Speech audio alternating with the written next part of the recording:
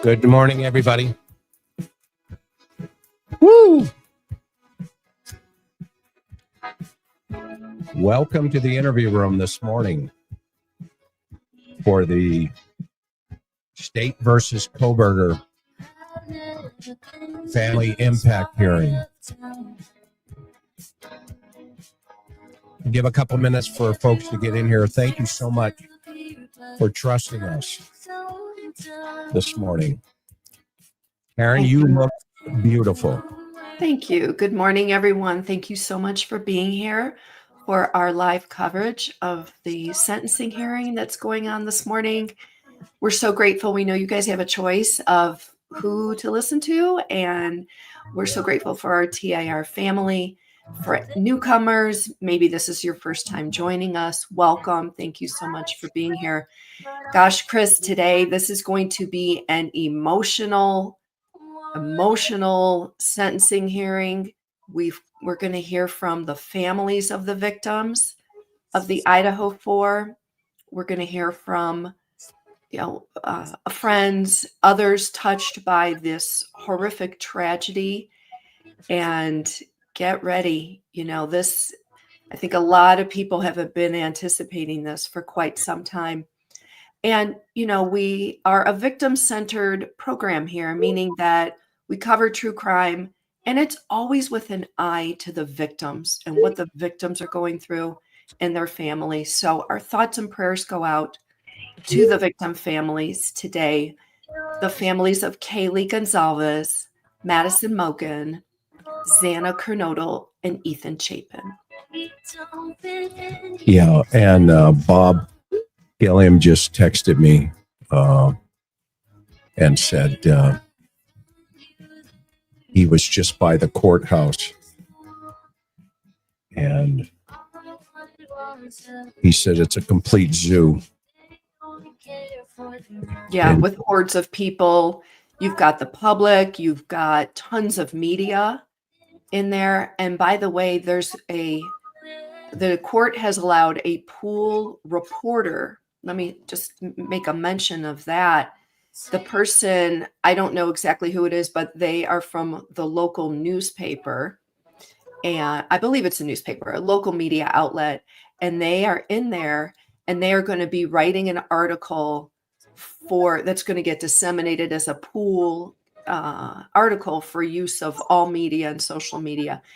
And there is a pool photographer in there as well. So that means one photographer is going to be taking photos, just like we saw at the plea hearing a few weeks ago. And seating, of course, is priority for the families of the victims. Even the killer's family is going to have seats inside that courtroom. And there's going to be chairs open for the public, too. I would imagine there's a line wrapped around that building for people trying to get inside to actually see this. Yeah, this is a very emotional day for all of the family, as we can all imagine. And we have to be fair here. This is all about the victims, for sure. And we don't know what the extent of what kind of emotions they're going through, but we can only all imagine. And thank you, NJ. We are so grateful for your kindness and your your words of support. And thank you, Katie V. You have been with us for 30 months. We are so appreciative of you as well. Lab Mama, welcome, welcome, welcome. And Sissy D, thank you for your kindness and that contribution. We're so appreciative. We only ask one thing here on the interview room, and that is that you share this out to everybody. And if you wouldn't mind doing that on your social media networks, even now as we're sitting here, we would be grateful for that. And then if you've not ever subscribed, please subscribe to this channel. We try to bring you high quality information here. And we covered true crime with a victim of family focused, center with a kind of a Christian / religious side to our coverage as a whole. Well, we hope you are doing well out there, all over the world. We've got folks from Switzerland here. We've got folks from where else? Sweden, Canada, just all over the world. We're so appreciative of that, huh? I mean, did you ever imagine when this channel kicked off that we would have so many great friends out there? I could have never imagined it, but I gotta tell you, I'm so grateful. I really am. I mean, not just on Sunday nights with our TIR family, but the coverage that we do. I mean, we couldn't do this without you guys, and we are so, so grateful. So continue to tell us where you guys are from, where you're watching from today. And, in the few minutes, we've got the sentencing hearing is supposed to begin at the top of the hour, wherever you may be. And just a few comments in chat. The picture that we're looking at is from the, I believe it was 2 times ago in court. I was trying to think. It wasn't from the gag order when Kohberger was in the jail orange jumpsuit for the gag order lifting. It was for the plea deal. But yes, he will be in jail garb. None of this shirt and tie. That facade is gone. And this photo is from earlier this month. And the court has that up. We'll be seeing new photos today with him and what the killer should be wearing.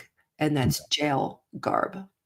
Yeah. Thank you, Tina, for your kindness. And yes, this is a very sad day. Prayers for the families.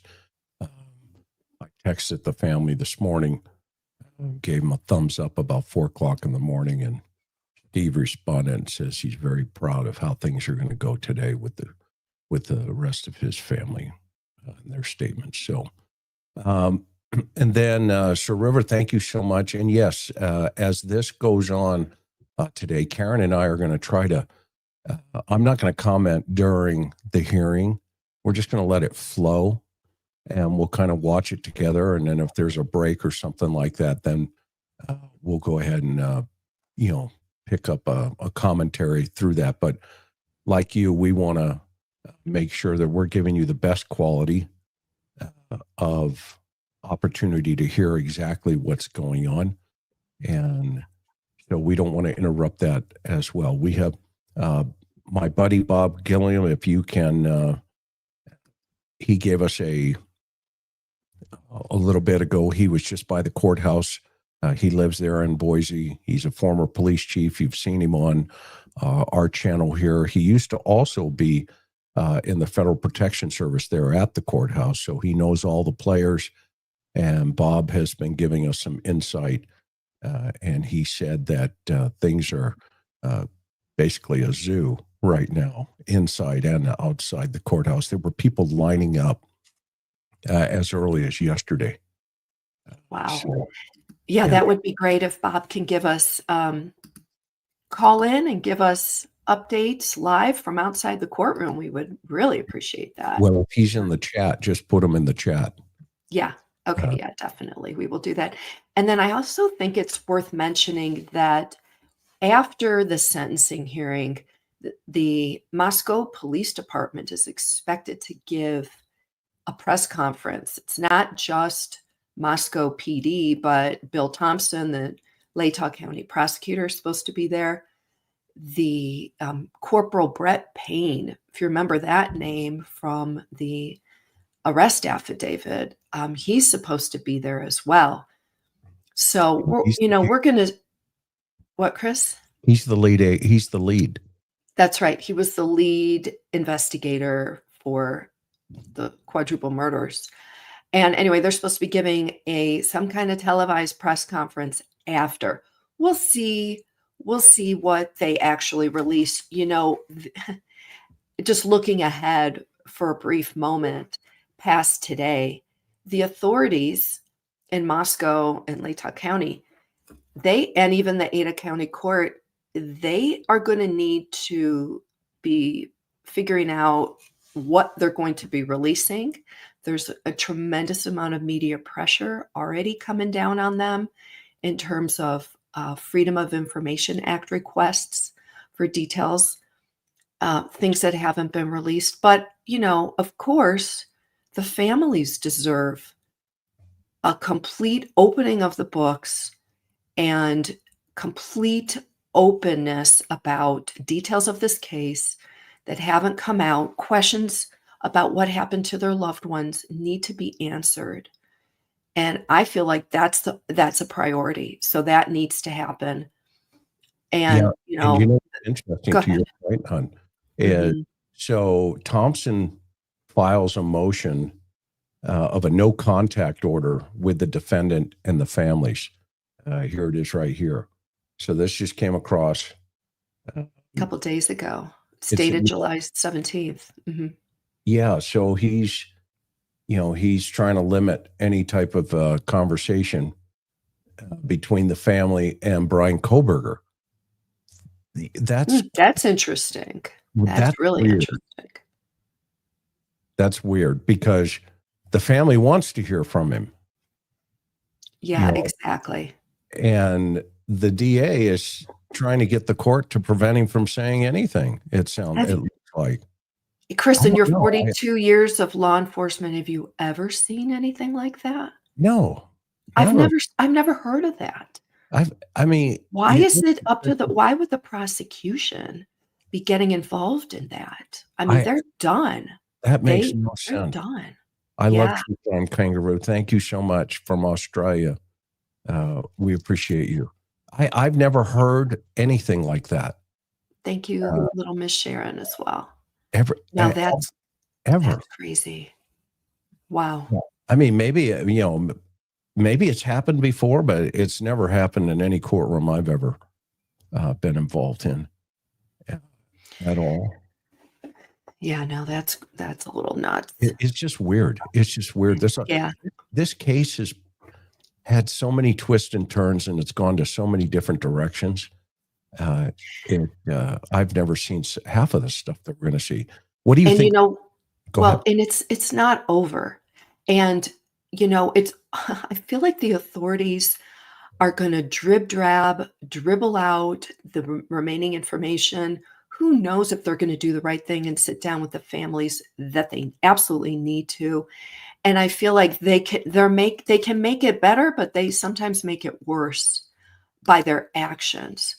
Yes, this is there's going to be some finality after the sentencing hearing today, but if they trickle out the rest of the information, if they deny Freedom of Information Act requests for the media to get a hold of the information that wasn't released, that should have come out during trial, then it's sort of like they're shooting themselves in the foot. Talk about bad PR if that's the route they go. And, based on that one motion you just showed a minute ago from Latah County prosecutor Bill Thompson, I'm not confident that they're just going to do the right thing, open the case file, let people, number one, with the families, see this information, put it out there, and then move on. Yeah, it's going to be interesting to hear what the press conference does.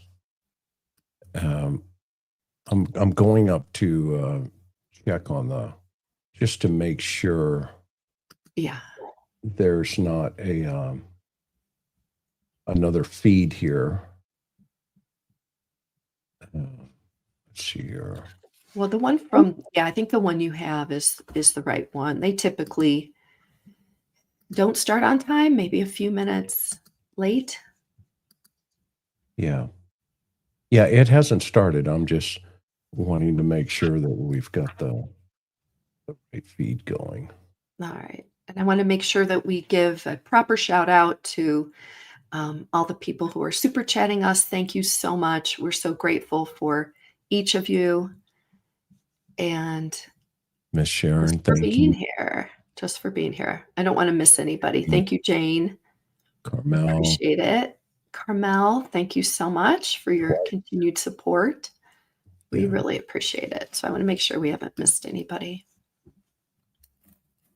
So I'm curious what your feeling is about how you think the press conference is going to go today. After. Well, we know how this is going to go. This is going to be get your tissue ready. It's going to be. As far as I don't know what to think yet. First of all, we haven't seen a press conference in 2.5 years from Moscow PD. And honestly, the journalist in me, I've been doing this for so long. I've seen this before. I mean, not exactly like this, but I go back to remember with the leaked for the Dateline piece. Chris, remember I said, okay, well, the judge is going to say, yes, we're going to go after the leak and stuff, but I knew that didn't go anywhere. That wasn't going to go anywhere. So on this press conference, I think they're going to posture that they are being open and releasing information. But I'm skeptical and doubtful that we're going to get much after the sentencing hearing. I mean, authorities and municipalities like Moscow PD and Lake Tahoe County, from just what I've seen over the last 2.5 years, I think it's going to be perhaps like pulling teeth, getting them to release the rest of the information. And Judge Hippler gave us kind of a clue into that at the last hearing, at the gag order hearing. He said, well, this isn't going to take weeks. It's going to take months. He wants to look over every document that the court has that would be unsealed and to be made public. So there's that, but there's also the documents that the prosecutor's office has, not necessarily everything the court has. And then there's Moscow PD that started the investigation. So it's not like everything is sitting in Ada County Court and we're waiting for the judge to unseal it. There is potential information and documents at these other agencies. So I'm skeptical. I'll believe it when I see it. Show us what you're going to be releasing. But honestly, I really think it's going to come down to a fight. And what I mean by that is I think it's going to be up to the media to pursue these Freedom of Information Act requests to force these agencies to produce this information. My heart goes out to the families because, again, the families are the ones that need to be able to sit down and go through the whole case file and get every one of their questions answered. That's the priority. We pray that happens. Yeah, they're going to leak it out, or they're going to put it out in increments, which I don't know if that's healthy or not, because not only for the family, but for the public as a whole, because again, every time they put something out, there's going to be a whole new line of, conspiracies and all this other stuff that start to appear, Well, yeah. And like, it also get on it, get with it. Right. And it also only elevates the killer. all eyes go back to the killer every time you're going to be hearing a story about information about the murders. And so the question becomes, how much are we going to be doing that?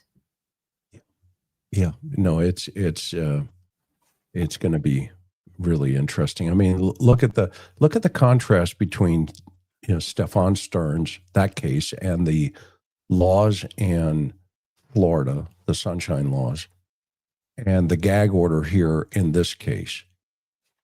I mean, Stefan Stearns is over. It's over. And guess what? He's going to prison. Goodbye. Aloha. You know, don't want to be you, right? See ya, don't want to be you. Remember that as a kid? Well, and we heard from a number of people in the Maddie Soda murder case there. We heard from relatives, people close, adults close to Maddie and her family.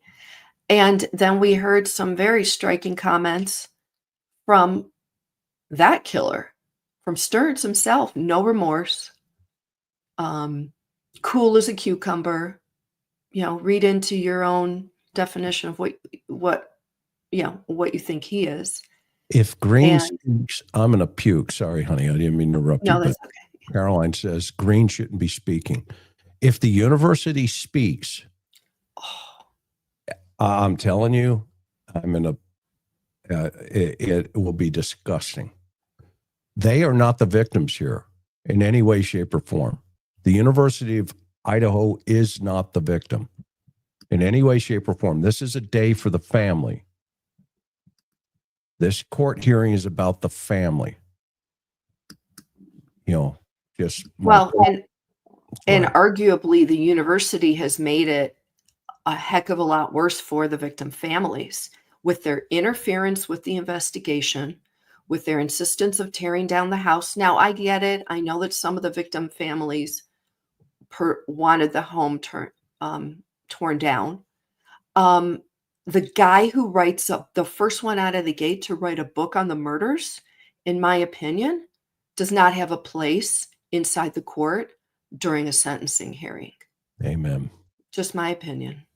And we agree with you.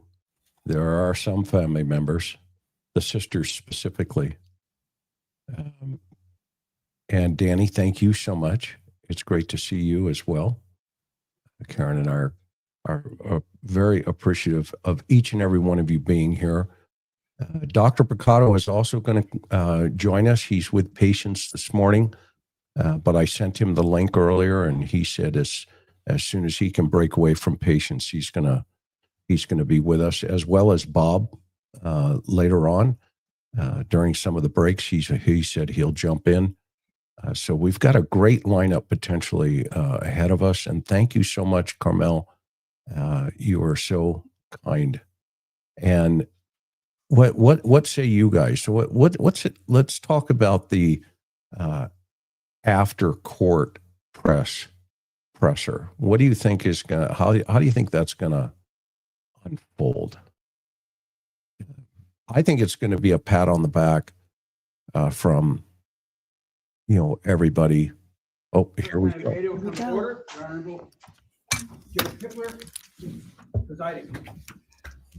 Be seated. Thank you.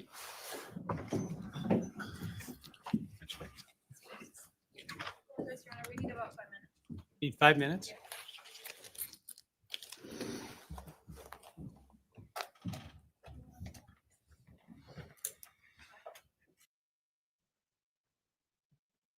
What happened here? The court turned it Somebody off. needed 5 minutes. Somebody said they told Judge Hippler they needed 5 minutes. Okay. So they turned off the camera. I was just getting ready to try to see who was sitting in the front row there. Yeah, it looks like he's in his loving the orange, Miss Corgi. And loving the orange, exactly. He's in his, traffic cone vest.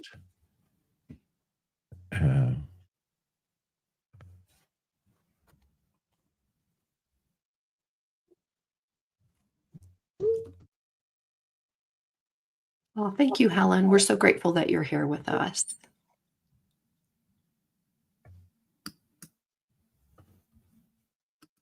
Yeah, great question. Mary wants to know, why isn't he in chains? Great question. I mean, that is a good question.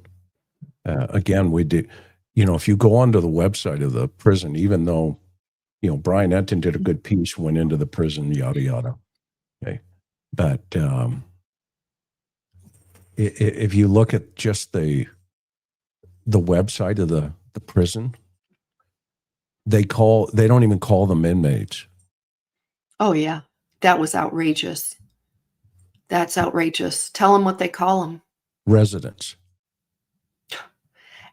As if it's a country club, or as if it's, one of these,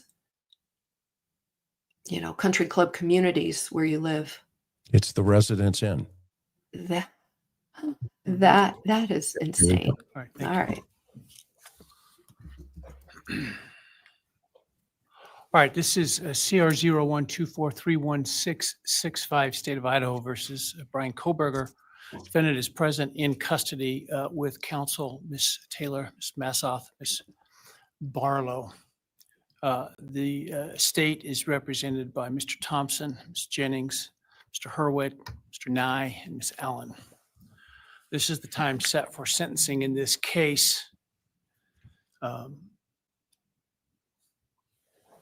The defendant previously entered a plea of guilty to 4 counts of first-degree murder and 1 count of felony burglary.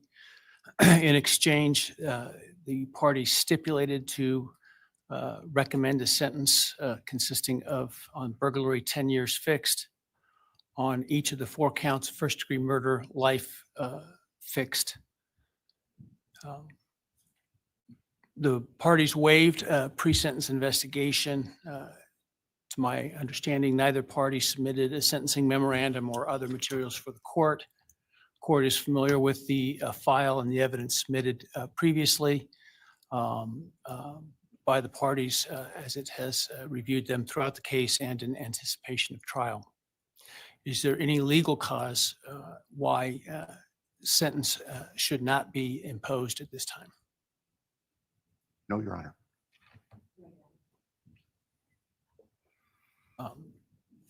Does the state, before impact statements and arguments, wish to present evidence today?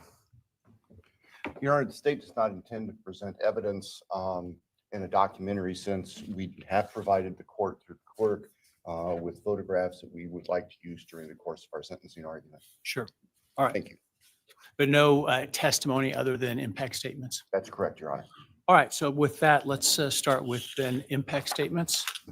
Ms. Jennings will be introducing And my understanding, just so I'm clear, I indicated through the trial court administrator that we need to see if any of the victims wish to have the camera not running and audio only. And my understanding is all of them indicated they are fine with the video. Is that correct? Yes, Your Honor, that's correct. All right, very well. Go ahead. Your Honor, the first, and we're taking these in the order, victim impact statements in the order that the charges were listed in the indictment. The first charge being burglary. So we will have Bethany Funka's statement, and she has asked that her friend Emily Allant read that statement. All right, any objection to that? All right, very well.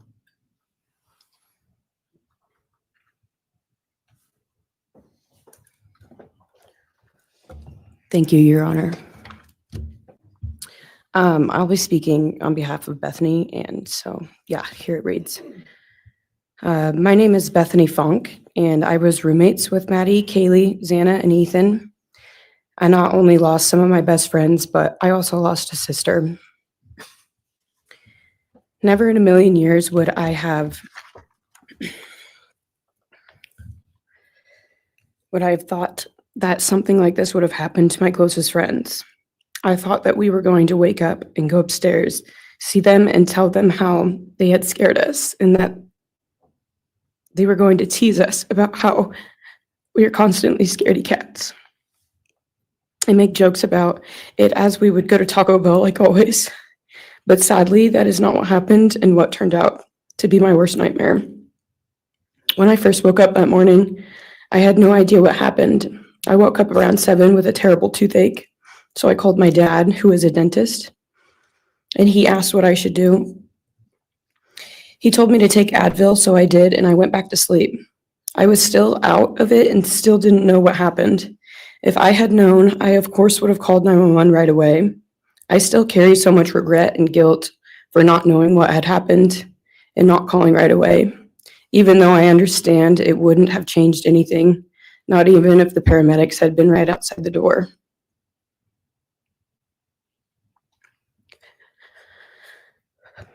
I was so frantic that morning and scared to death, not knowing what had happened. And when I made the 911 call, I couldn't even get out the words. And from then on, I don't remember a thing. It was like my brain wiped that whole memory. That was the worst day of my life. And I know it always will be.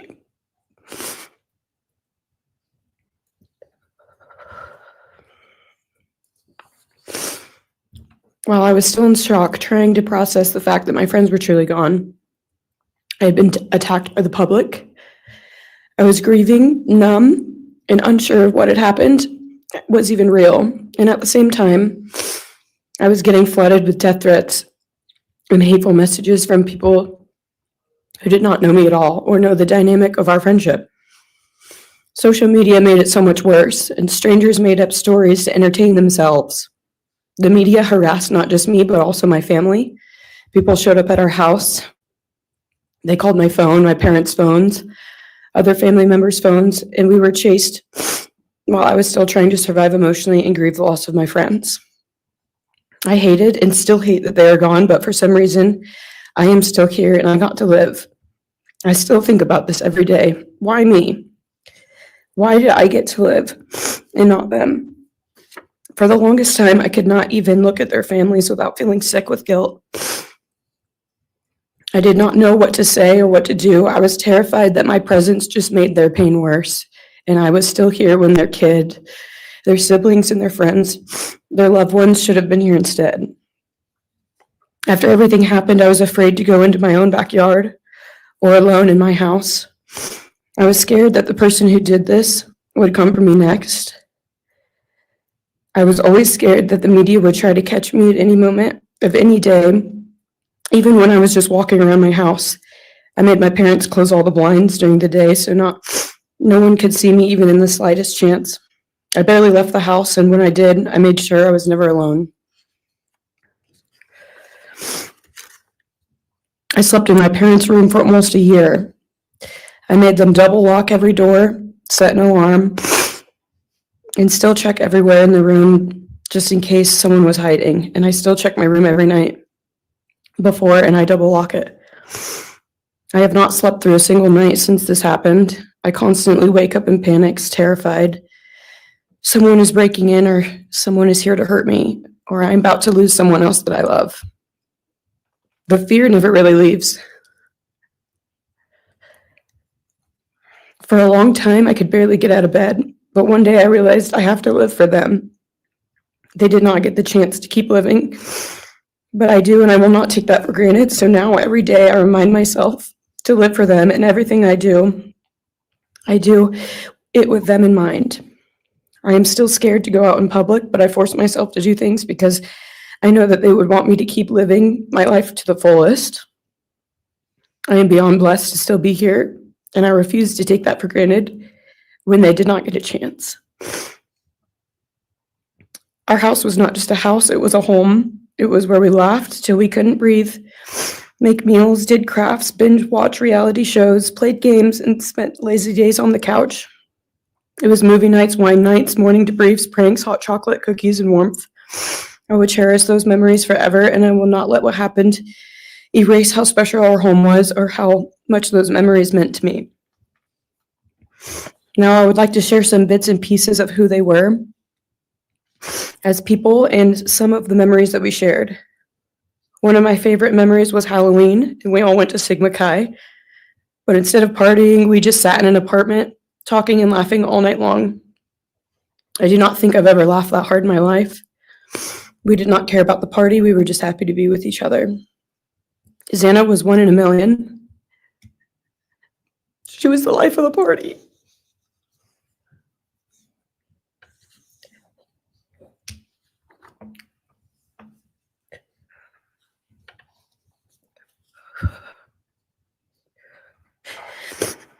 But she was also the kindest and funniest person I knew.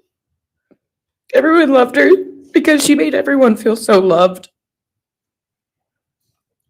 She was just someone you always wanted to be around, no matter the circumstance. One of my favorite days with Xana was when she laid on the couch, when we laid on the couch together all day watching movies and snacking.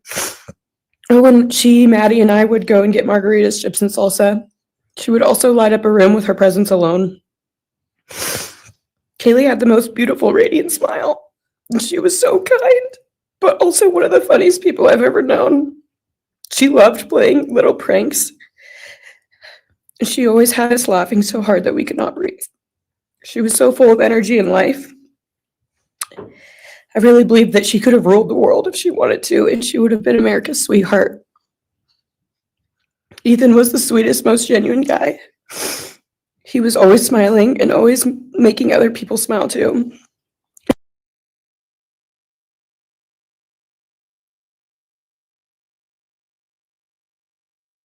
And the way he cared for Xana was truly something to admire.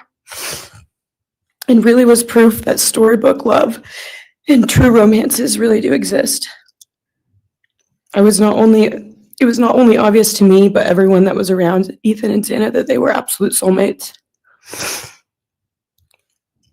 Maddie was not only one of my best friends, but she was the older sister I would have always wanted. There was no one I looked up to or admired more than Maddie. She was truly a ray of sunshine, and everyone was drawn to her. She was so kind, loving, funny, fun, and passionate. She had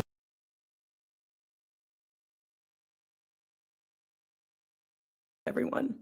She took me under her wing and always made me feel so safe and included. And above all, loved and valued.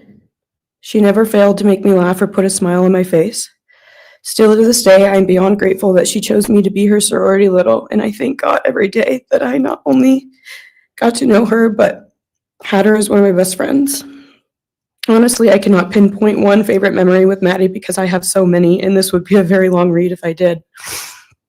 But if some little memories with her that I cherish is when the two of us made a nice dinner and split some wine, or when we would binge watch Jersey Shore or Summer House. When we came up with a whole dance routine on Halloween and danced and sang all night, like no one was watching. All the late night walks home from going out, and just little shopping trips and so much more. I am beyond blessed that I had the chance to know each and every one of them. They changed my life in ways I would have never put into words. I hope that they are remembered for who they are, not what happened to them, because who they are were so beautiful, and they deserve to be remembered in the highest way. My heart breaks every time I go to text one of them or how badly I wish I could see and hang out with them. And then I remember I cannot. I will never be able to again. But I still talk to them in my prayers every single night, and I always will. I wish more than anything I could hug them one last time. And I wish I could tell them how much I love them. And even though I cannot, I still tell them every night. I will keep living for them as long as I am lucky enough to still be here. And they were all truly one of a kind, and they will be in our hearts forever and always. Thank you. And please convey to Bethany my appreciation for her courage, and I hope that she heals.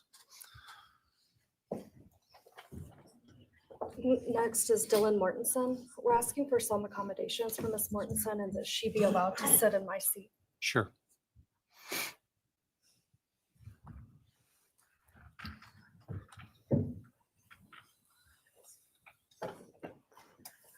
Welcome, Gary. Hi. Dylan, just take your time, all right?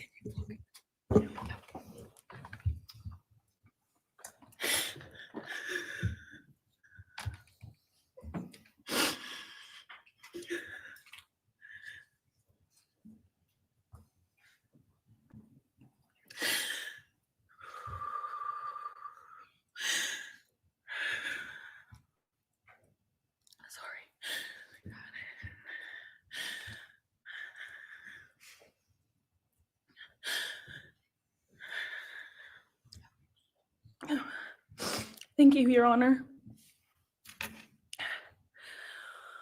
What happened that night changed everything.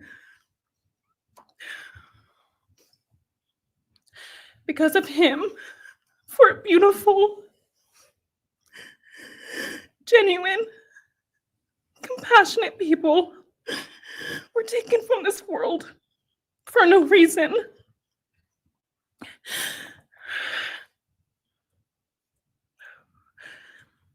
He didn't just take their lives.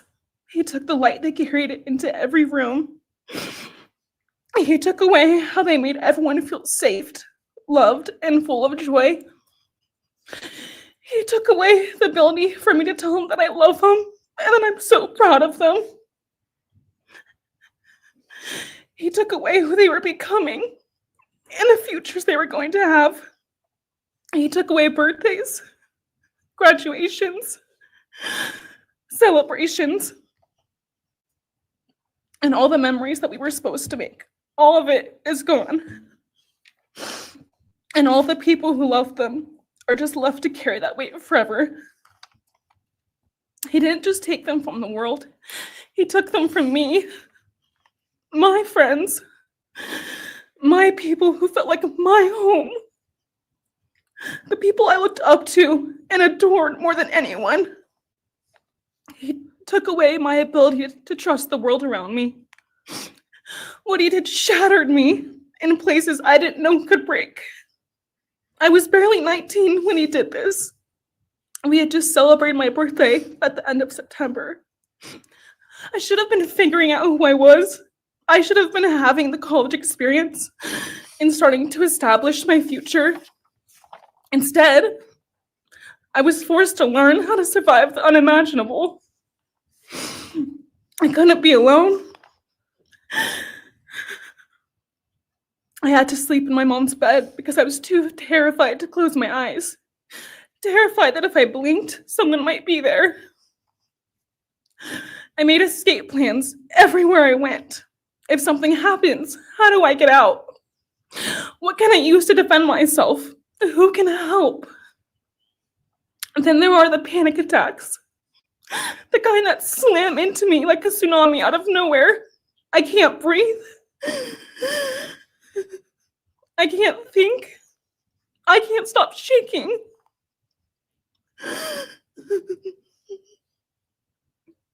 All I can do is scream because the emotional pain and the grief is too much to handle.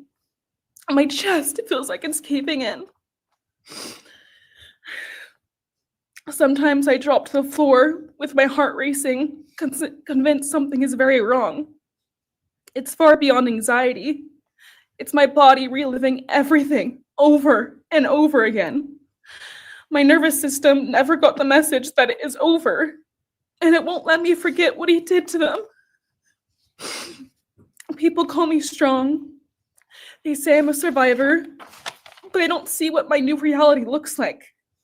They don't see the panic attacks, the hypervigilance, the exhaustion, the way I scan every room I enter, the way I flinch at sudden sounds. They don't know how heavy it is to carry so much pain and still be expected to keep going, and that's because of him. He stole parts of me I may never get back. He took the version of me who didn't constantly ask, what if it happens again? What if next time I don't survive?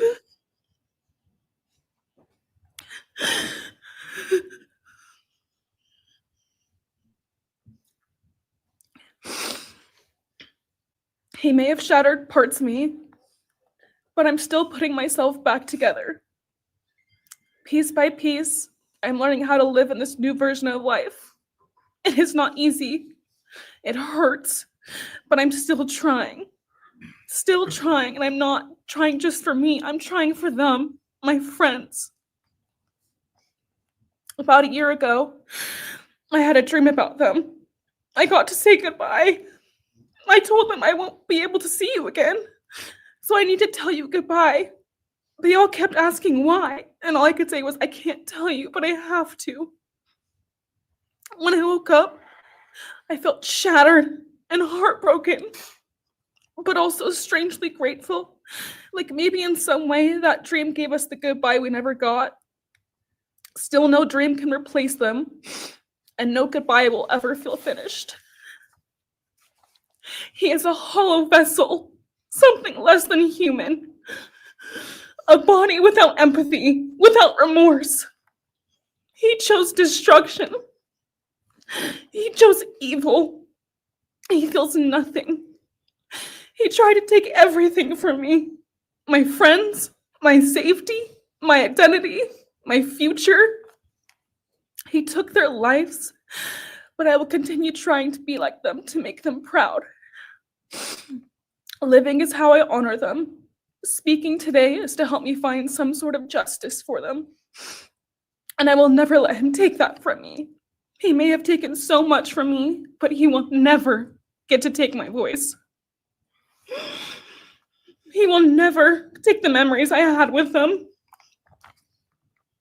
He will never erase the love we shared, the laughs we had, or the way they made me feel seen and whole. Those things are mine. They are sacred, and he will never touch them. I get to feel sadness. I get to feel rage. I get to feel joy even when it's hard. I get to feel love even when it hurts. I get to live. And while I will still live with this pain, at least I get to live my life. He will stay here, empty, forgotten, and powerless. Jill, thank you so much for your courage. I appreciate it. Gary. Unreal.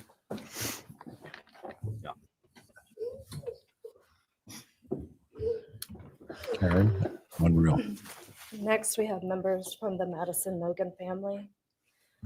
First would be Scott Laramie, Madison Mogen's stepfather.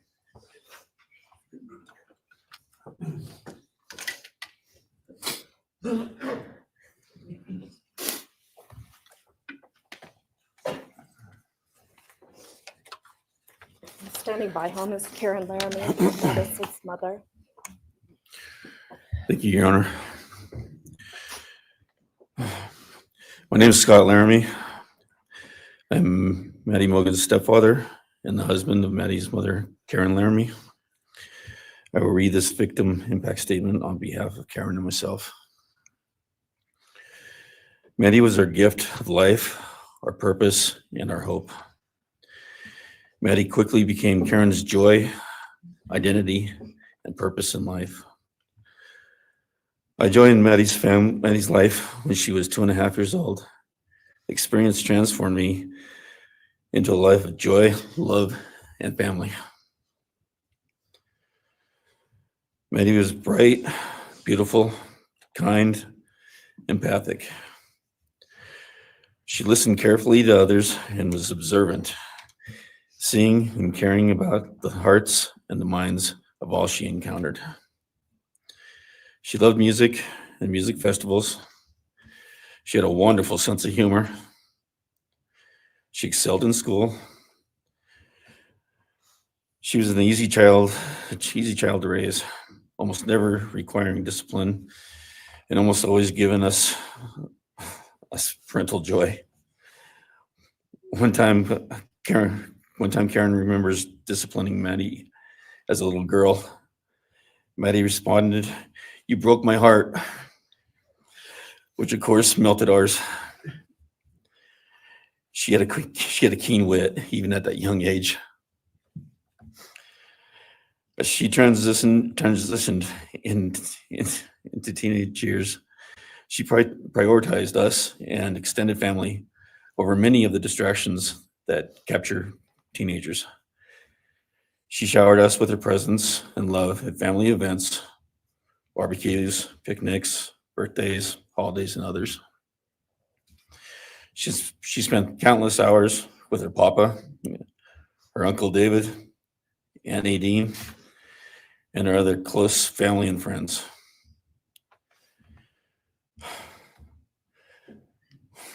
This world was a better place with her in it.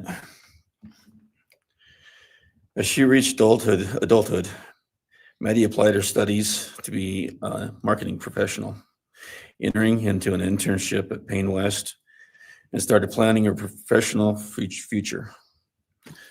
As with all things, she involved Karen and myself in the joy of her journey.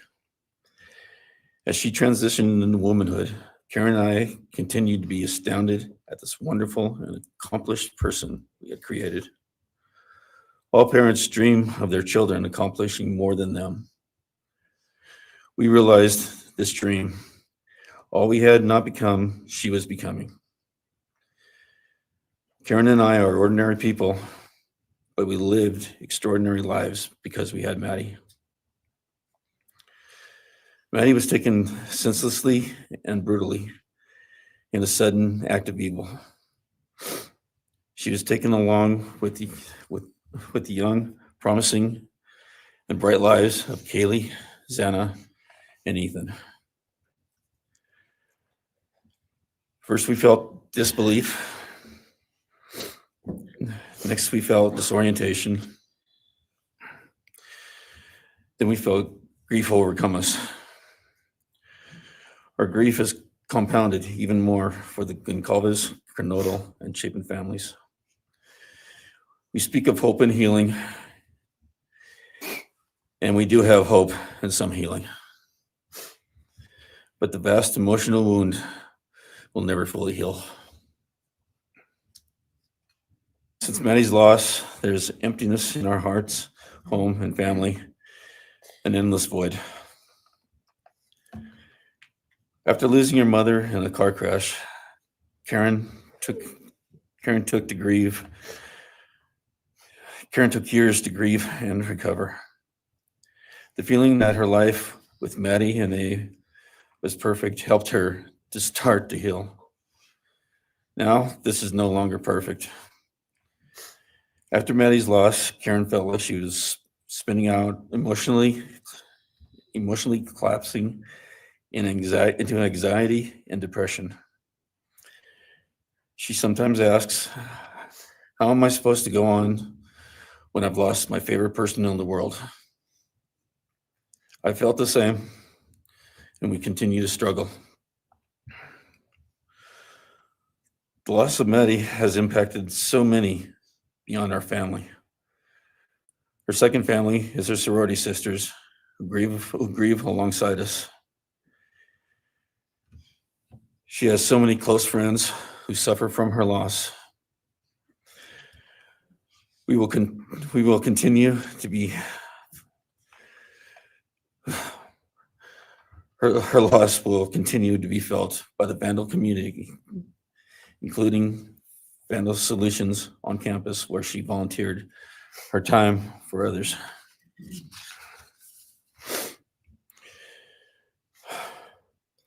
It helps us to know Maddie is in heaven now, freed from the trials of this earth. We, however, continue to live on without the grace and support of her presence. We will grow old without our only child, our bright, beautiful friend and daughter. In the end, there are no words that can accurately capture the devastation of losing Maddie. We will endure, and we will go on. For Maddie, we will not let our grief consume us. For Maddie, we will continue to love and care for our family and friends, including the families of Kaylee, Zana, and Ethan. We will remain united with them. We can only hope that others out there suffering similar losses can look to us and see that we can overcome hatred, darkness, and evil. We know the law allows us to comment on the defendant and his sentence. As for his sentence, we support the plea agreement. Society needs to be protected against this evil. As for the defendant, we will not waste words, nor will we fall into hatred and bitterness. Evil has many faces, and we now know this, but evil does not deserve our time and attention. We are done being victims. We are taking back our lives. We will turn our time, talents, and attention to hope, healing, and helping others and to the future. We invite all those who have suffered with us on this to join us in our journey. We can make this world a better place. We can move on from tragedy. Adversity will visit us, evil will visit us, but we will overcome. We can and will endure. Karen and I express our gratitude to Your Honor and to the prosecution team for allowing us the opportunity to make this statement. Thank you. Thank you so much for your courage, and I am so sorry for your loss. God bless. Your Honor. This guy has nothing inside, right, Gary? I think there's something inside, but it's like probably thinking about the killings. Your Honor, this is Leander James. He's the attorney for the Mogen family and victim advocate. He'll be reading a statement for Karen Laramie. May it please the court, counsel. My name is Leander James. I am the pro bono counsel for Karen and Scott Laramie. Karen has asked me to read this statement into the record. I thank my husband, Scott, for his statement, his courage, and his unending love and support during this dark time. While words are inadequate to capture the impact of this horrific crime on our family, he expressed it as best anyone could. For Maddie's sake, I will add my supplement statement that incorporates additional impact in the context of my extended family. I am grateful to Maddie's great uncle, Bryan Caulfield, for assisting me with the difficult task of putting our pain into words. For me and my extended family, Maddie was our hope and our light. Her beauty, both outside and in, shone its light upon everyone with whom she came in contact. Her beauty, she carried that hope and light into the future for our entire family. We have memories of our Maddie and grief and pain at her being taken from our presence.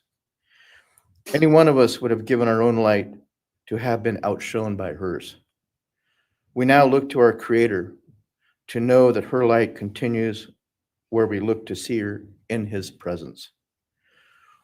Those who commit evil for their own twisted gains and purposes truly defile the efforts and sacrifices of mothers, fathers, families, teachers, clergy, public servants, service members, and all those who commit themselves to the greater good, freedoms, and the future light of our nation.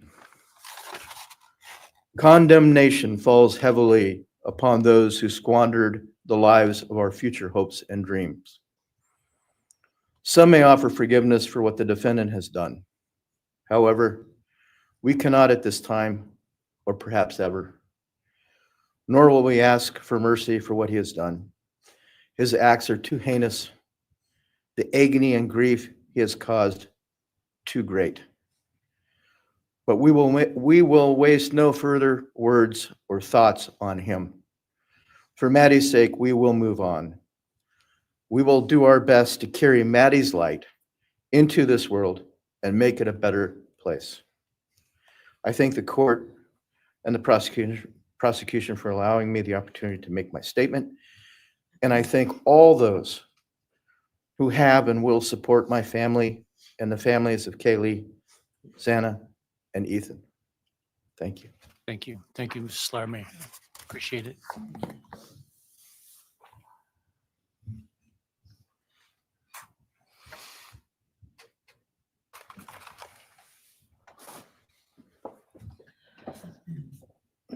Next is Ben Mogen, the father of Maddie Mogen. Yes, of course. Actually, Your Honor, it'll be Kim Cheeley, the grandmother of Maddie Mogen.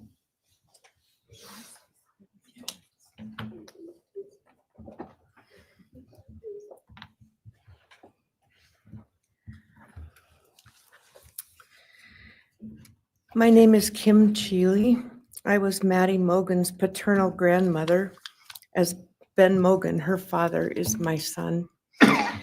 I'm here today with my sister Lori Cheeley, Maddie's great aunt, and my son Ben Mogen, and my daughter-in-law Corey Hatrock. I'd like to begin by thanking a number of people involved in bringing this case to closure.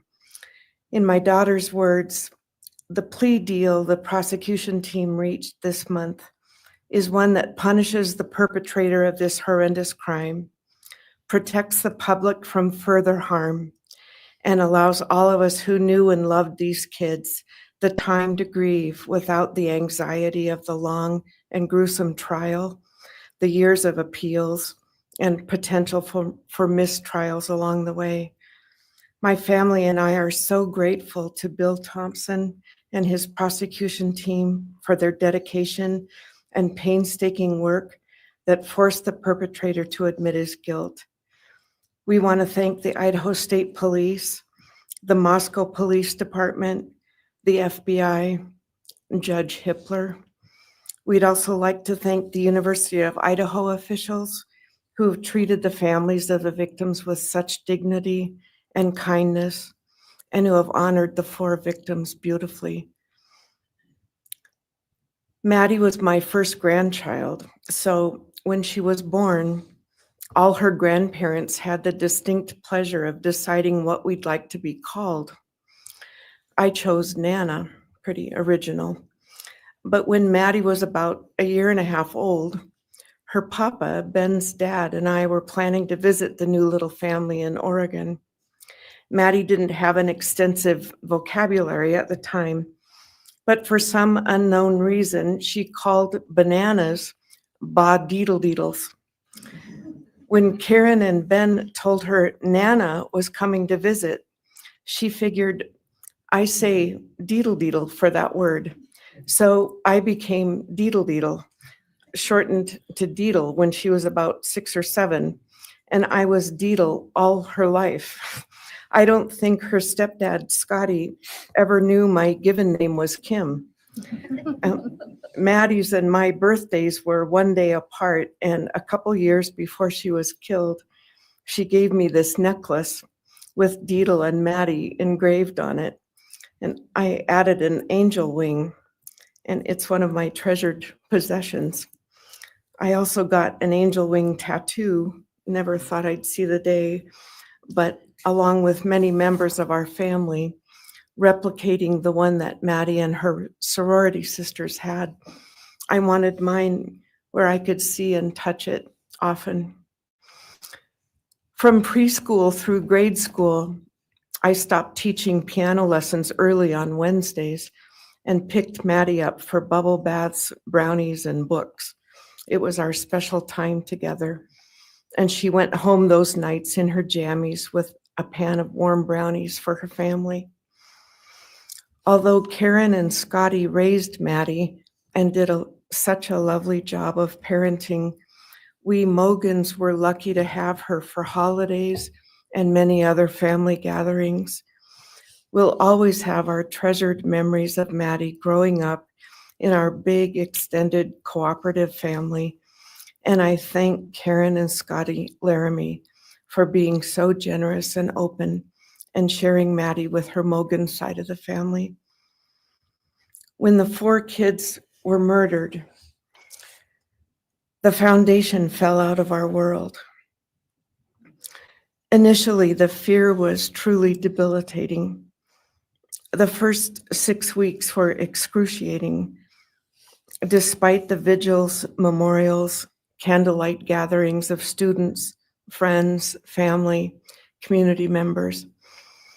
After the arrest in the past 2.5 years, my family has lived with grief, with the effects of traumatic grief, of which I was blissfully unaware before all of this. I now have a stack of books on grief. I've attended grief classes at hospice. I've tried EMDR, a technique that helps replace disturbing visions with something more comforting.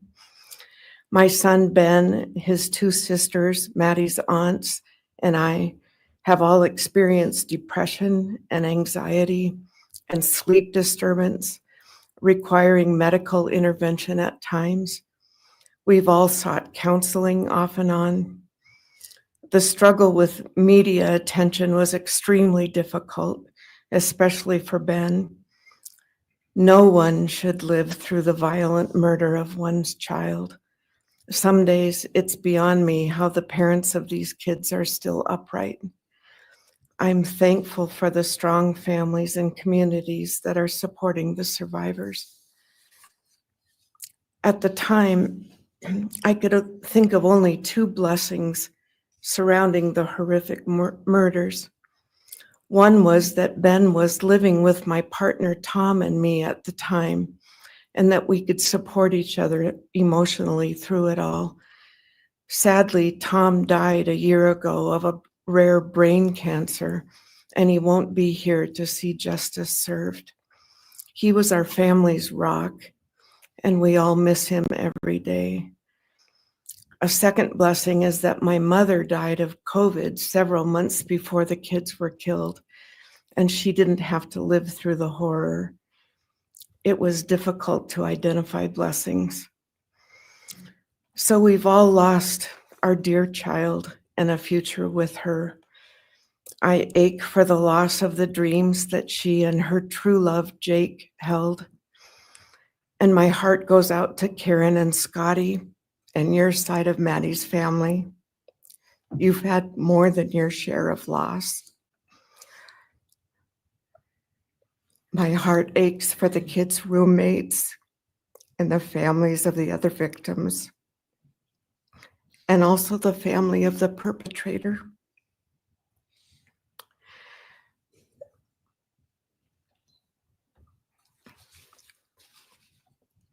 Going forward, we Mogens are choosing to put our energy and focus into honoring Maddie's too short life and sweet spirit by celebrating Maddie May Day, which my two daughters established.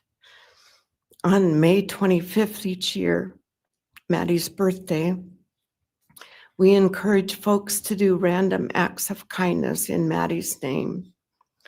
In my daughter Katie's words, may we all protect our peace in whatever way possible, unite in community, and focus on joy. Please do an act in kindness in Maddie's honor during this week, so a glimmer of Maddie's light may live on. Thank you. Thank you, and appreciate your courage, and bless you and your family. Thank you. That's a good point, Gary. Gary wrote in the back here, you're addressing him. Now if it's he's Ben too- Mogen, Maddie Mogen's father. He has not. He is taking all of this into the vault.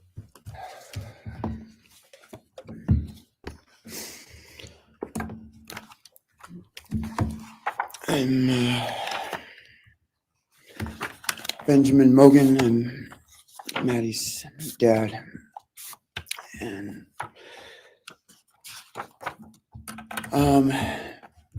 first, I just want to say thanks to all the people that helped bring this all to a close. I know it's not the resolution that everyone wanted, but I think that that everyone worked so hard, and we really appreciate all their efforts. It was such a hard thing to go through for everybody.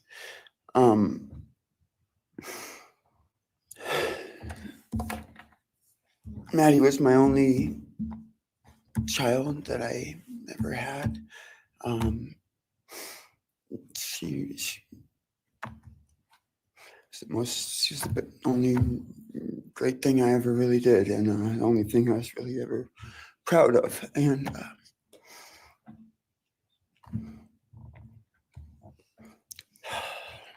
I thought we would have the rest of our lives together to be together and to get- know each other, and I took for granted the times, you know, she was in college, and I thought, oh well, we'll have the rest of our lives to just do all the stuff that we're supposed to do, and she was just about done.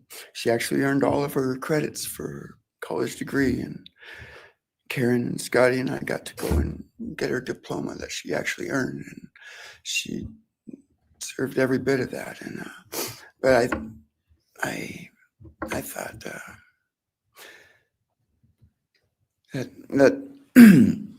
that was going to be just the beginning of a long life together, and we never got that. Karen and Scotty did such a great job raising her after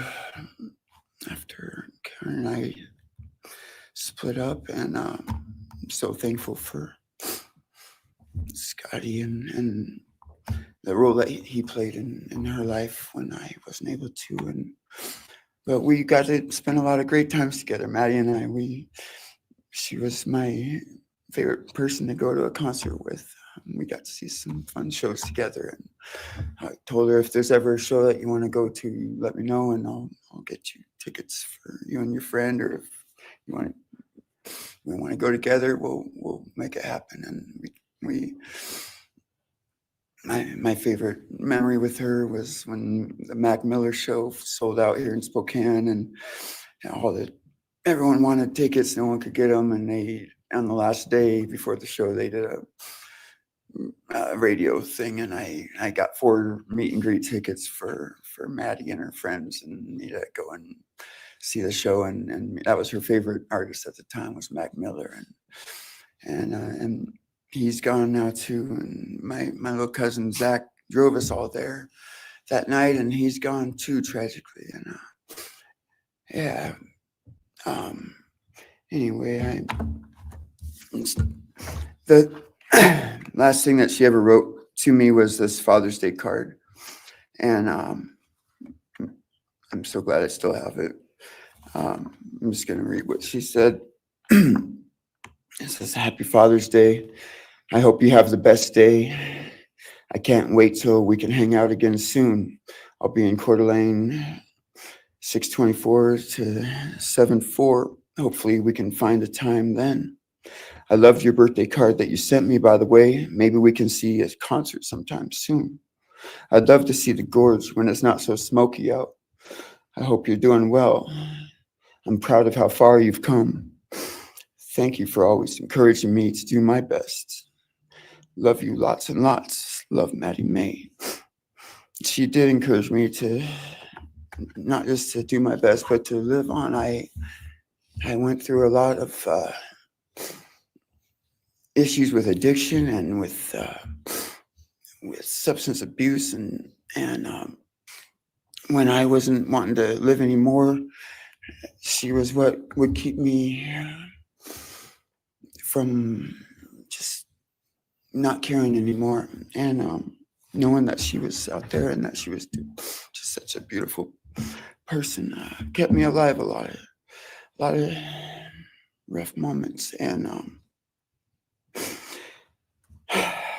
I'm so glad that she was able to meet Jake. He was the only one that actually ever got to take her to the gorge. They went and saw Watershed together, and yeah, they had a heck of a time. I'm so glad she got to. That's a really special place for me, and she always wanted to work out there with me in the summer sometime. She never got to, but at least she got to see it once with Jake. He was such a great guy. He is such a great guy. And I really wanted to see what a future with them would have looked like.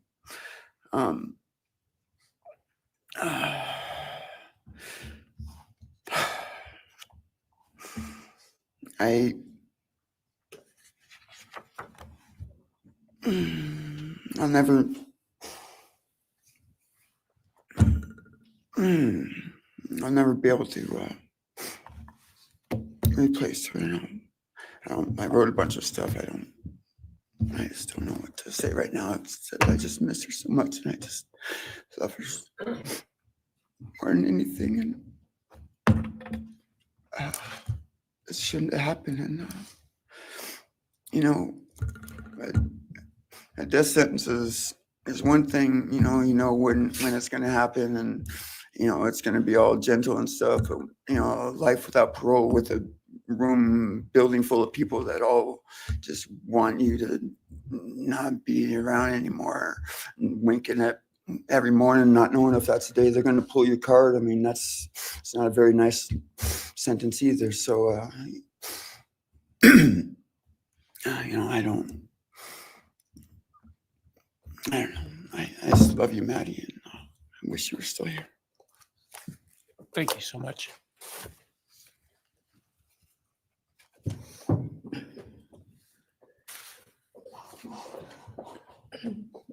Your Honor, next would be members from the Kaylee Goncalves family. First will be her father, Steve Goncalves.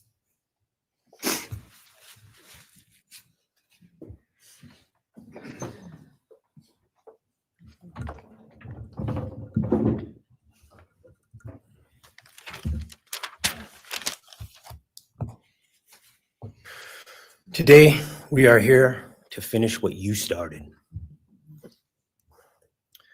Today, you've lost control. Today, we are here to prove to the world that you picked the wrong families. The wrong state, the wrong police officers, the wrong community. You tried to break our community apart. You tried to plant fear. You tried to divide us. You failed. Instead, your actions have united everyone in their disgust for you. I just learned from these lead investigators, to their shock, they worked in an investigation and actually worked with Pennsylvania police officers and the federal FBI. You united everyone. Everyone was united after you. None of us are divided. We are united in our disgust and our love for these children. Today, you have no name. Because when this all started, we all came together and we said, let's stop even talking about his name and just use initials. So even the media just calls you BK. That's all you are. Looking back when the police officers knocked on my door, told me what happened to my child, told me what happened to Maddie Mae, I don't think he was even out of the driveway before my kids turned around, looked at me and said, what do we do, Dad? I told them, you get to work. You get your ass to work. And we started calling, we started texting, we started emailing. And you know what? Within hours, we had your white car on the camera. We knew from the very beginning we had you. Police officers tell us within minutes, they had your DNA, like a calling card. You were that careless, that foolish, that stupid. Master degree, you're a joke, complete joke. But we took this disaster and we did what we could. We put everything online. We took our kids, we took our images, we took everything that they did, their videos, their photos, the girls' pranks, Ethan singing. We put it out there, we shared it with the world. And the world united. And all they ended up, when they talked about this case, is they talked about Kaylee Jade, Maddie Mae, Xana, and Ethan. Everything what these people meant to us, a father, a mother, a brother, a sister, we shared that with our community. Then we shared it with our state. We shared it with the country. And eventually we shared it with the world. The world's watching because of the kids, not because of you. Nobody cares about you. You're not worth the time, the effort to be remembered. In time, you will be nothing but 2 initials forgotten to the wind. No visitors, nothing more than initials on an otherwise unmarked tombstone. From this moment, we've all started. From this moment, we will forget you.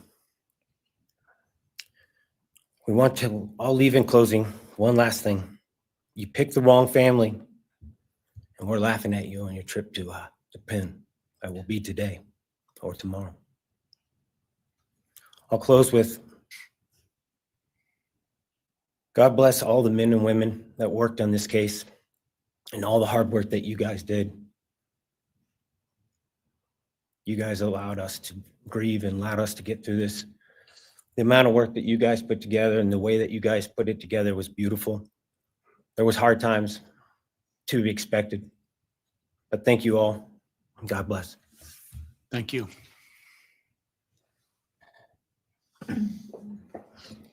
Your Honor, next is Stephen Goncalves, Kaylee's brother.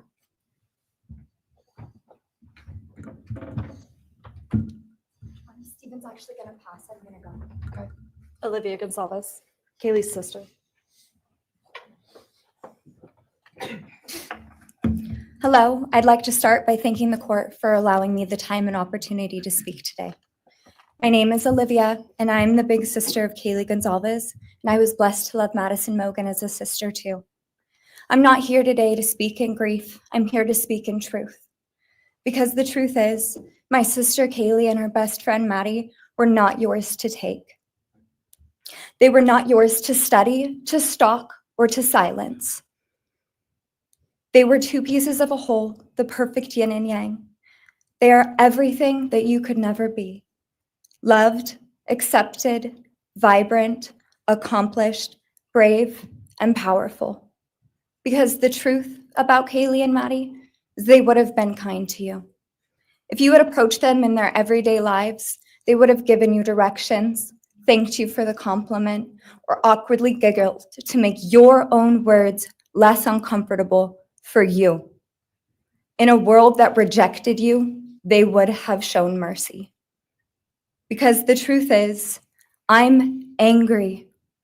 Every day I'm angry. I'm left shouting at the inside of my own head everything I wish I could say to you. The truth about me is when I heard the news, I didn't cry. I listened for them.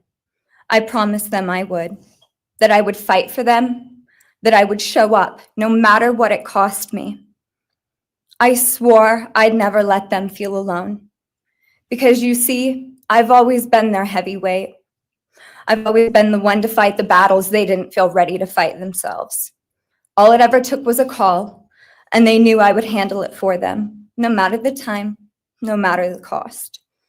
They could wave their white flag because they knew I would never back down, not for them, and not even death could change that. Somewhere along the line, I started to think about what I would say to them if I was given just one last chance. If I could gather enough heartbreak or love or sacrifice or whatever it took to get just one message across, what would I say? Throughout this entire process, I've written my feelings down at every moment, my wishes, my love, my denial, my anger. And as one final act of love, I'd planned to read these thoughts, even jarring and discombobulating and not even making sense. Because for me, that was true love. As bare and as naked as it could be, not laced in pretty words or dressed for the occasion, but written through bleary eyes at 2 a.m. with clenched fists, angry at this reality. My true final act of love was to continue on without them, for them. That dream to read aloud my love to them, to bring meaning through pain, was the latest blow in realizing you don't deserve it. And Kaylee and Maddie don't need it. Kaylee and Maddie have always known my love, and they would never ask me to prove it by further victimizing myself to a defendant who has shown no guilt, no remorse, no apprehension. They would say to me, "Why would you give the satisfaction of showing vulnerability now? You promised you would never back down." And for that clarity, I'm thankful. I won't stand here and give you what you want. I won't offer you tears. I won't offer you trembling. Disappointments like you thrive on pain, on fear, and on the illusion of power. And I won't feed your beast. Instead, I will call you what you are: sociopath, psychopath, murderer. I will ask the questions that reverberate violently in my own head, so loudly that I can't think straight most any day. Some of these might be familiar, so sit up straight when I talk to you. How was your life right before you murdered my sisters? Did you prepare for the crime before leaving your apartment? Please detail what you were thinking and feeling at this time. Why did you choose my sisters? Before making your move, did you approach my sisters? Detail what you were thinking and feeling. Before leaving their home, is there anything else you did? How does it feel to know the only thing you failed more miserably at than being a murderer is trying to be a rapper? Did you recently start shaving or manually pulling out your eyebrows? Why November 13th? Did you truly think your Amazon purchase was untraceable because you used a gift card? How do you find it enjoyable to stargaze with such a severe case of visual snow? Where is the murder weapon, the clothes you wore that night? What did you bring into the house with you? What was the second weapon you used on Kaylee? What were Kaylee's last words? Please describe in detail the level of anxiety you must have felt when you heard the Bearcat pull up to your family home on December 30th, 2022.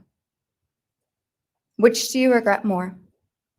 Returning to the crime scene 5 hours later, or never, ever going back to Moscow, not even once, after stalking them there for months? If you were really smart, do you think you'd be here right now? What's it like needing this much attention just to feel real? You're terrified of being ordinary, aren't you? Do you feel anything at all? Or are you exactly what you always feared? Nothing. If you're so powerful, then why are you still hiding, defendant? You see, I'm here today as me. But who are you? Let's try to take off your mask and see. You didn't create devastation. You revealed it in yourself. And that darkness you carry, that emptiness, you'll sit with it long after this is over. That is your sentence. And it was written on the wall long before you ever pled guilty. You didn't win. You just exposed yourself as the coward you are. You're a delusional, pathetic, hypochondriac loser who thought you were so much smarter than everybody else. Constantly scolding, turning your nose up to grammar mistakes, nitpicking and criticizing others. You wanted so badly to be different, to be special, to be better, to be deep, to be mysterious. You found yourself thinking you were better than everyone else, and you thought you could figure out the human psyche and see through it, all while tweaked out on heroin. Lurking in the shadows made you feel powerful because no one ever paid you any attention in the light. You thought you were exceptional, all because of a grade on a paper. You thought you were elite because your online IQ test from 2010 told you so. All of that effort just to seem important. It's desperate. There is a name for your condition, though. Your inflated ego just didn't allow you to see it. Wannabe. You act like no one could ever understand your mind, but the truth is you're basic. You're a textbook case of insecurity disguised as control. Your patterns are predictable. Your motives are shallow. You are not profound. You're pathetic. You aren't special or deep, not mysterious or exceptional. Don't ever get it twisted again. No one is scared of you today. No one is intimidated by you. No one is impressed by you. No one thinks that you are important. You orchestrated this like you thought you were God. Now look at you, begging a courtroom for scraps. You spent months preparing, and still all it took was my sister in a sheath. You work so hard to seem dangerous, but real control doesn't have to prove itself. The truth is, the scariest part about you is how painfully average you turned out to be.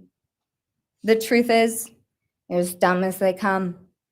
Stupid, clumsy, slow, sloppy, weak, dirty.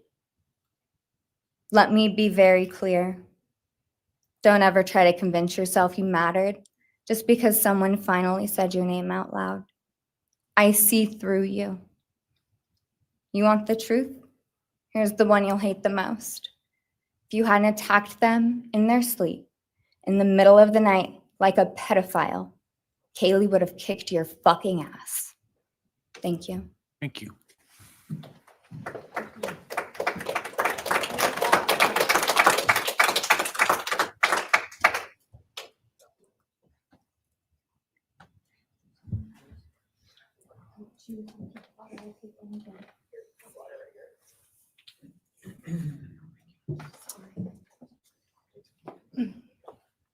Next is Christy Goncalves, Kaylee Goncalves' mother.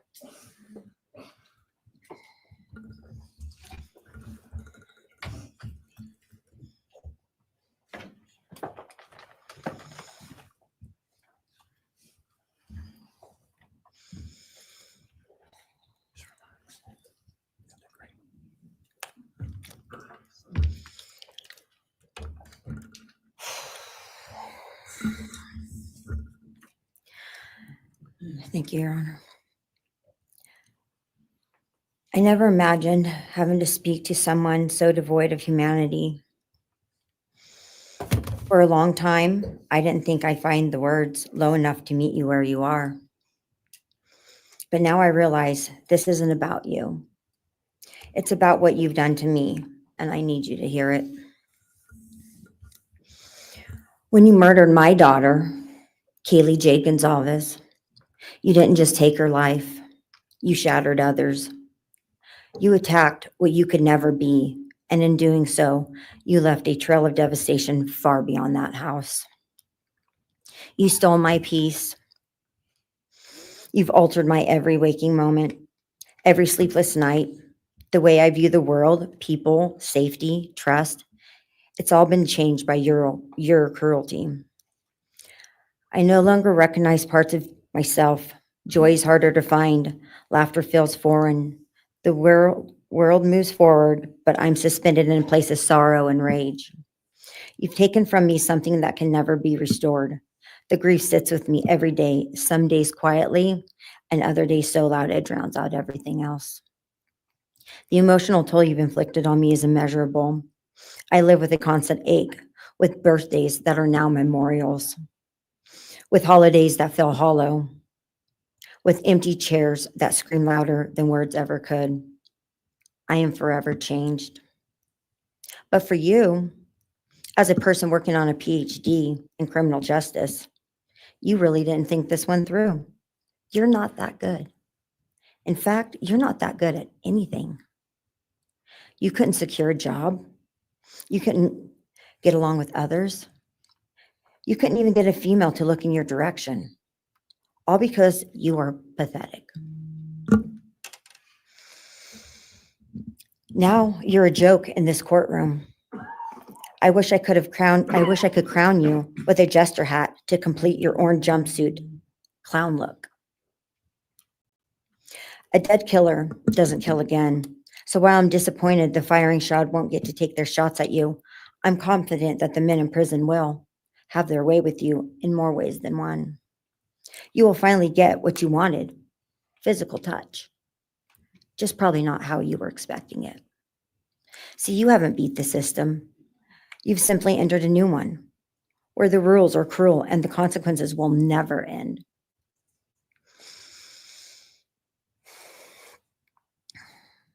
You are entering a place where no one will care who you are and no one will ever respect you.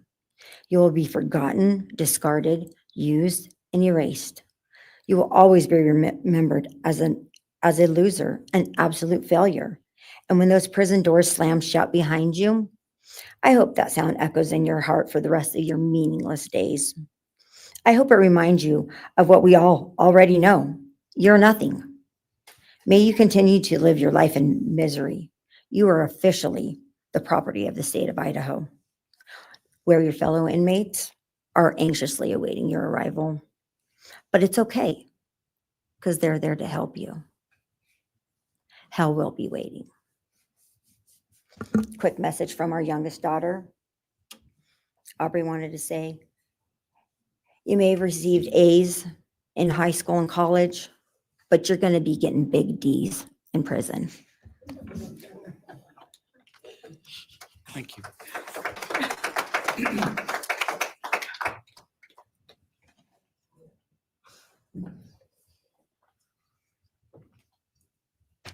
Boom.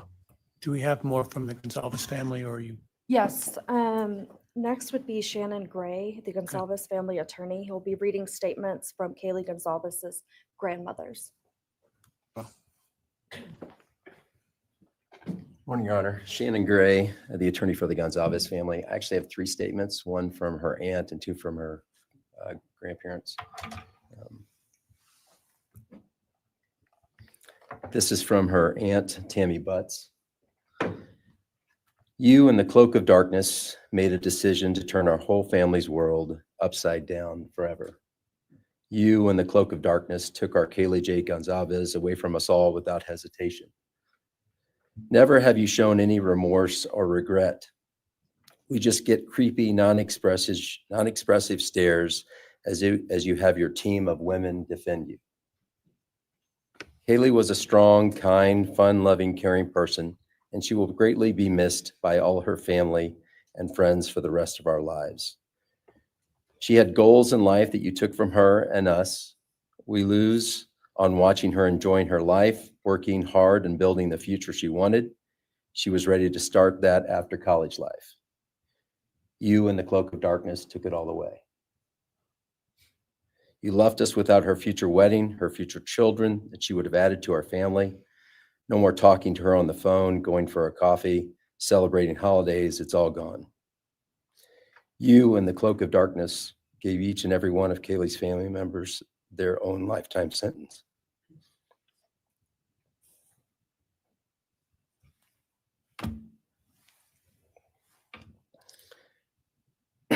You, in the cloak of darkness, also took our Maddie Mae from all of us. She was so genuine, caring, polite. She was part of our family. You came in, harmed our children that were younger women than you in their own beds. You're nothing, you're a coward. It's not right that you have received life. I pray that you meet your end in the cloak of darkness, burn in hell. I have 2 other statements, Your Honor.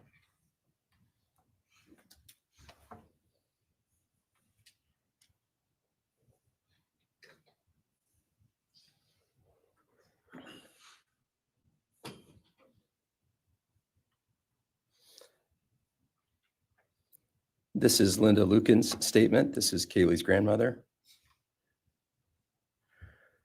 I really don't know how to address something so inhumane, but I will try.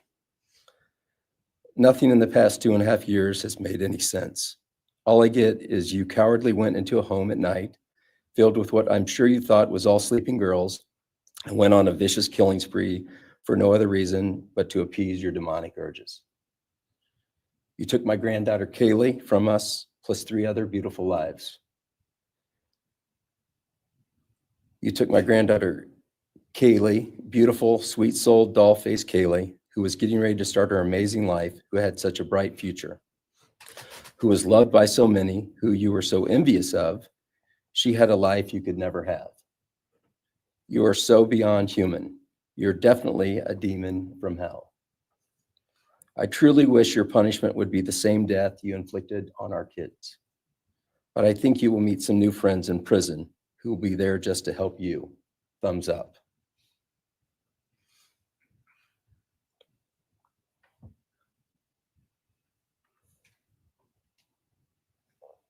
And I have one last statement, Your Honor.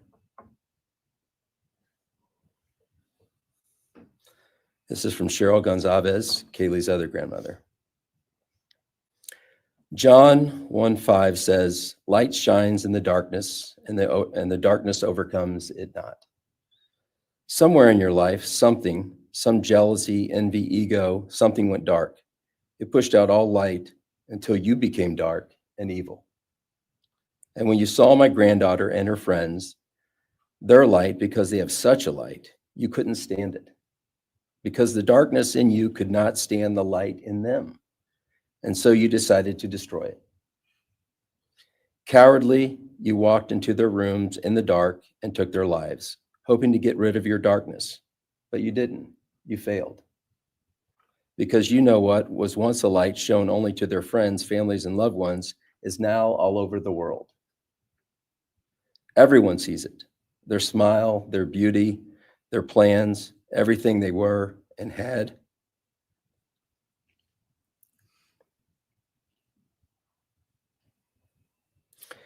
And you think you put a close to it, even that, but you didn't. Because they still exist. They are still light. They are still beautiful. You can never take that away. They will always be in the light of all eternity. And you will be in the darkness because you could not overcome it. You failed. I want you to be gone, more than gone. I want you to be cast out. Cast out from my life, from my family, from this earth. I will not allow your hatred to penetrate into my own soul. You did not get that power. You are evil, and in the end, evil is eradicated. You didn't take Kaylee's light, you spread it into the world. Thank you, Your Honor. Thank you. All right. If the are you moving to a different family now? All right, why don't we take a 10-minute recess? All right.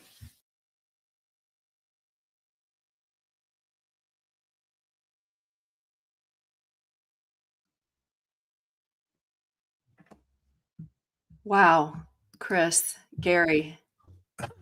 It's awesome. Wow. Wow, It was wow, wow. This is not your typical victim impact statement to a murderer in a courtroom. Yeah. No, it was, I am so proud of this family. I mean, if you look at the contrast between Kaylee's family and the others, I mean, they're all powerful, but one is driven completely on emotion and one is focused on him. And I mean, when Steve turned that podium around and faced him, that was, you know, I'm here to tell you something. And then of course, the second, you know, when the daughter gets in there, it's like, holy cow, here's Bob too. Bob, did you see all that? You're on mute. Hi, Bob. Welcome. And Bob's also got our welcome to eyes and ears on the Gary ground at Brucato. the courthouse. There you Yeah. go. Oh, there we Nice go. to meet you, Bob. You're still muted for some reason. That's all right. I always Well, wanted to meet Bob. While he's on bobbing here, Gary, what did you think? I agree with you that it was profound. What everybody said was profound. I mean, it's all different sides of the same coin, and people have all different ways of processing and mourning and being angry and dealing with things. But I think that it became crystal clear, with the exception of some little flutterings of his eyes that showed perhaps some little increased interest or so forth at different points, like when Maddie was mentioned. He's pretty much dead in the soul. And there was no reactivity at all. It was awful. and it felt almost as if he was devouring it and enjoying it and fantasizing a little bit. So I think that it was something very potent about having a whole troop of powerful women, particularly the sister, get up there, or have their voices read. That is to say, by having powerful women, what you were driving home was really the heart of so much of what got to this guy. I thought that was really intelligent. If that was done intentionally, it was brilliant. And I also thought that zinging it to him that he was an abject failure, that he was basically inadequate, a loser, somebody that experts couldn't care less about, that his theories were easy to figure out, his ideas were easy to figure out. That was really great. And it was nice to see it said to him, even though he sort of acted like it didn't get in there. I think that got in there. And if you watch back the tape, you'll see that during those statements, you're getting that same little fluttering of the eyes and kind of moving around a little bit, because I think emotionally that mattered to him. But it was really nice to see that. And I'm sure there's more to come. And it's very heartbreaking. Also, I really want to say that I think listening to them, it becomes clear and palpable that these were human beings, that people's lives have been destroyed. I have always used the phrase, the empty chair, to describe the reality of when you get home and you really realize the person is missing. And we heard Christy Goncalves use the same phrase. And I know exactly what she's talking about, as do many of us, right? I mean, that it's all the talking about it is over. You come home, you look across the table, the chair's empty, and you have to accept it. And that's what's going to happen next for these people. So, but we'll be there for them. Interesting, Bob. What say you? And so folks know that Bob's been he is in Boise. He's our secret weapon behind the scenes. And you used to work at the courthouse, and you've been into that prison and stuff. What's your take on what we heard today so far? Okay, hopefully I'm unmuted now. No, you're good. You're We're good. here. Okay, great. and me, let me Dr. G. Or B.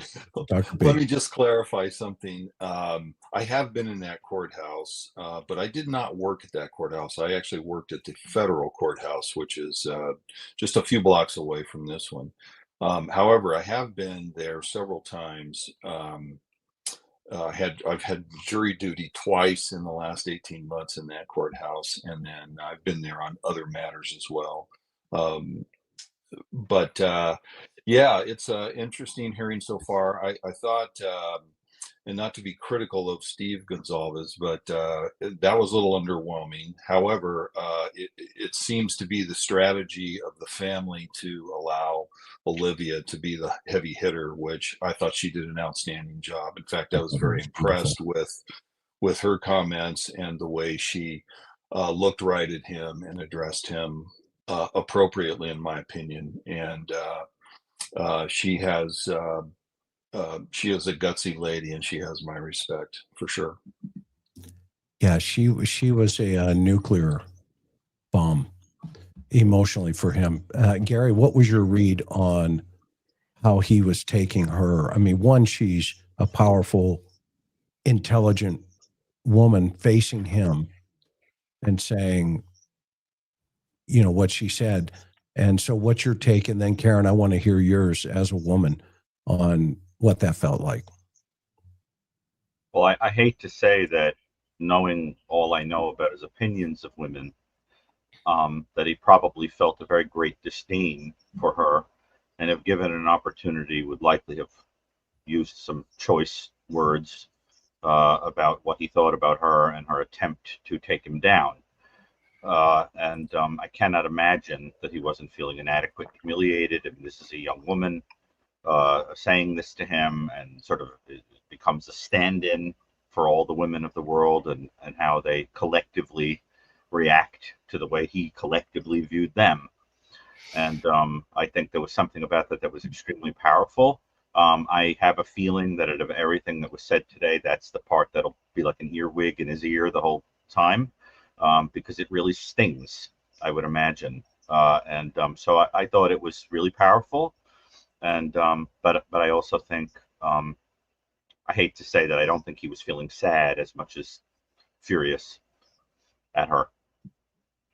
Yeah. Well, Karen? that's great to hear. That's great to hear, Gary, that Yeah. what they've said would sink into him. And obviously he's not showing any emotion, but if it gets to him, that's the whole point. Chris, my feeling is this. I think the Goncalves family did a phenomenal job. Steve set this up.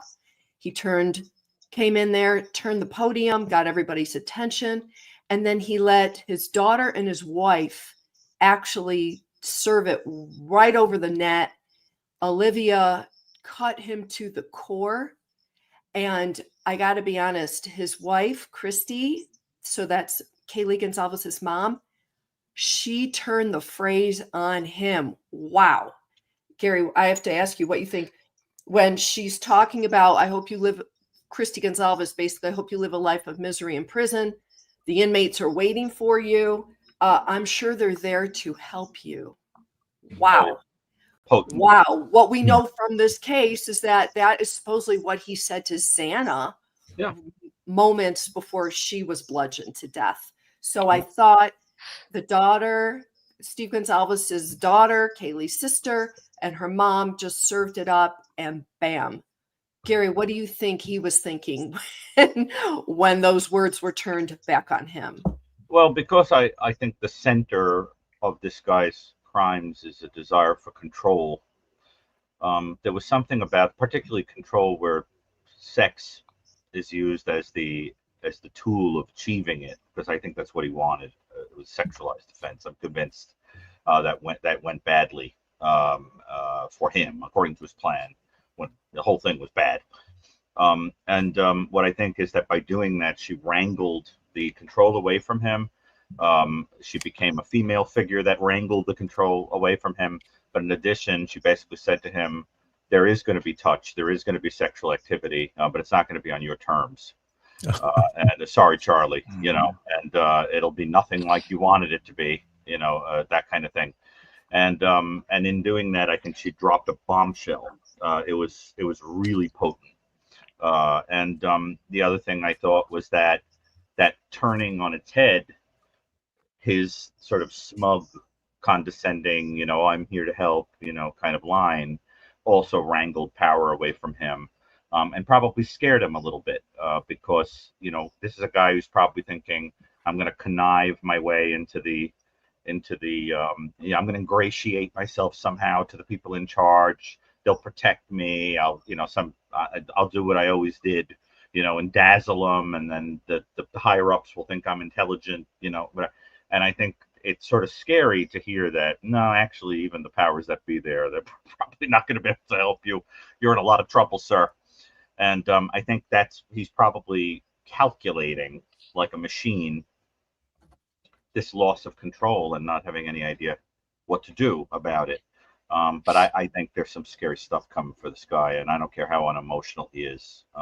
He still has a human body, and must be calculating that some scary stuff is coming. I think it is. I don't know what you guys think, but prison ain't pretty. Yeah, it's going to be a rough time. Bob, tell us about that prison. You've been in it. Oh yeah. Yeah. In fact, I was just there Monday, actually, not at the max section, but at the Idaho State Prison. So it's in an area. It's in a small town called Kuna, Kuna. And it's about 15, 20 minutes south of downtown Boise, right out in the middle of the desert. Not a pleasant place at all. The prison's very old, and it is generally run down. And however, the Max, I've been in Max a couple of times, and Max is probably the best kept area of that entire prison complex. And so it will be an interesting stay. Now, I have to say this, I highly doubt that he will have contact with any other prisoners for quite some time until they introduce him into that, the max portion of the facility, and then I don't know how long it will be, but it will be months before he has any contact with anyone other than staff, because they're going to gauge this and see what the intel is in Max, and see how he is going to be received by the other inmates. So anyway, I just think that he's going to have a tough time in there, regardless. 23 hours a day in his cell, no contact. If you haven't seen Brian Enton's report on Newsmax, I would encourage everyone to go on their YouTube page and look at that. There is video of Max, and Brian accurately described what life is going to be like for Kohberger in there, at least to some extent. He described it. Interesting. So the going forward into this afternoon, now that he's had this break, Gary, what do you think is going through his head? I think he's sitting there right now realizing that, oh crap, you know, she nailed me. Well, it's funny. The whole time I was watching him, all I could think about was that line from The Raven, the Edgar Allan Poe poem, that says, "His eyes had all the seeming of a demon's that is dreaming." And that's what he looked like to me. He looked like a person that was reliving in his brain what he did, and was sort of thinking, I know what you don't know. I know what you wish you knew. This is my little fun here. And what I think is that, you know, nothing penetrated except perhaps some basic fear of what could happen to him. But I think to think that it got in there and bothered his heart would be kidding ourselves. I also think that everything he's doing here now, I'm not making a diagnosis, but it's rather diagnostic. Yeah, I mean, look at this picture here. There's no compassion at all, none. I mean, look at this picture here. There's almost a sense of, you know, yay, it's about me here.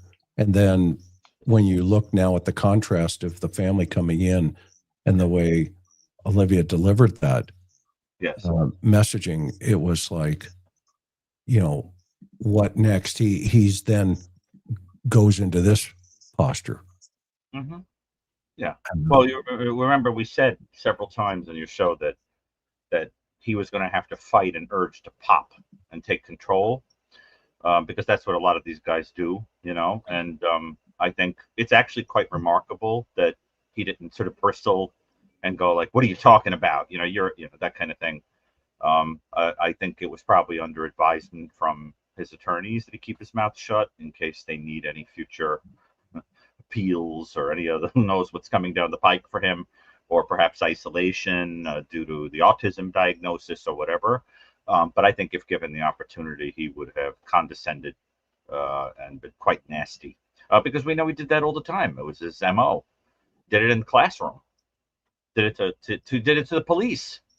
Remember when he was pulled over? So believe me, he wanted to say a thing or two, but somebody told him to keep his mouth shut, I think. Do you think he has it within himself, guys, on the panel and in the chat? Do you think he can hold it back now going into round 2 here? Well, the judge is going to give him an opportunity to make a statement before he pronounces the sentence. Mm-hmm. So we'll see. You know, obviously, we'll have to wait and see what he does. He could just not say anything, or his attorney could read a statement on his behalf into the record. I tend to think that he'll make some kind of statement. I think it will be very brief, but I agree with Gary. I think they're going to be very muted in what they say at this point, because clearly there is a very, very strong chance that this thing will be appealed. And so I think they're just going to hold their cards close for now. So don't be surprised if we get anything at all out of Kohberger. What do you think, Karen? Well, I'm sorry. Let me let Karen answer, please. Yeah, no, it's I don't think he's going to say much, if anything. Just, you know, I think he thinks that's serving him. So, so far this morning, it's been really great to watch that he is forced to hear what the Goncalves' family has said to him, calling him a loser and you were dumb, stupid, go down the list, all of that. So it'll be interesting, to see. I also thought, on a much lesser note, we can save this for later, it looked like Judge Hippler and Bill Thompson, the prosecutor, were crying or holding back tears. We could talk about that as well. But let's resume. I thought that was ridiculous. We're back. All right, Ms. Jennings. Thank you, Your Honor. The next family is the family of Xana Kernodle. And first would be Jasmine Kernodle, Xana's sister.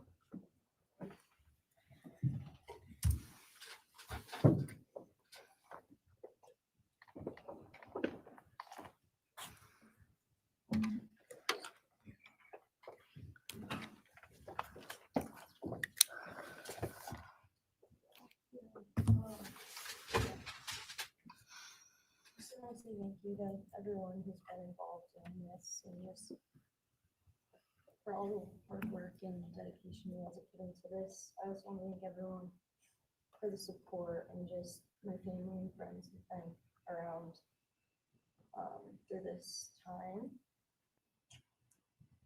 I went back and forth on whether to speak today because the truth is you don't deserve power over my feelings, my words, or me.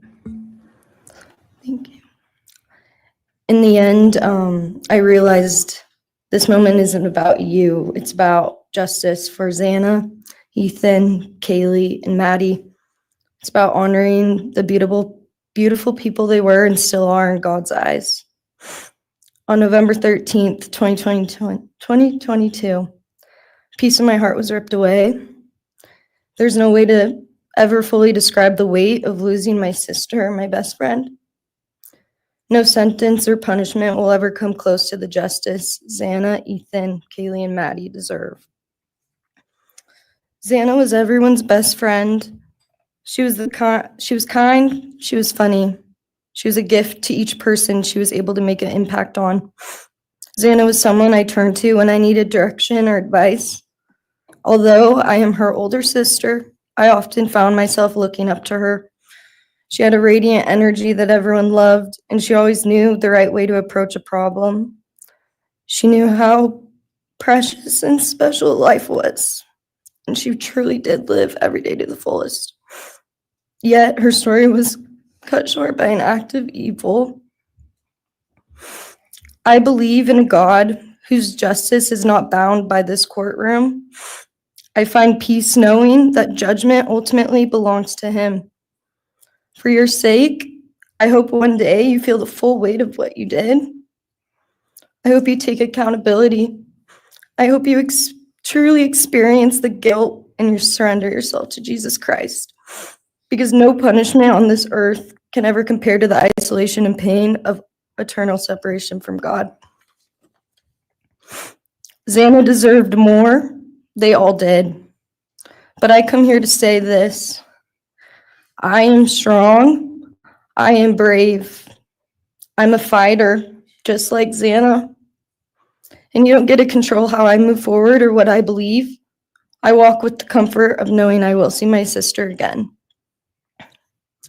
Xana didn't get the future she deserved. She won't be the maid of honor at my wedding, the cool aunt to my future children. I'll never hear her laugh or see her light up a room ever again. But I will carry her with me for the rest of my life.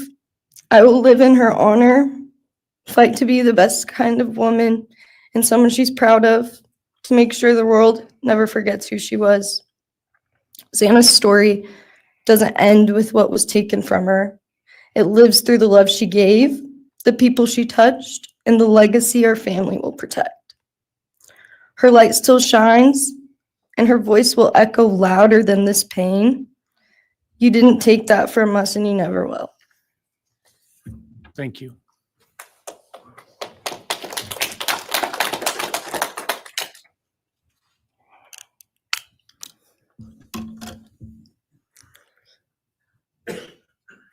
I just want to say before I start, I'm Xana's dad, Jeff Kernodle. It's been a hard road down, you know, because she's gone. And I want to thank everybody, other their families that's speaking so far, spoke about things. I agree with everything they have to say. It all comes back to a lot of the same things that I've had to deal with and we as a family have had to deal with. And that brings me, you know, basis of what I'm talking about a little bit is on my way up here, flying up here in the plane and about halfway through the flight, this little girl is calling out for her dad. Hey, dad. And then in my mind, I was kind of half asleep. It's dark on the plane. I heard Xana calling out for me like she did, you know, back when she was little, 5 years old. And those times were hard.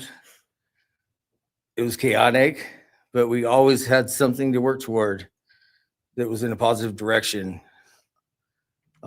compared to right now, which is necessarily not as positive as that for sure.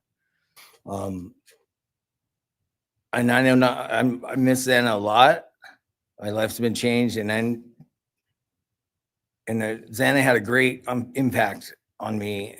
And the impact was when she was gone, I realized how important she was and what she really did for me, influenced me, was way beyond what I ever thought.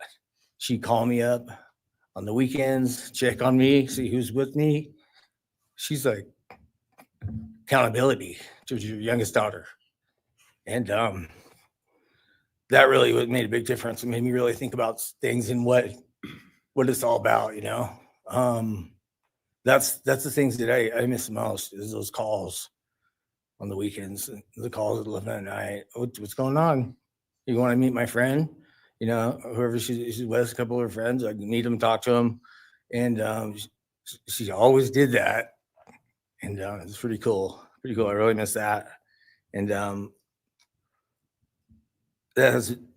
she made a big impact on me, on other people, her family.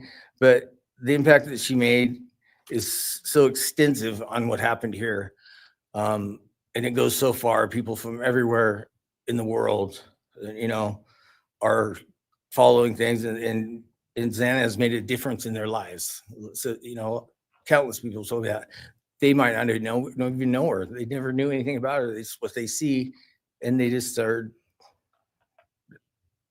love her and say how they wish she could have been their friend. You know, could have been their friend, could hung out, and it's like this is a blessing. You know, this is the little kid was, and definitely was a big blessing in my life, and so is Jasmine. And basically, you know, we worked hard to do the things we did, you know, through the times they were growing up. And through those times, I realized that I wanted both of them to graduate college, and that'd be the ultimate thing for them to do to prepare for the world. Then it came back to me. Xana didn't get to finish college. He had it all figured out. And this all just came back to me when I was there and that little girl was on the plane doing that. It's like where I was going, what I was going here for. And then I just realized and thought to myself about the wonderful life that she had and we had together. And we, you know, I still get to have with Jasmine, but that's the part that really counted. It's the part that really counted is those memories. And those are what I have left, the memories with her and the ones I can make with her and the life that I can go on with now, which is what she wants. And I say that in present tense because that's what she wants, because I've been told that, you know, I've been countless ways that she's out there and has a way to communicate, which I'm very grateful for.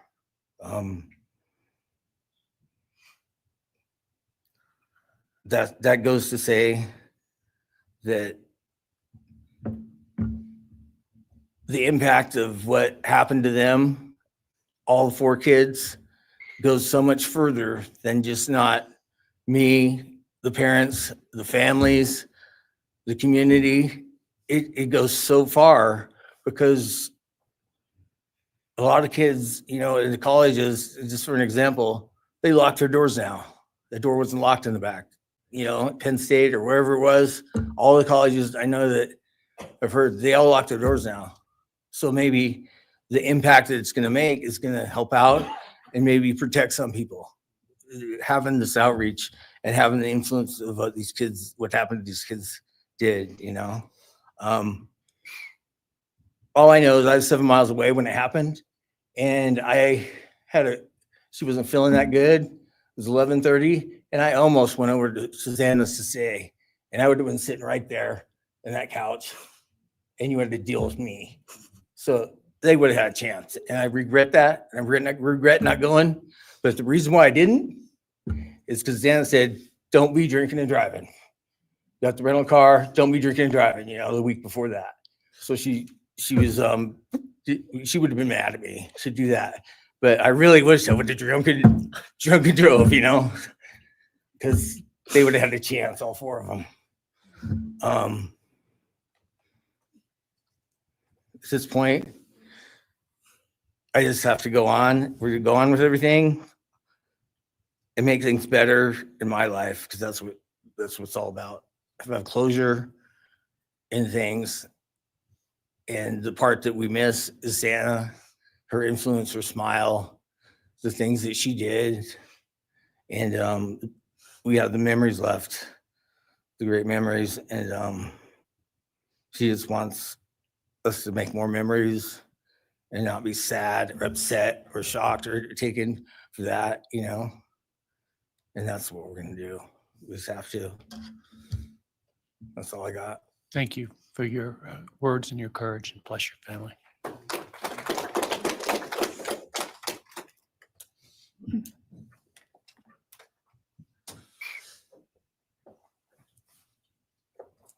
Next, Kim Kernodle would like to address the court.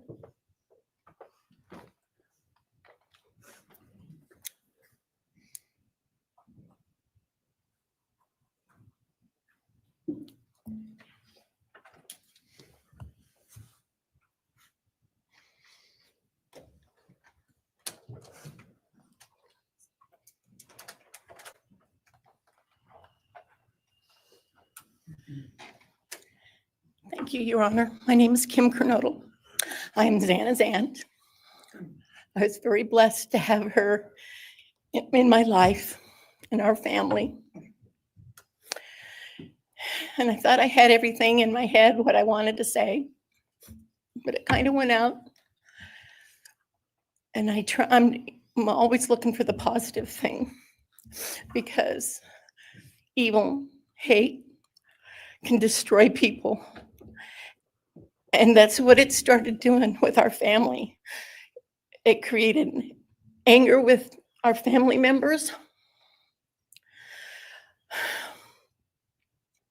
And then I had to look, because Xana was everything that the media, her friends said. She was that fun, loving, high-spirited, beautiful person. And I no longer get to get my nails done with her, have lunch with her.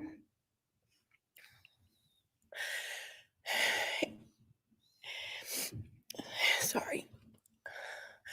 But how I look at it now is this tragedy, this horrible tragedy on all of the 4 children, has brought us closer. You united us with your actions. We're united now, and we're stronger than ever. We have family and friends now that we never knew we had. And, you know, this is probably going to bother everybody, but Bryan, I'm here today to tell you I have forgiven you, because I no longer could live with that hate in my heart. And for me to become a better person, I have forgiven you. And anytime you want to talk and tell me what happened, get my number. I'm here. No judgment. Because I do have answers or questions that I want you to answer. And I'm here. I'll be that one that'll listen to you. Okay? Thank you, Your Honor. Thank you very much. My name is Stratton Kernodle, and I'm Xana's uncle, Jeff's brother. Sitting here today listening to the stories and feelings and feeling the pain from everybody is a pretty powerful thing. It's each time a statement was read, it sort of would tug into my center core as I felt everybody's anguish. And Xana meant a lot to us, and we loved her very much. But I started thinking about, instead of rehashing everything that everybody else has talked about, I wanted to direct it another direction toward Bryan and what he's done to his family, his parents, his siblings, his friends, his universe. He has contaminated, tainted their family name, and pretty much made a horrible, miserable thing to be ever related to him. And I know that that's what he has to live with, and that has to be his pain. And that's all I have to say. Thank you.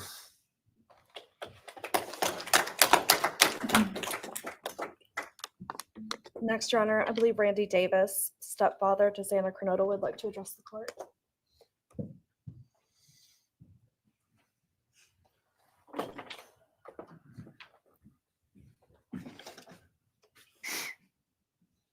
Hi, my name's Randy, stepdad of Xana. I just feel the same way we all do. All of us are united because of something that happened. And I am grateful to know and have met some new family because of this awful event. But this is probably the last time we're all going to be in the same room together. Let's be real. So I can say, I love you all, and I feel your pain. And just God bless us all, you know, just get through it. I had stuff wrote up. It was probably best I didn't read it out. Probably get kicked out of here. So, you know, I'll share one thing to you guys, not to you, with Xana. So I was working in North Dakota and came home, and Jazzy and Xana had taken our son Elijah and put him in a dress, makeup, and it was awful, you know. I was like, I don't know. She was funny. I told her she'd be in the movies and be somebody great one day like that. And now she is just above us as an angel with all the other beautiful kids. So let's hold that to our hearts, because this evil thing is not going to take nothing from us. You, man, I don't know what my limits are here, but I'm really struggling, dude. I am struggling. So I want to just be out in the woods with you, just so I can teach you about loss and pain. I love God. I wouldn't take your life. That's up to him. But I guarantee you, you are weak. God, I would just give a moment, man, 5 minutes out in the woods. Oh, man. You're going to go to hell. I know people believe in other stuff. You're evil. There's no place for you in heaven. You took our children. You are going to suffer, man. I'm shaking because I want to reach out to you, but I hope you feel my energy, okay? Go to hell.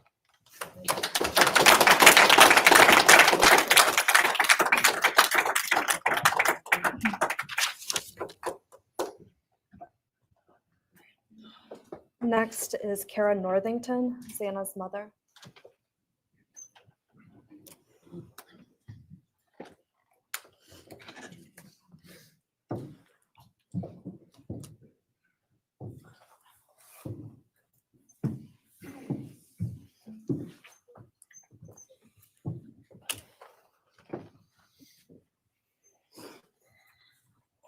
I'm Kara Northington. I am Xana Kernodle's mother. This letter is to you, really, but it's for my daughter, who was murdered by you. Today I stand before you, the man who is responsible for murdering my beautiful daughter, Xana Kernodle. My daughter was beautiful both inside and out. She possessed love for those around her and had a light so bright it will live on forever in our hearts. She brought joy and laughter to her friends, her family, and anyone in her presence. Our Lord and Savior, Jesus Christ, now has her in his loving arms in heaven, where she can never be harmed ever again for eternity. Because of her, I came to know my Lord and Savior, Jesus Christ. Because of her, many will come to Christ. It is Christ who lives in me that has given me the strength to forgive you. It was of no power of my own. In return, the Lord has filled me with joy, hope, and peace that surpasses all understanding. Jesus has allowed me to forgive you for murdering my daughter without you even being sorry or asking for this. This is only possible because he who lives in me is greater than any evil in this world. For God hath not given us the spirit of fear, but of power and of love and of a sound mind. I do not fear you or even let you rent space in my head anymore. This forgiveness has released me from any and all evil you have inflicted on me and my family. It has allowed me to let our Lord deal with you. You have accepted a deal that will prevent you from receiving. Nothing man can do to you can ever compare to the wrath of God. Inevitably, you will stand before our Lord and will have to answer to him over the sins you have committed in murdering our children. I pray you come to the end of yourself before that day. Whether you like it or not, heaven is for real and so is hell. The innocent life of Xana that you stole from myself and my family, and the destruction it has caused. I am washing my hands of you and turning you over to my Lord and Savior, Jesus Christ, whom vengeance belongs to. In closing, I want to read a passage from the Bible, Ephesians 6, King James Version. Finally, my brethren, be strong in the Lord and then in the power of his might. Put on the whole armor of God, that ye may be able to withstand the wiles of the devil. For we wrestle not against flesh and blood.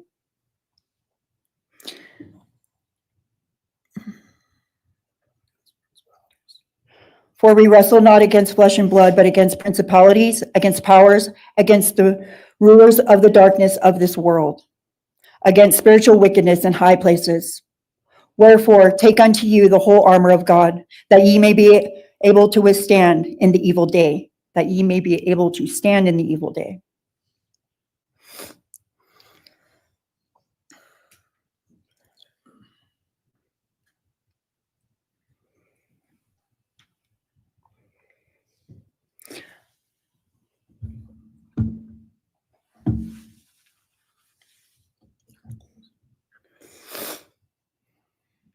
I'm not going to share memories of Xana or any more of the goodness of her with you, because I do not want that to be in your head. I don't want it to be in your head. You don't deserve that. You don't deserve our good memories that we have. I do pray for you. I pray that you come to the end of yourself. I pray that before this life is over, that you ask our Lord and Savior in your heart and to forgive you. I do pray for that. But after today, I wash my hands of you, and you are no longer a thing. Thank you. Thank you.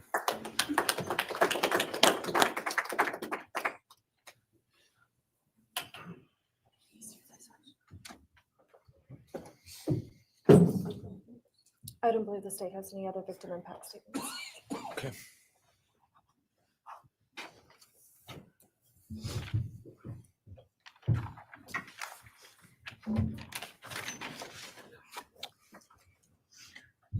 Right, state can argue.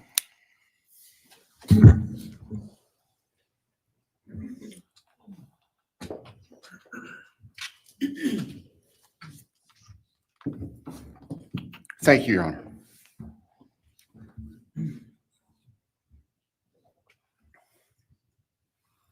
Just as a housekeeping matter to start, there will be the issue of restitution. That is, the documentation is being gathered, and we ask the court would defer that for 30 days so we can present it in an orderly fashion and make sure it's comprehensive for everyone. Any objection to leaving restitution open 60 days? All right. Thank you, Your Honor.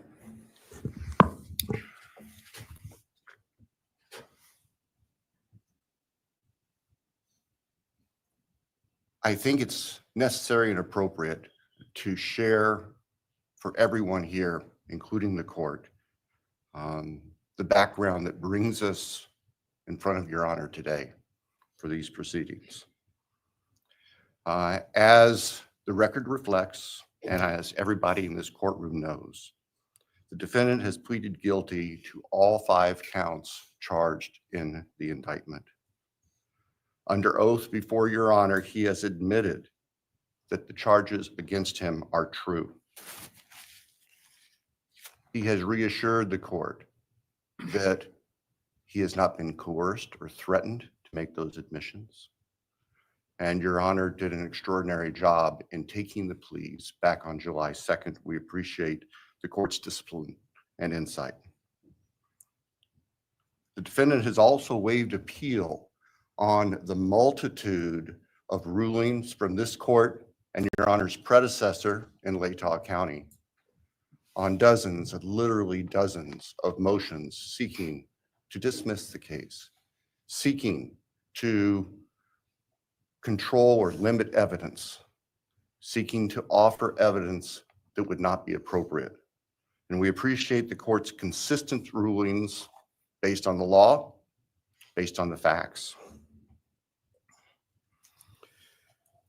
As Your Honor will recall, on June 18th, it's just really not that long ago, we appeared before this court for arguments on what became the defendant's final motions to this court. Motion where they wanted to offer evidence suggesting that other people were responsible for the defendant's actions, and the motion seeking essentially an indefinite continuance of the trial. It was readily apparent to all of us in the courtroom from Your Honor's comments that those motions were not going to be granted. So we returned to Moscow and continued with what we had been working on for months in preparation for trial. We had no qualms about going to trial if trial was what was necessary and appropriate. The following week after we were in court, we were approached by the defense with an inquiry about a possible plea. And I can tell the court this is the first suggestion ever that there was any consideration, because indeed the defense had maintained from the beginning that Mr. Kohberger, the defendant, was factually innocent.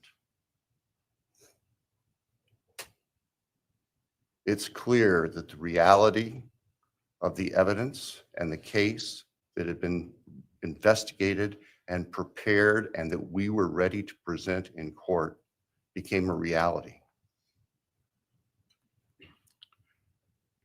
Our reaction, among other things, was to reach out to all the families.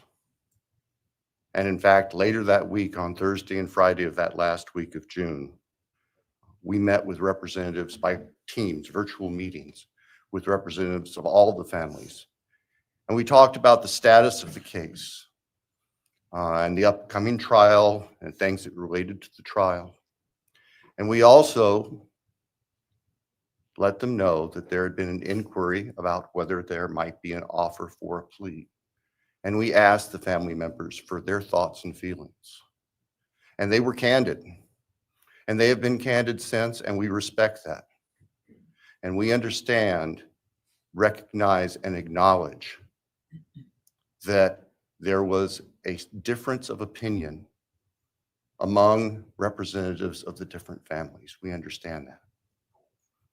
One of the challenges of this case, one of the unique things about this case is we have multiple victims, each unique unto themselves, their families and friends unique unto themselves, and all of them entitled to their opinions, all of them entitled to their thoughts. Over the following weekend, our prosecution team, very skilled attorneys who were personally as well as professionally deeply invested in this case, met. And we talked, and the decision was reached. Well, to start with, were there to be any sort of plea offer or discussion, there's only one possibility. And that would be for the defendant to plead guilty straight up to all charges. There would be no bargaining about counts. There would be no bargaining about reduced sentences. And so we made the proposal to the defense that if the defendant was willing to plead guilty up front to all 5 counts as charged and waive appeal of the court's myriad decisions during the past 2.5+ years on all these motions that would have consumed years, if not decades, of time in the future. By the end of the weekend, we were notified the defendant was prepared to plead guilty as charged and factually acknowledge his responsibility in court for these horrible crimes. Obviously, those discussions and negotiations were confidential. And as Your Honor noted, I believe that was necessarily so, because if the defendant had decided not to plead guilty, it would have been devastating to our jury pool for there to be public information that there had been even consideration by either party to a plea resolution.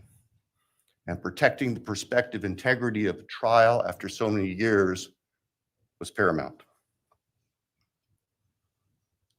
So the end of the weekend came.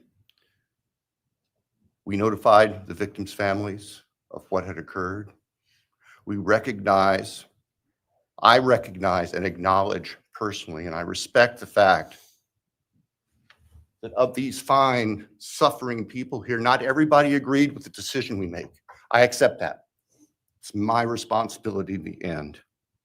I recognize that that's the duty of the office that I hold.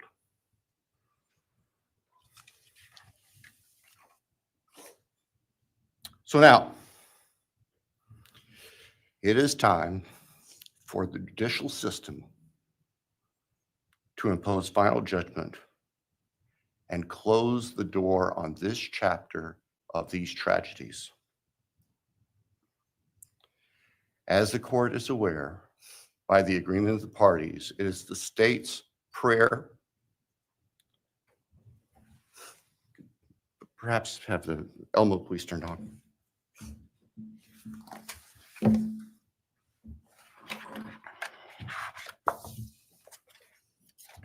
Thank you. That on count 1, the felony burglary, that the court sentenced the defendant to the maximum period of 10 years fixed in the custody of the Idaho Department of Correction. Then on count 2,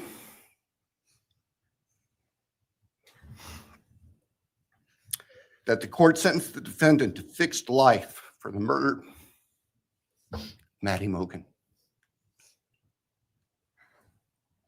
On count 3, that the court sentenced the defendant to fixed life for the murder of Kaylee Goncalves. On count 4, that the court sentenced the defendant to fixed life for the murder of Xana Kernodle. On count 5, that the court sentenced the defendant to fixed life for the murder of Chapin. And the state further prays that these sentences be ordered to run consecutively, back to back, not at the same time, to recognize and respect the unique individuality of each of these beautiful young people whose lives were taken brutally and for no reason.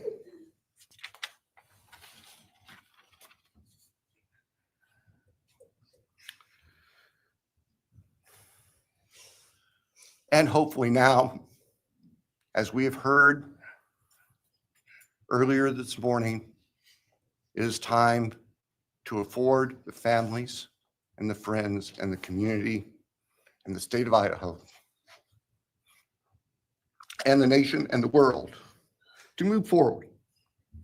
We can't undo, and we can never undo, the horror of what occurred on the early morning hours of November 13th, 2022 at 1122 King Street in Moscow, Idaho.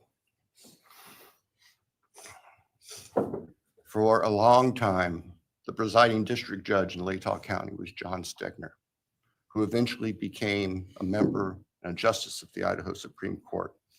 And Justice Stegner often observed that even God cannot change the past. But everyone in this room has the ability to take themselves forward. And we want the judicial system to afford them the opportunity today to do that. From today forward, our memories should be focused on these innocent victims whose lives were taken, on their families, on their friends, on the community. The court has heard discussion, talk today, reminiscences today about a special family that our victims shared, not just their natural, legal, and biological families, not just their university family within their sororities, for example.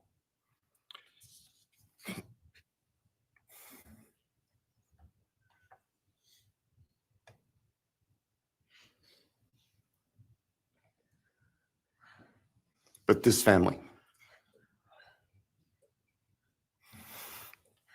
This is the picture taken on November 12th, 2022,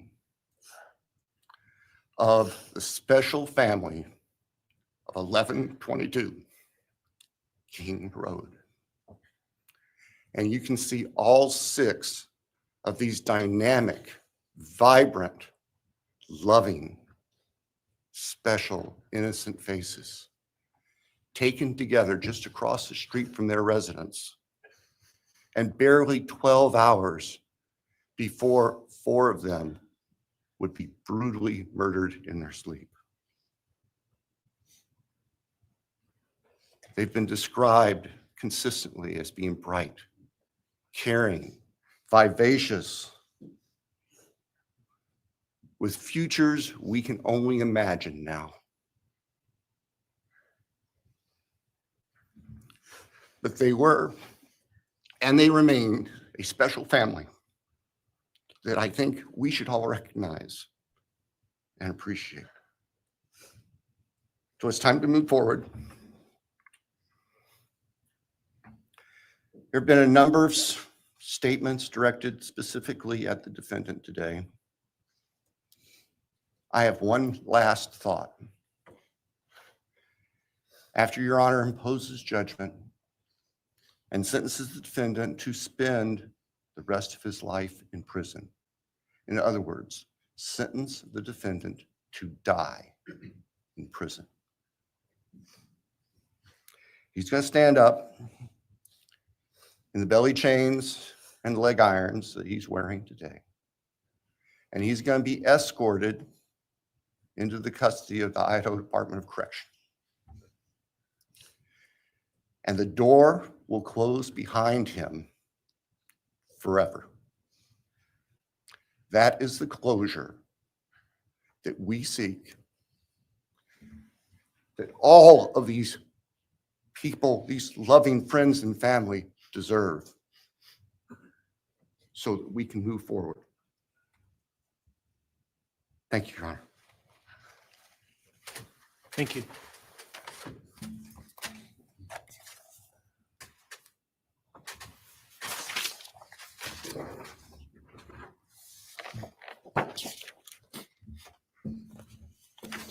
All right, does the defense have evidence to present today? All right. Does defense wish to make argument today?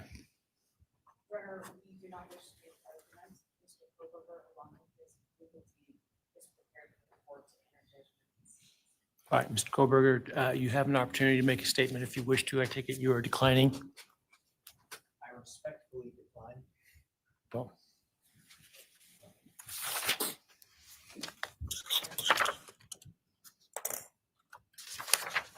As predicted, please. he All right, let me respectfully declines start to this be in morning control. What a coward. by acknowledging and thanking those that have come here today in support of their loved ones. And I appreciate your courage and your strength. And I hope that you are able to move on as best as possible. Thank counsel for the professionalism that they've exhibited throughout this case. It's been my great honor to preside in this case and to help bring, to the extent possible, some resolution and hopefully justice to this case.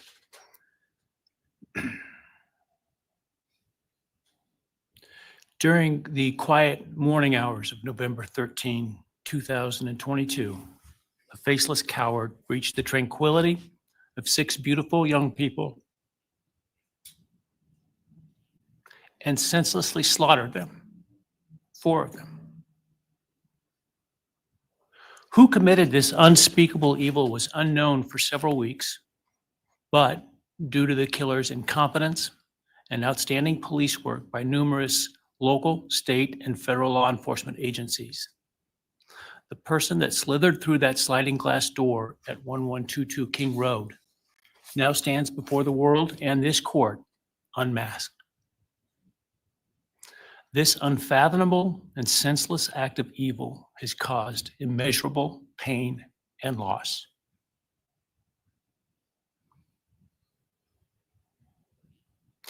No parent should ever have to bury their child.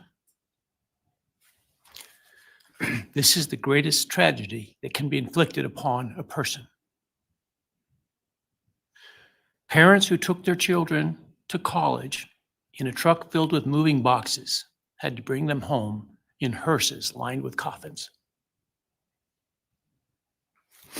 The loss this killer inflicted was not just the death of these people's children, siblings, grandchildren, as we've heard today. It has ripped a hole in their soul, destroying a special part of their very essence. Any person who is a parent defines themselves foremost as such.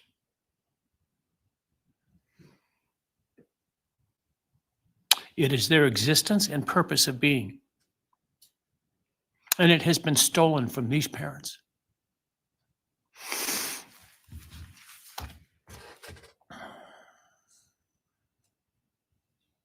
None of us have experienced the loss these victims have in the unspeakable way that they have. And therefore, none of us can, nor should we, question the way in which they have handled their loss. Whether that be in private mourning, removed as far as possible from this media circus, or in front of a camera demanding retribution with the loudest megaphone. I've listened intently to the stories and pain that have been shared today, with great awe at the courage and resilience of the surviving family members of those wonderful children. I've listened also to the surviving roommates, both in person and through their friends. And I can't think of how, frankly, courageous they have been despite the hell that they have faced by uncaring people who have come up with all kinds of crazy theories about two kids simply being kids. The parents, siblings, and other family members who have spoken today are designated as victims in our legal system.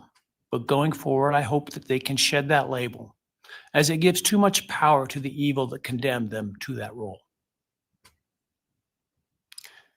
They are and should be known as survivors, fighters, and foremost as witnesses to the tremendous lives of value and unbounded promise of these four young people. But those speaking today and those who did not speak, but who carry the same burden, this same loss, now carry forward the memories of these now perpetually young people, these forever children. These survivors carry the responsibility of ensuring that the voices of these children, Maddie, Kaylee, Xana, and Ethan, are never forgotten, and the positive impacts that they have had on so many lives are never minimized, and that the love they shared, the light that they shined onto others is forever celebrated. As we sit here today, this case is ending, and we are now certain who committed these unspeakable acts of evil, but we don't know, and what we may never know is why. I share the desire expressed by others to understand the why. But upon reflection, it seems to me, and this is just my own opinion, that by continuing to focus on why, we continue to give Mr. Kohberger relevance. We give him agency and we give him power. The need to know what is inherently not understandable makes us dependent upon the defendant to provide us with a reason, and that gives him the spotlight, the attention, and the power he appears to crave. Yet even if I could force him to speak, which legally I cannot, how could anyone ever be assured that what he speaks is the truth? Do we really believe, after all of this, he's capable of speaking the truth or of giving up something of himself to help the very people whose lives he destroyed? Rather, I suspect the so-called reason would be dished out in enticing, self-serving, and aggrandizing untruthful bits, leaving people wanting more information, more insight, and thus enhancing even further the power he seeks to hold. Even if we could get truthful insight into his why, I suspect it would not in any way quench one's thirst for actually understanding why in the first instance. Because there is no reason for these crimes that could approach anything resembling rationality. No conceivable reason could make any sense. And in the end, the more we struggle to seek explanation for the unexplainable, the more we try to extract a reason, the more power and control we give to him. In my view, the time has now come to end Mr. Kohberger's 15 minutes of fame. It's time that he be consigned to the ignominy and isolation of perpetual incarceration. I know there has been concern about him collaborating on books or movies or other media projects, and I truly hope that someone does not stoop to affording him this spotlight that he desires in the name of clicks, royalties, or profits. While criminal behavioralists should study him away from the spotlight in an attempt to prevent other would-be killers from acting on their worst impulses, there should be no need for that to spill over into the public eye. The great Idaho jurist Edward Lodge was known for trying to find something positive about every person he ever sentenced. And with over a half a century as a trial judge, that was a lot of people. This was often challenging, and I recall in one case he said that the best he could come up with was the defendant had good penmanship. Truth be told, I'm unable to come up with anything redeeming about Mr. Kohberger because his grotesque acts of evil have buried and hidden anything that might have been good or intrinsically human about him. His actions have made him the worst of the worst. Even in pleading guilty, he is giving nothing hinting of remorse or redemption, nothing suggesting even a recognition or understanding, let alone regret for the pain that he has caused. And therefore, I will not attempt to speak about him further, other than to simply sentence him so that he is forever removed from civilized society. And accordingly, based upon his conduct and based upon the record before this court, recognizing the standards that govern this court's sentencing decisions as set forth in State v. Toohill, I hereby sentence Mr. Kohberger as follows. On count 1, burglary, 10 years fixed, 0 years indeterminate. I also impose a fine of $50,000. Count 2, first-degree murder of Madison Mogen. I sentence the defendant to a fixed term of life imprisonment without the possibility of parole, a fine of $50,000, and a civil penalty of $5,000 payable to the family of the victim. On count 3, for first-degree murder of Kaylee Goncalves, I sentence the defendant to a fixed term of life imprisonment without the possibility of parole, a fine of $50,000, and a civil penalty of $5,000 payable to the victim of the family, or to the family of the victim, pardon me. On count 4, for the first-degree murder of Xana Kernodle, I sentence the defendant to a fixed term of life imprisonment without the possibility of parole, a fine of $50,000, and a civil penalty of $5,000 payable to the family of the victim. On count 5, for the first-degree murder of Ethan Chapin, I sentence the defendant to a fixed term of life imprisonment without the possibility of parole, a fine of $50,000, and a civil penalty of $5,000 payable to the family of the victim. The sentences on counts 1, 2, 3, 4, and 5 shall run consecutively to one another. Restitution will be left open for 60 days. Defendant will be required to submit a DNA sample and a right thumb print impression to the Department of Corrections and comply with the DNA Database Act. I remand the defendant to the custody of the Idaho State Board of Corrections for to be imprisoned in an appropriate facility and execution of the sentence where he will remain until he dies. Though you have waived your right to appeal, you do have a right to file a notice of appeal, and any such appeal must be filed within 42 days of the date of the written judgment, which will be entered shortly hereafter.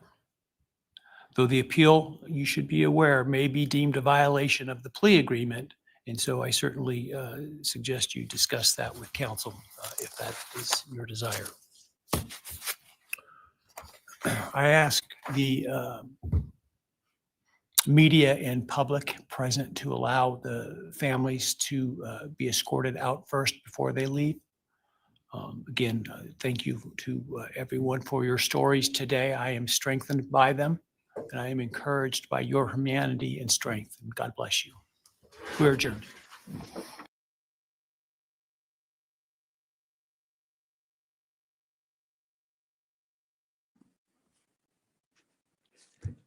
Okay.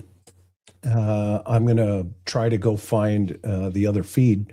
What say you guys? Karen, let's start with you. What's your takeaway? Still muted, Karen. Sorry, guys. Sorry about that. Hey, so let's talk a minute about the prosecutor, what the district attorney, Bill Thompson, said at the end. I think each of us have our maybe similar opinions on his statement, what he said, what he shared with the court. Bob, I'm curious what, with your experience in law enforcement for 40 plus years, what was your take on hearing the DA, Bill Thompson, today? Well, he said what obviously a lot of people are feeling. Clearly, it was a CYA attempt. And I think really he was speaking to the media and the people that took, that didn't agree with the way that the prosecution proceeded in the plea agreement. So I think he was trying to justify his actions and his team's actions. I think the main point was to get some of this on the record, and who knows what the appeal will be. So every chance to get something on the record is what they're going to do, both the defense and prosecution. I was a little surprised that Ann Taylor didn't object a little bit there when he was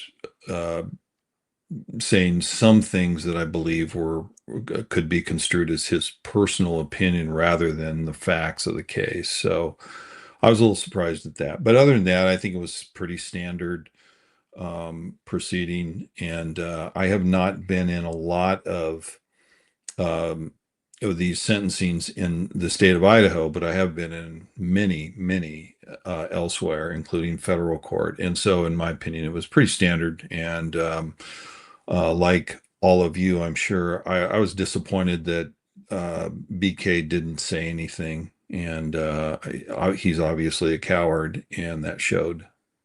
So. Yeah. Chris, let's talk about that. I think, it didn't come as a surprise to us. And Dr. Gary also, what's the rationale for him not speaking? Gary? Well, given that I'm convinced that the heart of this whole thing is control and domination and manipulation, then it's not surprising at all, because if somebody is trying to regain control by condescending to you, pointing out that you're an abject failure, that you're inadequate, whatever, the only thing left in terms of trying to take control back again, in that tossing back and forth of a kind of hot potato, is to say nothing, to look like it's not affecting you, to be in complete and total control, like a kind of a sphinx like that. But the other thing is this: one of the things we said back when we profiled Kohberger before he was even a suspect, was that whoever committed this murder did so in the dark, cloaked in the costume of darkness, as a way of compensating for being inadequate and pathetic, and knowing that if people saw him, he would just be a loser, that everything would be sort of fake strength. And I think that by keeping his mouth shut, he doesn't come out from behind the curtain and show us what he actually is. By keeping his mouth shut, he can maintain this mystery about these supposedly complicated, mysterious, things that motivated him, and it gives him some power. The reality is, if he came around, it'd be sort of like the Wizard of Oz coming out from behind the curtain, and you go, "Well, you're just a little nothing, like you're a joke." And I think that Hitler picked up on that. The other thing is, to get to the point Bob made about being surprised about the personal remarks that were made by the judge. My sense is this: anyone who has read The New Evil, the book I do with Mike Stone, knows that one of the characteristics of people who are really high up there on the scale is that the things that they do are so bad, are so evil, that there is really nobody who isn't going to call them evil. It becomes almost fact that it's evil. It's not an opinion anymore. It's so horrendous and the person has such little remorse, and it was done with such a forethought and in such a human way that you might as well be saying the sky is blue. And I think that having the judge say that out loud was very powerful, because what it also did was it reframed a story that could easily be reduced to a psychological thing, a guy, who's a little angry and he plays out some psychosexual thing. It also adds this kind of very important other level to things, this higher, almost supernatural kind of element to things, that this is really about darkness and evil. And it's important because that's how the families are talking about it. The families are saying, look, in the end, God wins. There's going to be some kind of justice in the end. Spiritually, we have forgiveness in our hearts because we don't want you to have that power over us. And we don't, whether you feel sorry about it is something between you and your maker, that kind of thing. And I think that by saying that, it really sort of gave the families some kind of comfort by reframing it in those spiritual terms. Because I had the sense, listening to them, that that's one of the only things they have that's getting them through this. And that was very reaffirming. Anybody who is a person of faith knows that without that faith, there's no way to get through something like this. There's no rationalization in the world, other than just making some kind of meaning out of it. So I think that the judge framing it that way was right. And I don't know what you guys feel about it, but I really have to say I'm left with a hollow feeling inside of myself that there is no real justice at all, and that this whole thing just feels like a weak attempt to have some sort of closure on something unfathomable and gigantic and colossal. And I'm angry. I find myself very angry that he just sat there like the dead eye in the center of a tornado and just didn't move. And everything is just whirling around him, and tears and acceptance and anger and everything else. And he's just sitting there dead in the middle of all of it. And that really bothered me. But I think hollow is the word. I think on the assembly line of human beings, this guy was like the Tin Man made without the heart. And that's my second Wizard of Oz reference. But that's how I feel about it. I don't know what you guys think, but those are my 2 cents. So tell me. Chris, what's your thought about the appeal where Judge Hippler at the end basically tells BK, you better talk with your defense team. You have a right to appeal, but it does fly in the face of the plea deal you signed. What do you make of that? And what do you think the next steps are that we may see with that? Well, I think what the judge, in my opinion, is worried about that. That because this is the second time he's brought it up. He brought it up first in accepting the plea, and now he brought it up in, the punishment phase.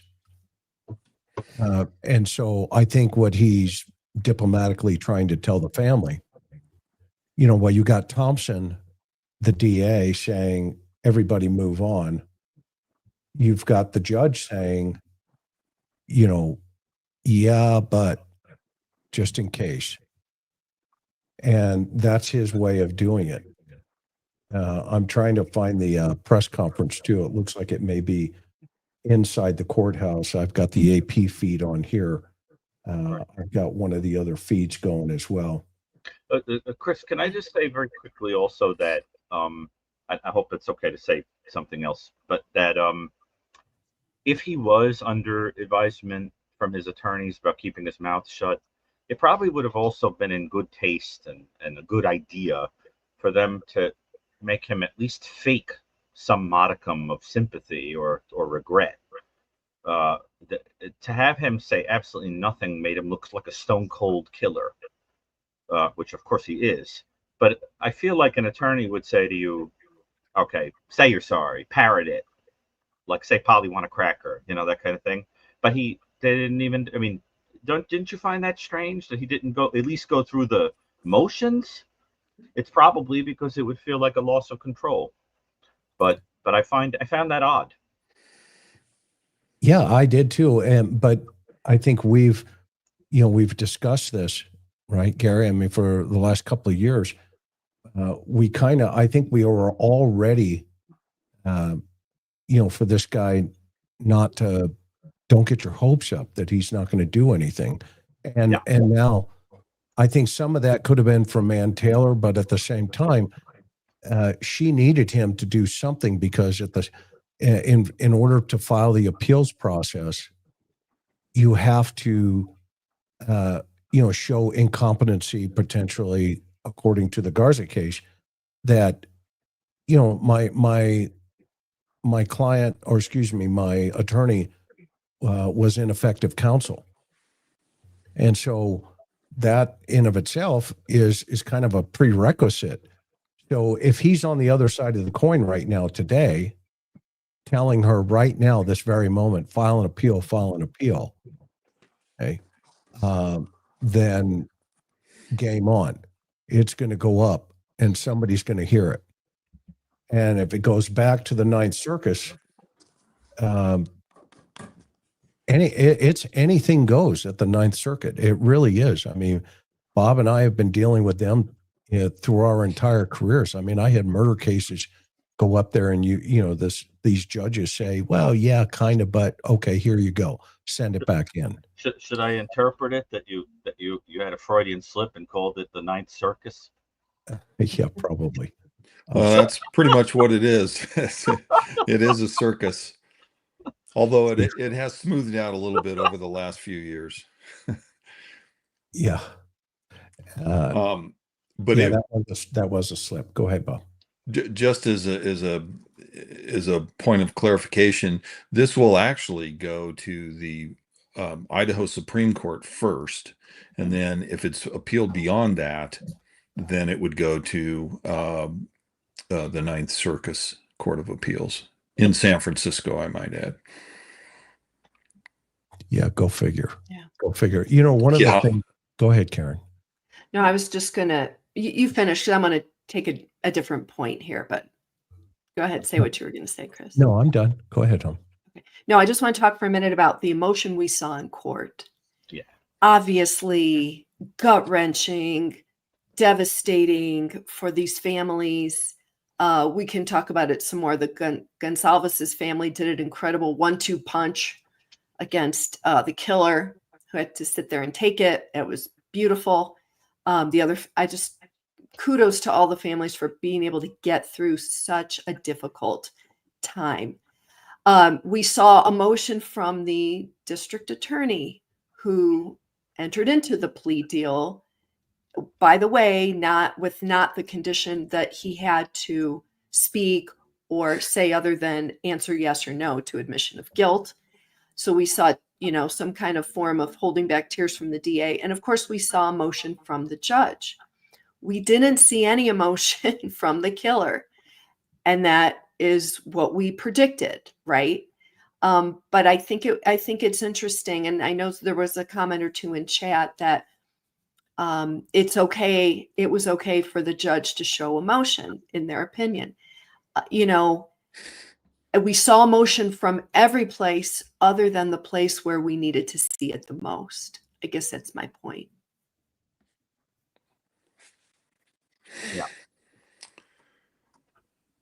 I'm trying to get this up. Hang on for a second. Okay.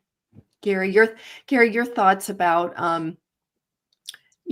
the judge and the prosecutor showing emotion. Obviously, you never get any of that from a defense attorney. We didn't expect it from the killer, but what's your thought?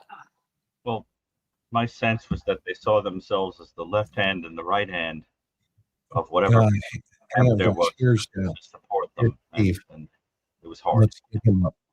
Oh, okay.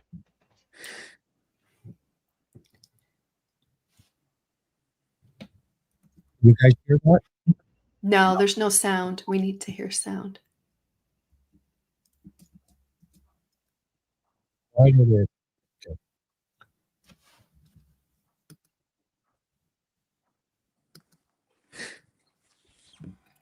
Chris, is there any way to try to get sound on that?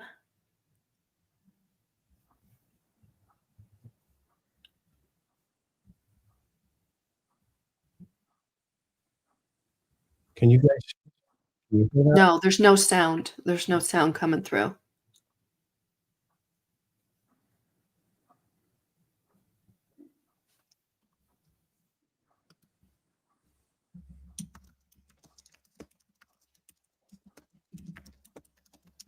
Sorry, hang on for a minute. I'm trying to get the sound up. It's not working for me, so give me a second. Anyway, you guys continue on until I get this fixed. Okay. So yeah, so Gary, just as far as a motion in the courtroom from the judge who commands the courtroom and the prosecutor as well. Can you hear that? No. No, we don't have sound.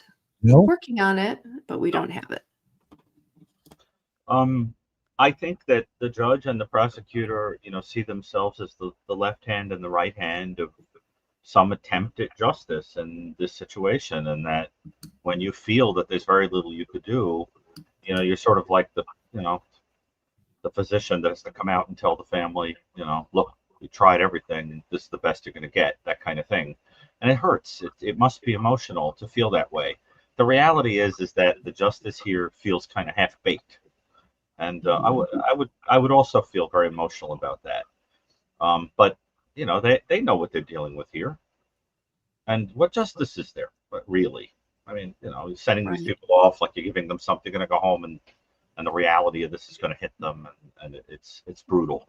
So I think it was very emotional for them. It's also been a long process, and in addition, when you're dealing with this degree of darkness, the only way to deal with it is to kind of dissociate it, and then eventually something happens that makes you recontact it, and you feel the emotion of it, sometimes in an inconvenient place at an inconvenient time. And we all know how that goes. I mean, you're realizing all of a sudden that somebody is gone. I've done treatment with people for many years who have lost people, and they'll say, I went 3 years, I didn't feel anything, and then I was walking down the street and I saw a leaf blow across the street, and for some reason I burst into tears, and I realized, my kid was gone. That kind of thing. That's dissociation's weird, and I think it just sort of hit everybody because they didn't have the exposure therapy that happens when the trial is spread out over time, and you gradually come to accept it. It all just came like a thunderclap, and I think that was rough. I also heard some crying in the background when the sentencing came. And I think that sort of told you that was like the moment where the dissociation lifted for some people, and they were like, whoa, this is real. There's a little closure here. He's contained. I can start to feel this.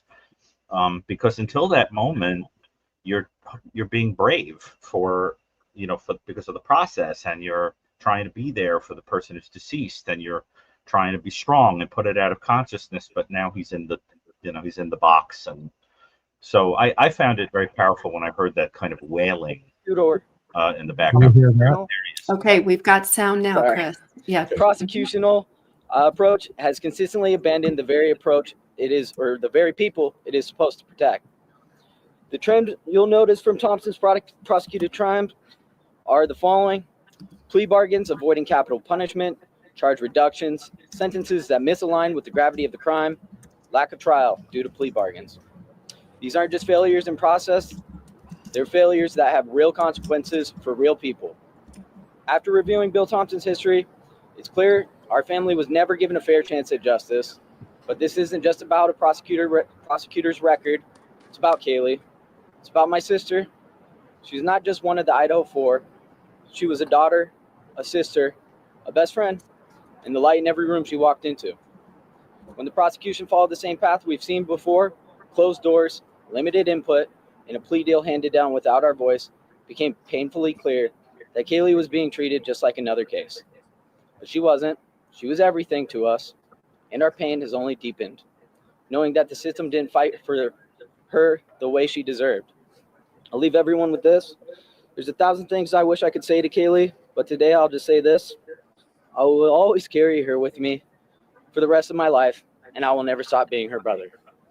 Thank you. Now that the gag order is lifted, is there anything that you've learned over the last 2.5 years from the investigators or the prosecutors that you can share with us now that you can speak about?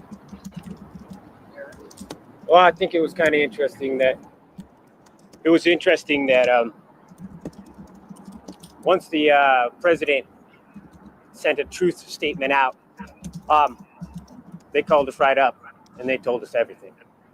So I don't know what was holding them back before, but we spent about 3 hours close to 3 hours with the lead detectives. And yeah, we found, because our main thing was we didn't want to have victims advocate statements that had lies and misquotes and misinformation in it. So I appreciate the president, putting a little bit of pressure on there, and it seemed to work. Up until that time, they told us they were not going to tell us, and we were going to have to just wait for, for the things to be unsealed. But yeah, it was horrific what Kaylee went through. Yeah, and I don't want to protect this guy, but I won't give out all the details. I'll be general. But yeah, she was stabbed over 30 plus times, and she was struck, and there was quite a bit of damage to her face. So this guy's just an absolute monster. Anyone who thinks that he's otherwise, I just looked at pure demons out there. When I was looking at him, we had a stare down, and he's just filled with demons. He's dark pits of eyes, and there's something seriously wrong with that man. Steve, why was it important for you to look him directly in the eyes? And what did you see as you spoke to him? I looked him straight in the eyes, and I just seen black holes and just anger at me. He was telling me with his face that he fucking hated me. He absolutely fucking hated me. And why did you want to speak to him directly that way? It's the most personal one. Like, Yeah, look at me yeah, in my eye. yeah. You took my daughter's life. Look at me. Yeah, Did your family get something today that it needed? What's this? Yeah, 100%. It's a little early to actually even answer that for myself. I think that kind of stuff needs to set in and sink in, and you regret maybe saying some things, or you wish that you would have said things. So I think right now we're just kind of in the mix of the tornado, and the real feelings. As the spotlight then fades, what do you want the public to remember? Can you all step up? Our main thing is hopefully this could be a template for another family that, you can use the media as much as they're using you. You can use it to keep people accountable, keep people honest, keep the court system, treating you with a little bit of respect. And I think that's what we did. And the more that you get active, I think the more chance that you're going to get that justice in the end. I think you really got to try to make your kids stand out, or whoever you're trying to protect, you make them real. Get on the internet and talk to people. Before you go, and I know you want to go, I want to ask Olivia today was spectacular. But Olivia asked the question, what was the other weapon you used on my sister? So despite this meeting you had with prosecutors, there still sounds like there's something real in there. No, we do know that another weapon was used on Kaylee. So we don't know what that weapon was, but They didn't recover it. along with the knife wasn't recovered. But Kaylee was not just stabbed. There was other things that happened to Kaylee. Just as predicted, Gary. The conversation we had with the prosecution was about healing more than anything. It was about giving the victims' families answers. And they may share some of that information at a later date, but today is not the day for that. Today is about the sentencing. It's about putting the defendant in prison for the rest of his life. So there may be more details to come about that, but that conversation that they had was about the healing process and finding some answers. This is going on with the DA, and the cops are getting ready. They should be focusing on these people, not themselves. Wow. That is the Goncalves family coming out of the Ada County Courthouse and giving their thoughts on today's proceedings and the fixed consecutive life sentences handed down to Bryan Kohberger, the man who admitted to killing their daughter Kaylee and her best friend Maddie Mogen. Whoops. And Ethan Chapin, of course, and Xana Kernodle. What say you guys so far? Out of the Ada County Courthouse. That would be Mogen's, Maddie's parents, stepfather, the Laramie's, and mother hugging, looks like Christy Goncalves at this time. They stand behind Goncalves, by the way, calling the plea deal a shortcut. You heard that. You heard Father Stephen say that they believe that the plea deal was a shortcut and they did not want to go that way. We even heard from the older brother for the first time, I do believe. Yeah, Stephen, who also read his statement that he was intending to read in the courtroom today, but did not. Instead, read it out in front of the courthouse today, and then kind of chastising the Latah County prosecutor for his pattern, as he says, of going toward plea deals as opposed to, or expedience, as he called it, over justice. Yeah, and said that this was not justice, this was a deal. As we're waiting potentially for more family members to speak right here, Steve, the father, also gave just a few more details that he just learned about the nature of these crimes. Let's hear from Andrea Dearden right now for the first time since we heard this second round in court from the prosecutor, from the judge. Okay, Gary, let's talk real fast while we're waiting for potentially another family member to come up. Why was the second weapon so important for us to even have the discussion? Because you had mentioned it early on in some of your predictive analysis. Because as we became more and more convinced that there was a little bit of Bundy mimicking going on, one of the things we anticipated was that, like Bundy, when committing a home invasion, you would bludgeon or blitz the sleeping victim. Statements to for doing whatever else. Loving mother comes the other and family. stepfather, Madison Mogen. I ask that you please give your quiet attention to Scott. He would like to make a statement to you and to all those out there in support of them and the other families. Thank you.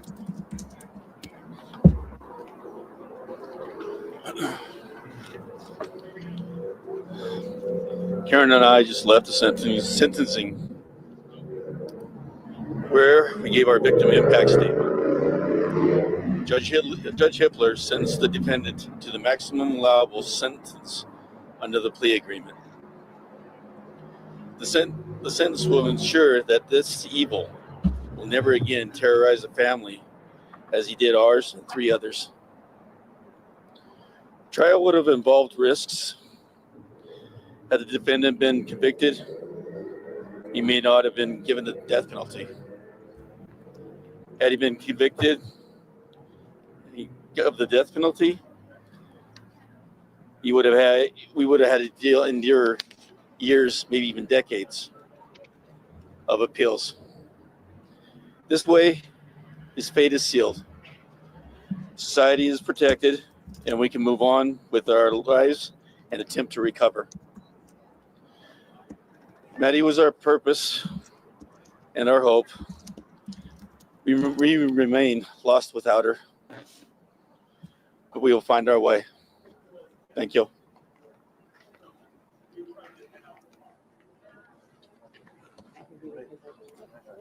Get up. Thank you. Was Scott Laramie, stepfather. I mean, I can tell you what it feels like to have those family members right now going through this at the conclusion, because as Dr. Gary knows more than anybody, this is the acceptance piece of this puzzle. Yeah. Tell us a little bit more about that, Gary, from a psychological position. Well, when people are dealing with grief, particularly grief that is very abruptly thrust upon them when you don't expect it. It's not like losing a family member who's 95 years old or something like that, where you're vaguely thinking it could happen at some time, even though you don't want to think about it. This is a totally unnatural thing where there's a weird reversal where you're burying, your own child, totally sudden, etc. And I think that what happens to people is it's so horrifying and so shocking that their brain can only kind of handle it in steps. If you read the literature on grief, you see that people move through very classic phases, right? Where there can be depression, there can be denial process, there can be bargaining, there can be anger, and then ultimately an acceptance. And you saw those different stages exemplified in the victim impact statements. You pretty much saw them, all of them, on display as they were speaking. One by one, they broke down those different phases, indicating they're all at different places and accepting it. We saw, for example, the anger, and we saw the depression, and we saw the acceptance, and we saw the, and I think that what's going to happen now is that stark reality is going to hit, because now you're not buzzing around talking to the news or intellectualizing it or keeping busy. Now you have to sit still and look inward, and I think that's going to be profoundly difficult. There is no way for the brain to rationalize this.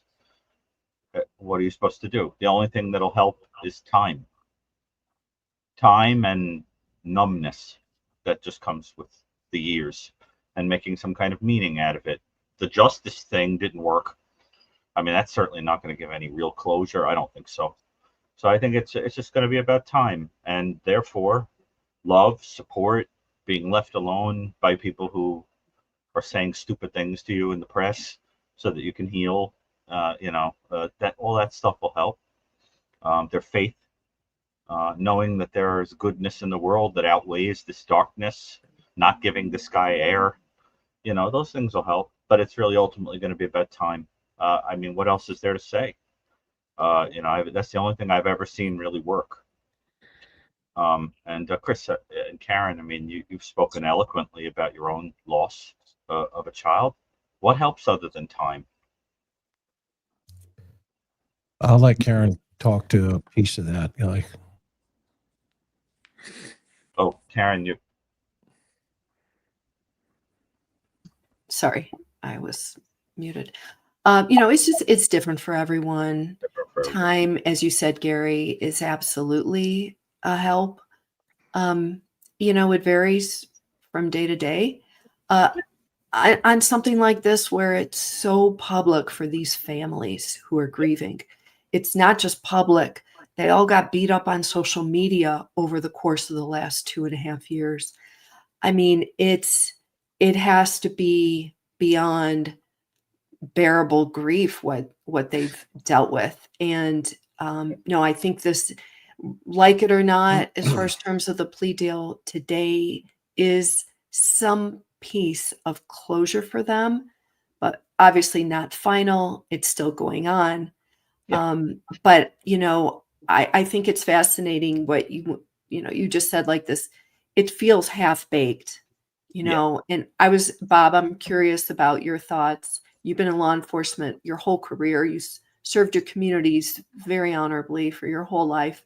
You've seen so many of these murder cases and the devastation it leaves behind for these families.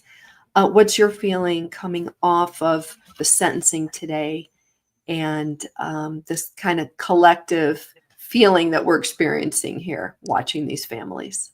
Well, I have similar feelings. There is a little something missing with this case, and I can't help but think that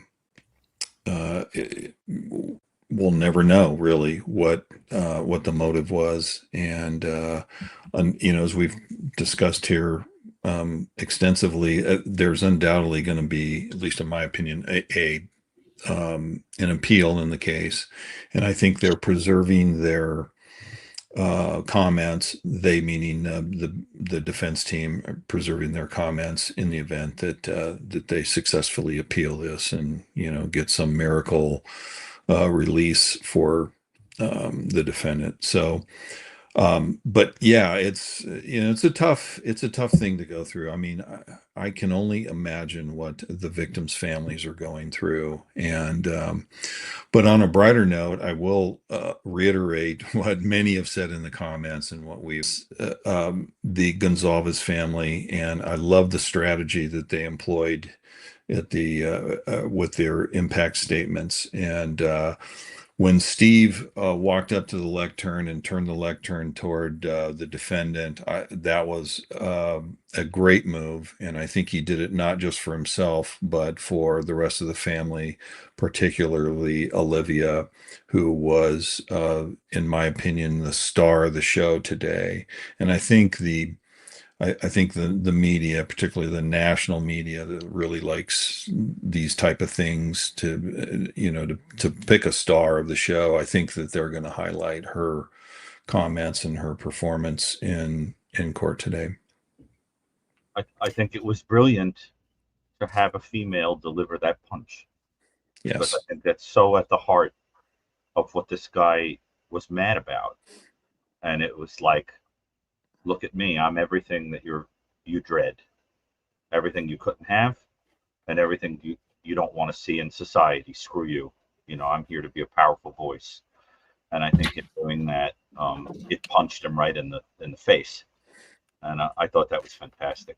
To add to your sense, Bob, about that kind of feeling that something is missing, one thing I wish would happen, but I know won't happen, is I'd love to see all these fools who publicly maligned these families, sometimes even accused them, say, I supported Bryan and I'm an idiot. Stand up and say, I was wrong, I'm an imbecile. I accused the wrong people, I'm a fool. Look at me, I think I'm more intelligent. I'm basically Bryan 2.0, right? I think I'm the smartest guy in the room and I'm an idiot. But it'll never happen, because like him in that courtroom, they've got to keep their mouths shut to save face. But there are a lot of people who hurt these people, and they're never going to get any apologies. Half of them are lucky they're not getting sued. I saw people say things like that the parents did it. I mean, disgusting. Absolutely disgusting. I mean, Chris, Karen, we heard every half-baked, stupid, moronic theory about this offense. And these parents had microphones shoved in their face, people coming to their house, demanding answers from them. They should be ashamed of themselves. And there are still people. I did an appearance the other day on Vinnie Politan's show about this, and we did an in-depth dive, a deep dive on this case. And I was contacted by people who said I should be ashamed of myself for saying Bryan's guilty. I mean, I just think, come on, man. I mean, so Chris, don't you feel that way sometimes? Like, where's the apology? Yeah, I mean, it's, and yeah, I mean, it was horrible. Horrible. It was horrible. And they didn't deserve it. Nobody deserved it. I'm trying to keep an eye on the upcoming press conference inside of the chambers here. There's some type of chamber going on here.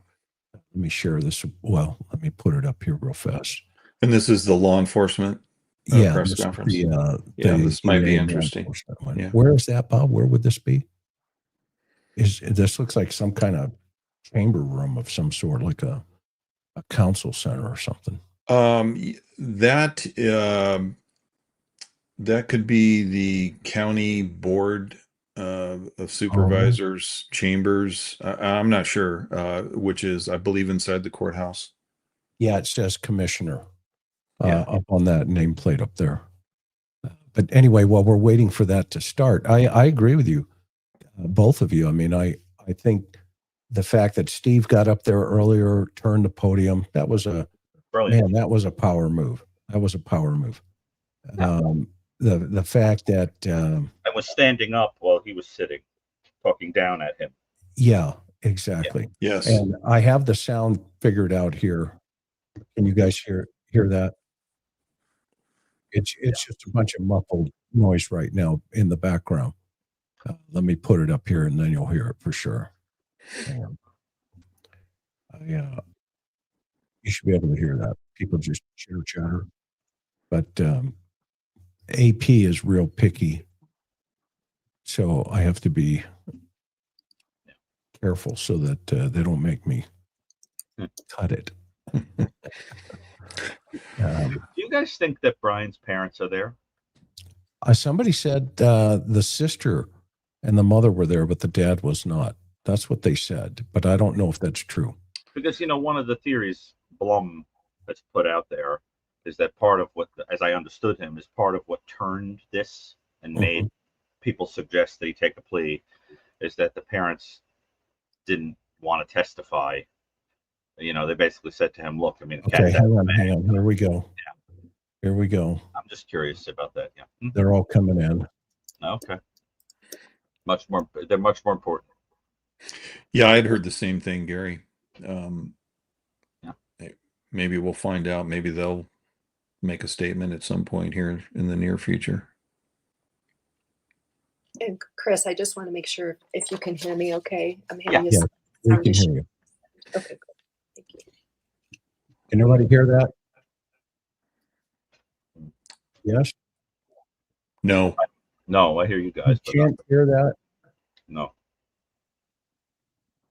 Good grief. Hang on. No sound yet. Can you hear that now? Nope. No. Hang on. Good grief. Don't say anything so that I can get this thing. We are working on that. All this technology is great until it isn't, right? Well, it was working a minute ago and now it's stopped. There it is. We acknowledge that for the families, friends, and loved ones of these four Pardon young me, people, gosh.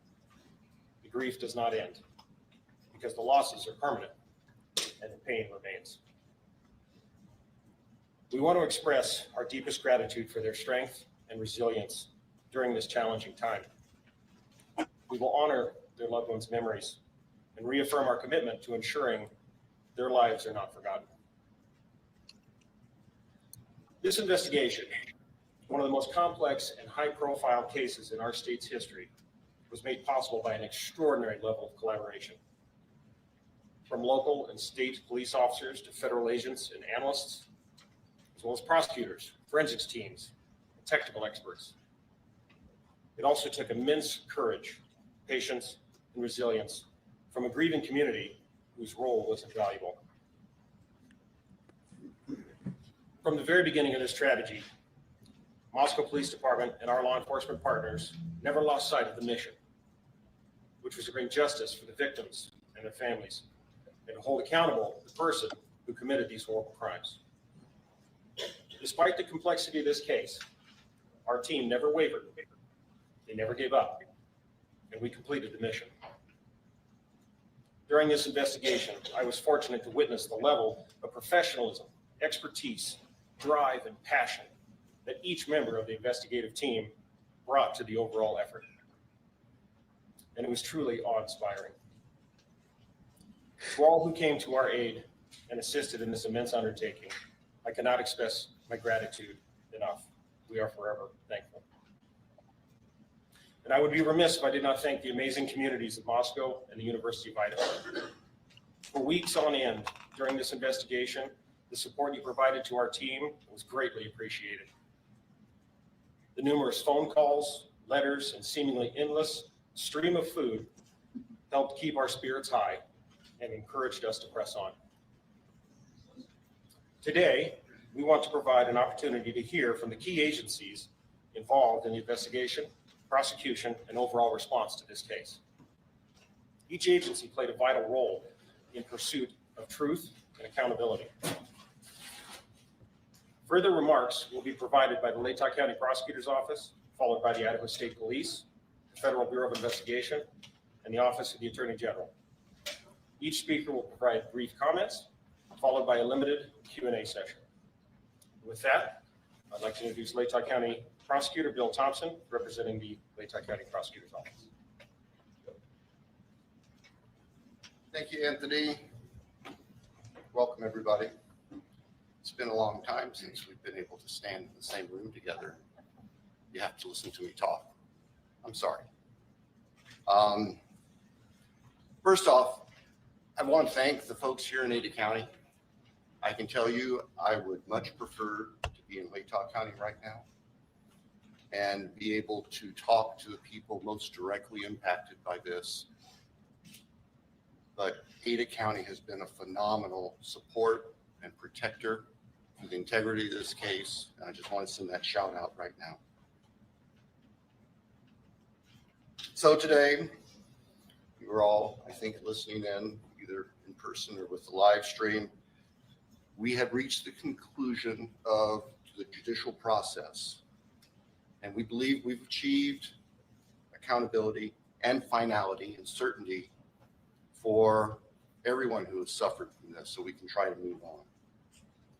As you are aware, Mr. Kohberger pleaded guilty to all 5 counts of the indictment. He pleaded guilty as charged. There was no plea bargain to change charges, drop charges.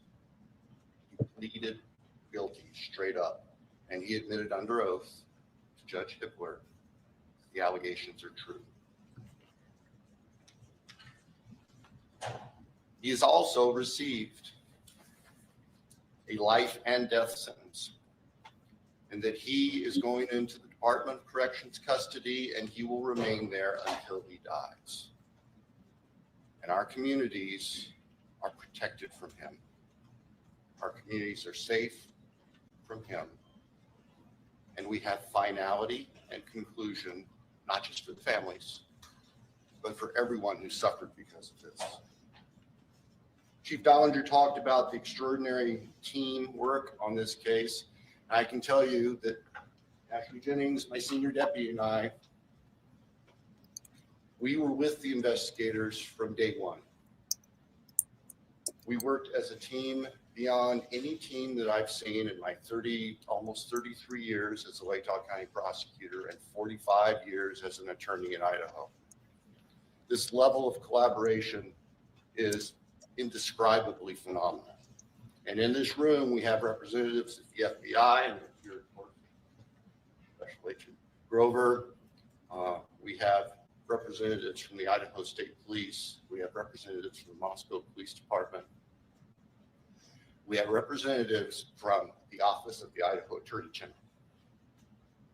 I can tell you, I will be forever grateful for the assistance that Jeff Nye, the head of the criminal division, and his deputy attorneys general, Ingrid and Maddie, standing beside him, offered to us. I don't know that we would have been able to reach the conclusion that we have today as successfully without their brilliant and dedicated work. And they too have lived this case from the get-go.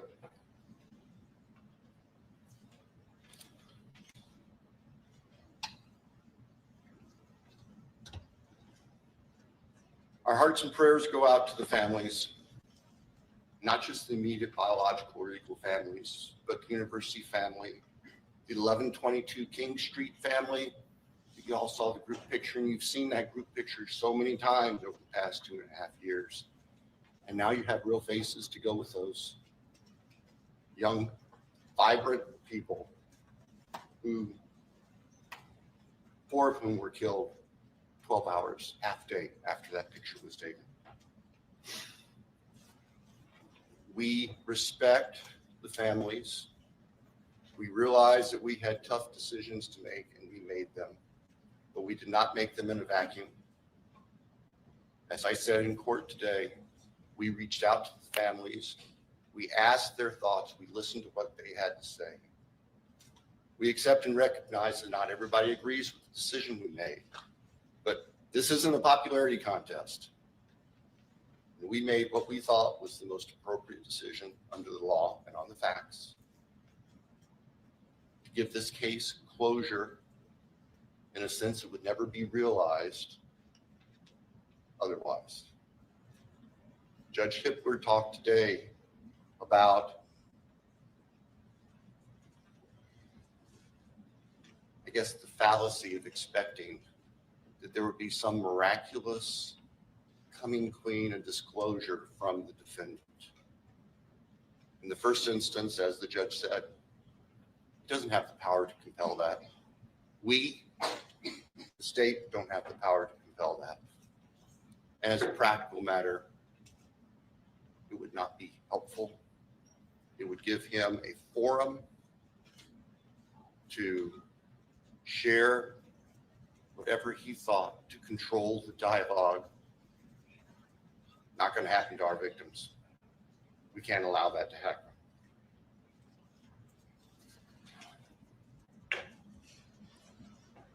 As if it was his So- idea. I'll say this with caution.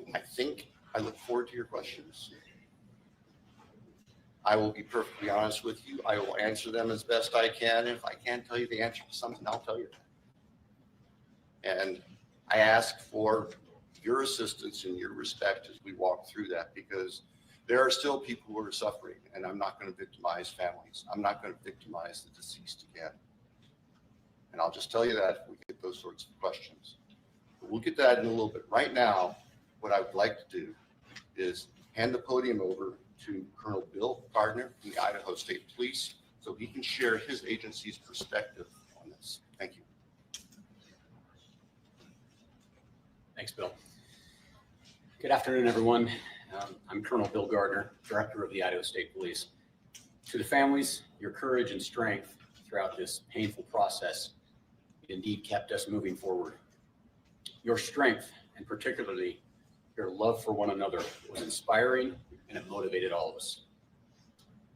You've carried a burden no one should ever have to bear. This investigation demanded the very best from everyone involved. Crime scene teams, forensic scientists, intelligence analysts, and investigators answered the call with professionalism, precision, and resolve. They did not do it for recognition. They did it because 4 innocent lives were taken, and the victims and their families deserve nothing less. It is clear this case required a team approach. Not only did the Moscow Police Department, the Latah County Sheriff's Office, the Idaho State Police, and the FBI come together quickly, but others provided significant assistance behind the scenes. I'd like to highlight a few of those. I personally want to thank Colonel Paris of the Pennsylvania State Police. Once this case moved across the country, the Pennsylvania State Police went out of their way to provide resources and support while our people were on the ground there. Also, it's important to note that from the moment this case began, Governor Little was fully supportive of the investigative process. He provided funding and support to make sure the job was done right. And finally, as was already mentioned, the Idaho Attorney General's office provided significant input and help during the preliminary motions. We relied heavily upon their expertise as we moved throughout this whole process. As law enforcement officers, we often say that this is more than a job, it's a calling. This case reminds us why we answer that call, why we stand for victims, why we fight. In this case, why we fight pure evil, and why we keep going. Even when the road is long and answers are hard to find. In this horrific case, I am proud of the work that was done and the people who carried it out. They exemplified the very best of our profession and helped bring closure to 4 families. I'll now turn the podium over to Salt Lake City FBI Field Office Supervisory Senior Resident Agent, Brett Grover.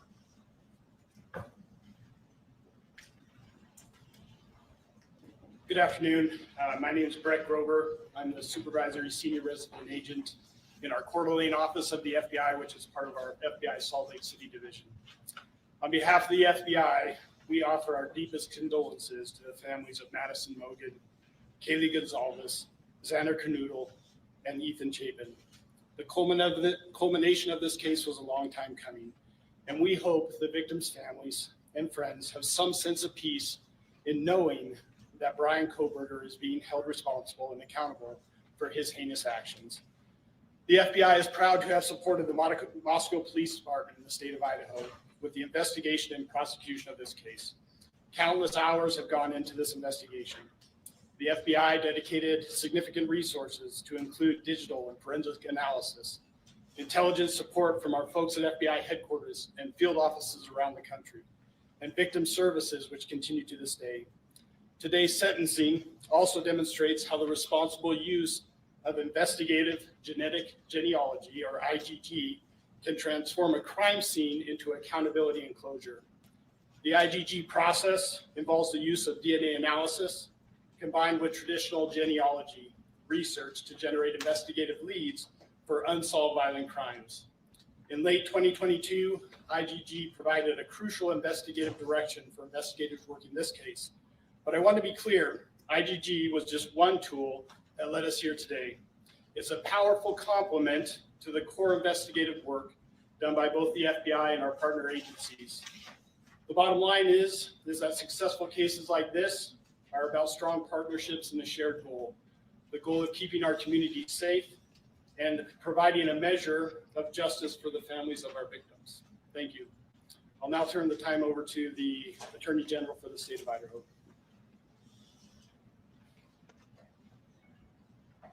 Good afternoon. I'm Raul Labrador. I'm the Attorney General of the state of Idaho. Today's a heavy day for the families who lost their children, for the community of Moscow, and for the entire state of Idaho. With the sentencing today, a painful chapter closes in one of the darkest and most heartbreaking moments in our state's history. We're here because 4 young lives were stolen from us far too soon. They were full of promise, they had dreams and aspirations, people who loved them, and communities that believed in them. Their loss is immeasurable. Their absence is felt every day, not only by their families, but by classmates, friends, neighbors, and all of us who came to know their names and their stories. There is no sentence that can bring true justice for this kind of evil. Nothing we do today can undo the heartache or fill the empty chairs at family tables.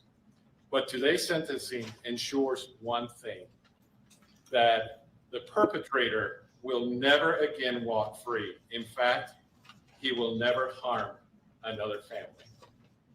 I want to extend my deepest gratitude to Prosecutor Bill Thompson, whose steady leadership has guided this case from the beginning, to the people of Layton County for their trust and commitment to justice, and to the state of Idaho, and to the state, also to the local and federal law enforcement communities who have been focused on bringing justice for the victims. I also want to recognize Jeff Nye, who's the chief of my office's criminal law division, and the team of attorneys in my office who work side by side with local prosecutors. Their contributions were quiet but vital. They help protect the grand jury's work. They push back against legal challenges and successfully defended the use of advanced forensic tools that helped identify Kohberger. These were groundbreaking legal efforts done with resolve, with care, and in the name of public safety. Their outstanding legal work spared the families and the public from a drawn-out, painful trial that would have reopened wounds and prolonged the family's agony.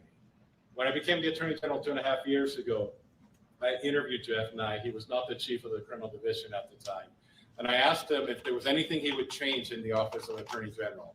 If you get to know Jeff, he had a long list. It was a very long list of things that he would change in the criminal division. But the first thing he talked about was the fact that our office was not helping local prosecutors with their prosecution. It was a take it or leave it kind of approach, that we either took the case and handled all the matter, or we did nothing at all. And he said that there were important cases where we could actually assist in the office of Attorney General. It's one of the reasons I hired him to be my chief of the criminal division. And I think today culminates the wise decision that he had to make those changes and the important change that we made in the office.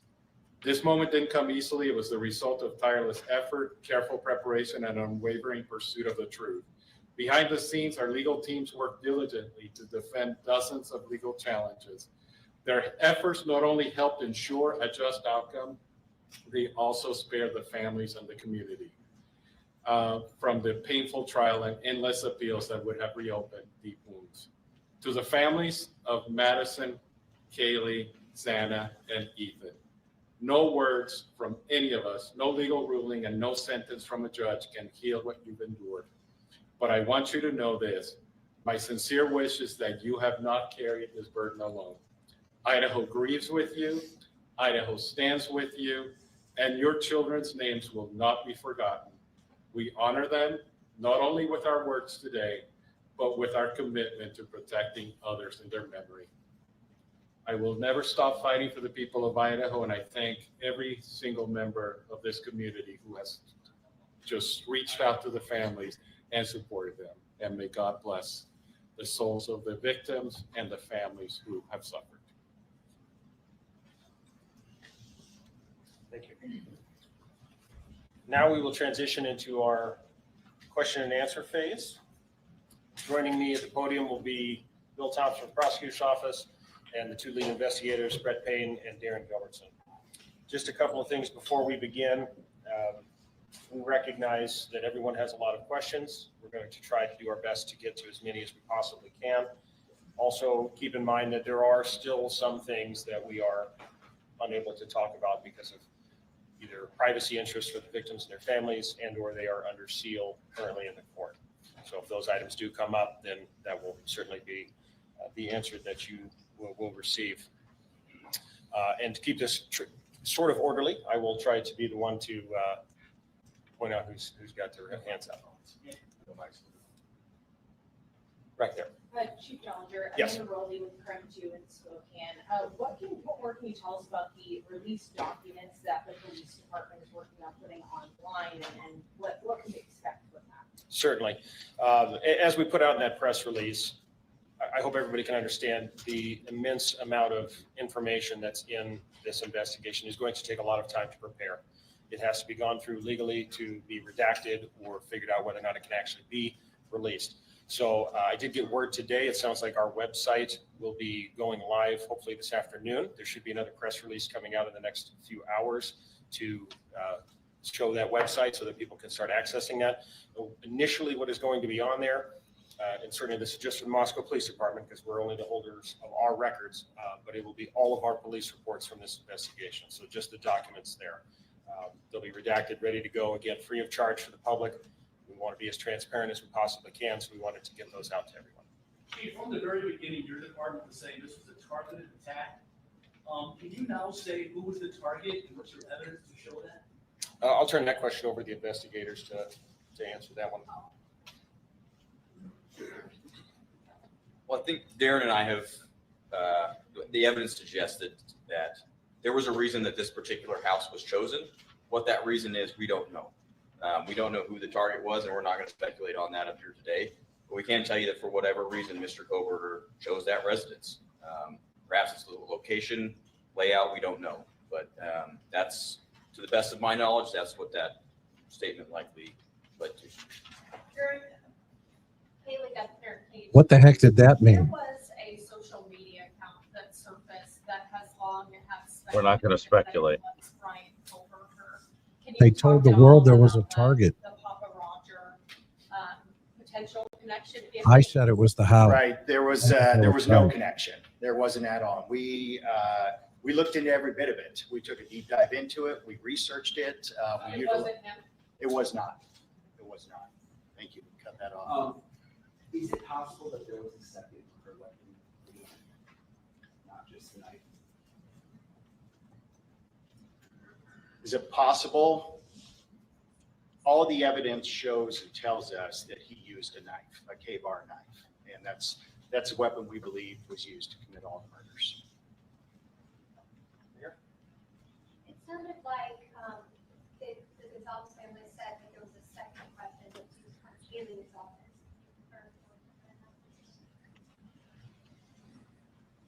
Out of respect for the families, that's something that you'll have to get from them. If they wish to share that with you, it'd probably be through them, not through us. And one more question. You said that it seemed like he chose that house. There's no clues as to why he chose that house. You know, after working in Moscow for several years as Chief Dollinger, that area is frequented by many, many people at all hours of the night when college is in session. So what Darren and I have surmised is that perhaps it's the old hiding in plain sight. There's lots of people around. There's lots of vehicles around at all hours. It's not isolated where you'd be noticed. So that's where that comment comes from. It does. And no, it doesn't make sense. And it's if you're in that neighborhood at all, it's a very complicated neighborhood. It's very closed in. But at the same time, there's everything from college kids to adults that live there, people that have full-time jobs, part-time jobs. So any one of us could come and go in. Right. DA Thompson, during the plea hearing and then again today, it seemed like your voice quivered a bit when you were either putting up the photographs or mentioning, and then again today, it seemed like your voice quivered a bit when you were either putting up the photographs or mentioning the victim's names. I'm just wondering about the emotional toll and that one. Yeah, you're right. My voice was quivering. Y'all were in there. There's a lot of powerful emotion. losses are almost indescribable. And maybe my filters aren't as good as they might have been 45 years ago when I started in this business. But I think you also saw that even Judge Hippler was affected and impacted by this. There is no easy way to remain stiff-lipped and dry-eyed through this kind of tragedy. There just simply isn't. I'm sure you're not aware of this yet, but there was a photograph where they zoomed in on a picture that Bryan Kohberger had on the defense counsel table. It was an image of a black heart. I don't know if you've heard this or you've seen the image. Hearing this, your thoughts? First, I've heard of it. There is something I need to say, though, real quick. This is the product of, I'm sure I'm getting old in my failed memory, but there's one other person I need to recognize, and this is very important to us because this was a key person that was going to take us through trial, and that's Josh Herward, the former United States Attorney for the District of Idaho, who left office and voluntarily joined our office as a special deputy to help us. My apologies for the oversight, as I wasn't reading my notes correctly, but thank you for that little interlude. Chief? I guess my question is for Mr. Thompson, you're still up there, and that leads to the long time. You said that it was your decision to accept this plea agreement. It brings finality, people die in prison, but Corporal Payne said they don't know who the target was and why he targeted this house. Was there a reason why, as part of the agreement, you didn't require Ann Taylor to have her clients sit down with you all and give answers to these questions? I think that Judge Hippler addressed that today very, very well. Of course, Judge Hippler addresses everything very well, we found. The law does not give the court or us the power to require a specific factual allocution. And just let me finish. And we recognize that. We recognize that we could have said, well, in order for us to move forward, we want a factual allocution. But I have to be perfectly candid. I don't believe that there's anything that would come out of his mouth that would be the truth. I don't believe that there's anything.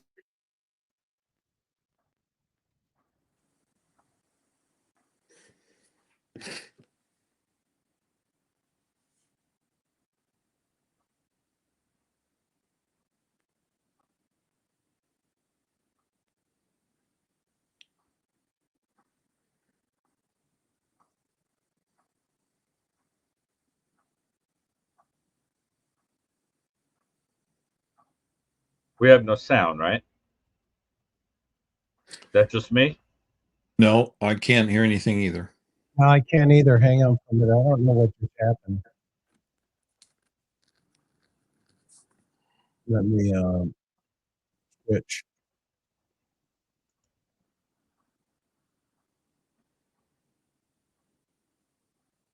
Can you hear this one?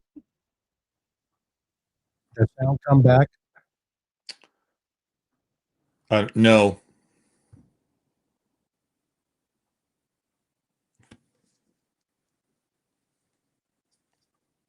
Okay.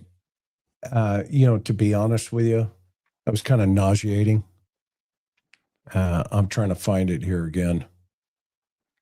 I don't know what just happened, but my comments and everything just dropped off. So, but yeah, man, I've got a lot to say about that just personally. And Bob, I'm sure you're sitting there going, what the heck are we watching? Let's start with you, Bob, and then I'm going to try to find the feed again. Well, I understand the lead prosecutor wanting to give kudos to his team and recognize certain people. He has the Attorney General Raul Labrador there, the FBI lead from Salt Lake is there, et cetera, et cetera. So I understand all of that, but it seems searched everywhere that we possibly could, but the reality is we're looking for a singular small, it's not that small, but K-bar 9. So it's endless of where it could have been, and we just were not able to find it. So what about the clothes and his ability to avoid forensics at the scene, in a murder scene where we now know Kaylee Goncalves was stabbed 34 times and then another victim was stabbed more. Right. So the reality is that somebody can carry this out and still not get covered in blood. That's the reality of it. And this does happen. And there's plenty of studies of that. And we've had some of the world's experts that we've asked those same questions because we've struggled with that. Why do we not find more here and there?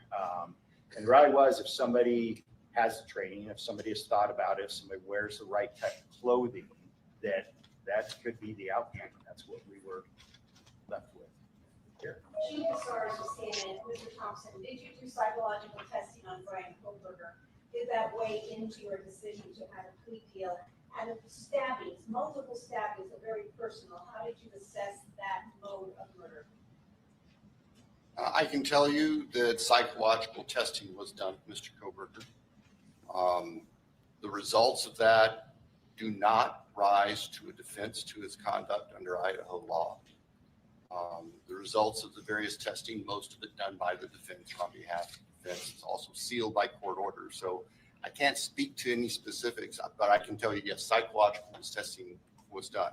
I can also tell you that no, psychological testing or any potential psychological condition of Mr. Kohberger, that did not play a role in our decision. Bill, does it have any bearing on where he will be placed or housed?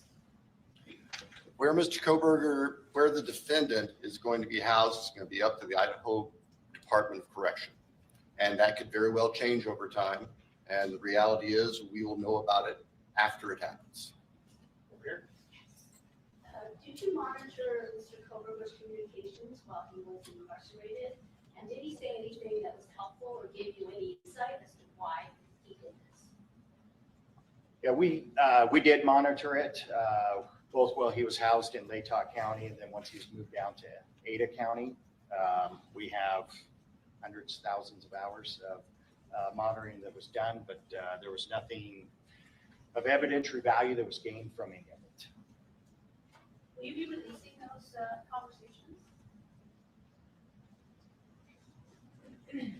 It's my understanding that the jail will not be releasing things that involve personal conversations with third parties.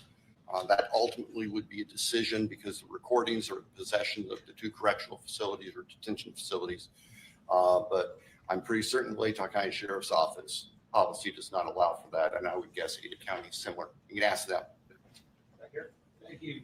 Greg Fisher with CBS News 48 Hours. Was there any evidence that Kohberger was following the social media of any of the victims?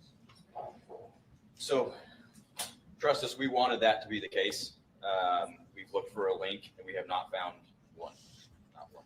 Yeah, through the entire investigation, I think that's something that we need, that you want, is to help to understand this and say, well, what's the connection? What was the link? And so we had every resource possible and we worked that tirelessly, both from everything from his side, but all the victims and all the members of the house from their side. So we have never to this date found a single connection between him and any of the 4 victims or the 2 surviving victims. Michael Ruiz from Fox News Digital. My questions for the investigators. You guys are going through this case. You've got a lot of evidence about his background, his education, his training. You said earlier you couldn't identify a reason the house was targeted. Do you have a motive? We don't. Oh my gosh, it gets worse. This question for Anthony Gallagher, actually. I remember when Anthony was beat cop, assigned to talk to us at the very beginning when all of this happened, and now you're running the show. So I wanted to ask, as a community member, has this case shaped and changed how you're doing this? It's changed everyone involved. How could it not? It was a devastating tragedy to our community, and our police department is part of that community, and it was very difficult for us as well. So, this is just one of those things that will not define us, but it is certainly a part of our history that we will never forget. Yes. Rebecca Bennett, Associated Press. The perhaps unprecedented level of interest in one case like this in Idaho was dashed by the screen in Iowa with secrecy in the case. The Goncalves family has said that they're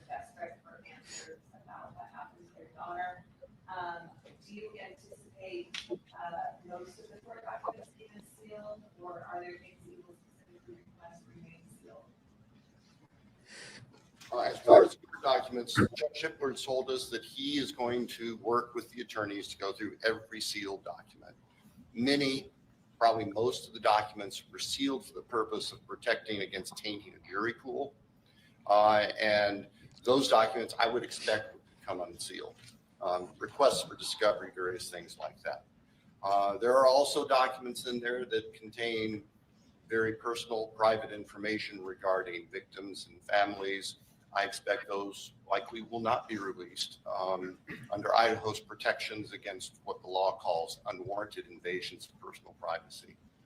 I realize that can be frustrating for folks who want to be able to explore this thoroughly, but we have to balance, and the law balances, the privacy of the people who have suffered, including the victims who are dead, with giving the public as much information as we responsibly can. Alex Bethany, spokesman review. I'm just wondering, does the lack of knowing the reason or the motive concern you when prepping for trial? Because juries tend to want to explore the motive or reason for a crime. And also, how do you as investigators and attorneys grapple with that? Because if you can't rationalize something irrational, then how do you continue knowing that maybe you won't get an answer? Well, I'll tell you from an investigator standpoint, we already know and realize we often don't get to know that. We want it. We all do. We naturally want that. But the reality is it's not something that we have to have or that we get. And the reality also is that oftentimes those very things that you're asking about, they're only known to one person. It's the person that commits those crimes. And I think that's probably what we have here.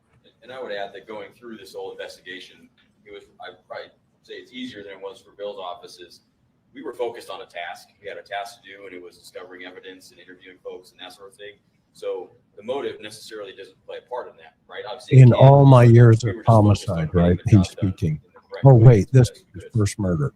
I forgot. And from the prosecutor's point of view, yeah, certainly lack of a clear motive is something that we think about and consider as we're preparing for trial, because we're going to have a jury of 12. These guys, I hate to say it, ordinary, honest citizens. Tell me there I'm who want to pro-police, figure this thing out. but I'm also We also, scared. and I've also found The defense that would have juries eaten tend to them follow the law, alive.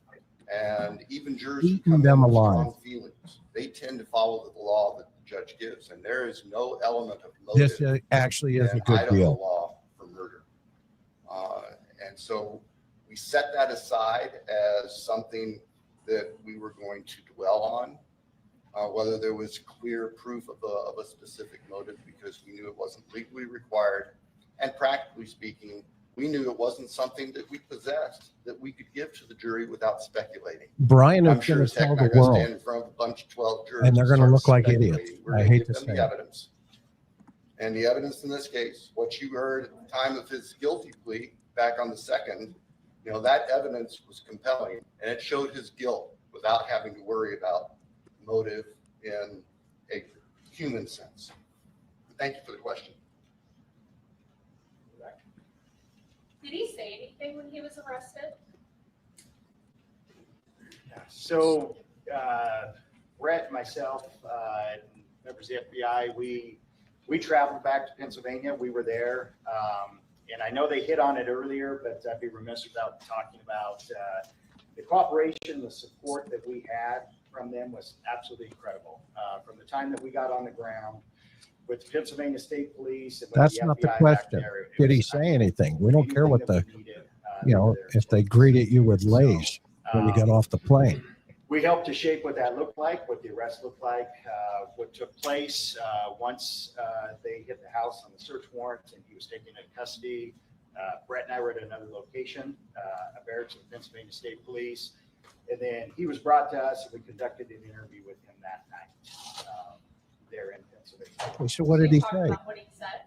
So we went into this interview. We used a lot of influence and guidance from the FBI and their behavioral analysis unit. They helped us a ton in framing our interview strategy, rather. That means he said nothing. When we spoke to Mr. Kohberger, we kept it pretty surface level to begin with. The idea being get him to speak and keep him speaking. It was pretty surface level. And then when we tried to get into things a bit more detail, he decided to end the interview. Zero. As soon as we tried to get walk into, the purpose of where I You don't go there, take a which guy obviously he and, knows that has we're, never worked a murder and Idaho. set him in with Brian Kohberger. That's when we Kohberger really ate him started shut alive. down, and they just shut it down. So What was his demeanor? There you go. Calm, relaxed. say very similar to what you see and whenever you see him in court. Could you imagine these two guys sitting with you, Brian Kohberger? I wonder if you can talk about Mr. Kohberger's family, whether you got much cooperation, tips, input from them along the way. The only thing we're really able to talk about is that we didn't get any tips or any evidentiary items from the family. So, and Just wondering if you ever had any idea of what may. Look how they're playing off of each other in this press conference. It's like, what do you think, Frank? I don't know you. What do you? Well, how about you, Bob? And Tom, what do you think? That was a short answer. You probably have time for a short follow-up.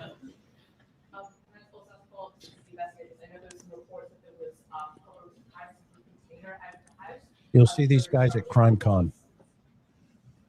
No, and the belief was in the once the roommates in her statement, and that's out there was that she observed something. The way you said that, I'm sorry. I didn't expect that. Him, but we don't know what it was.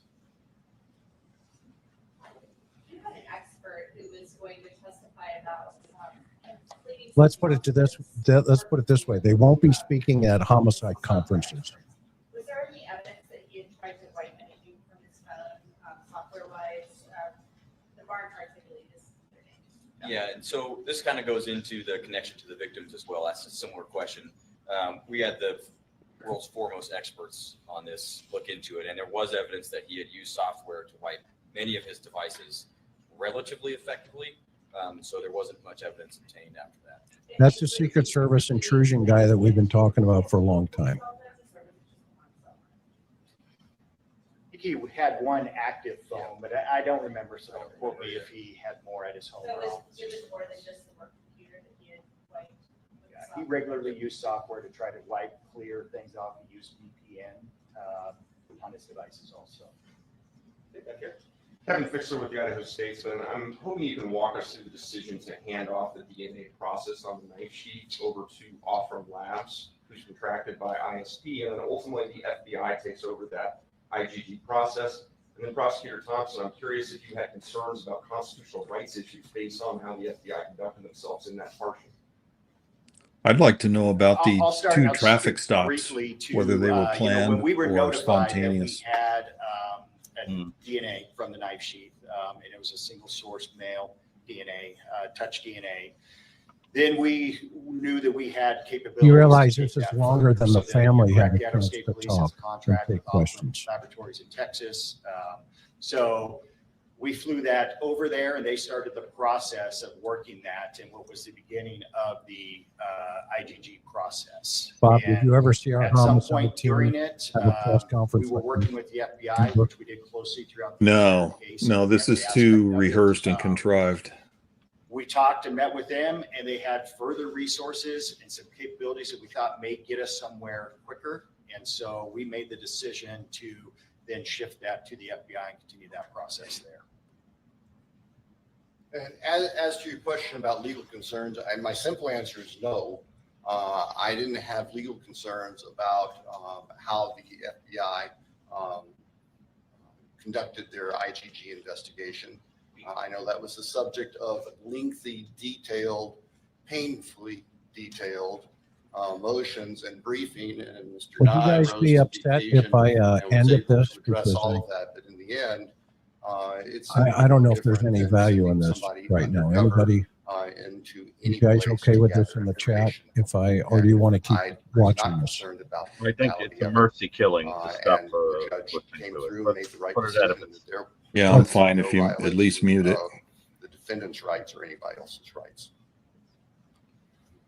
Had he not left the knife sheath behind, would you have been able to track him down? We've talked about this ad nauseum. And the answer is yes. Through the car, most likely. We had some amazing people going truly line by line over tens of thousands of white Hyundai Elantras. So we believe we would have got to it through that avenue.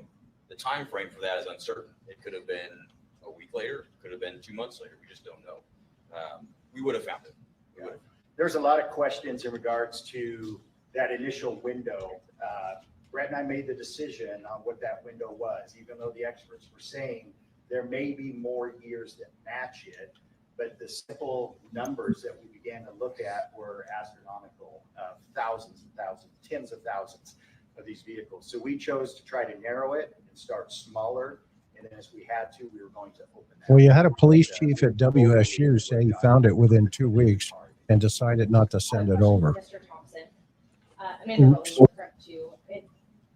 It appears that the plea deal, it felt a bit rushed. So the question is, why did it happen so quickly, considering some of the families were against it? And also, the Mogen family at the plea hearing mentioned saying that this is the best possible outcome. Just wondering, do you agree with that, or would you have liked to have seen a different outcome? Well, I think we agree with the Mogen family. Our decision was that this is the best possible outcome, all things considered. And factoring into that, the defendant was prepared to plead guilty as charged. Now, if that hadn't been a factor, we'd be picking a jury for trial starting right now, or starting this week. What was the first part? Why was this such a quick? It felt rushed. So why did this happen so quickly, even though the family? No, I hear you. The process moved quickly. There was no doubt about it.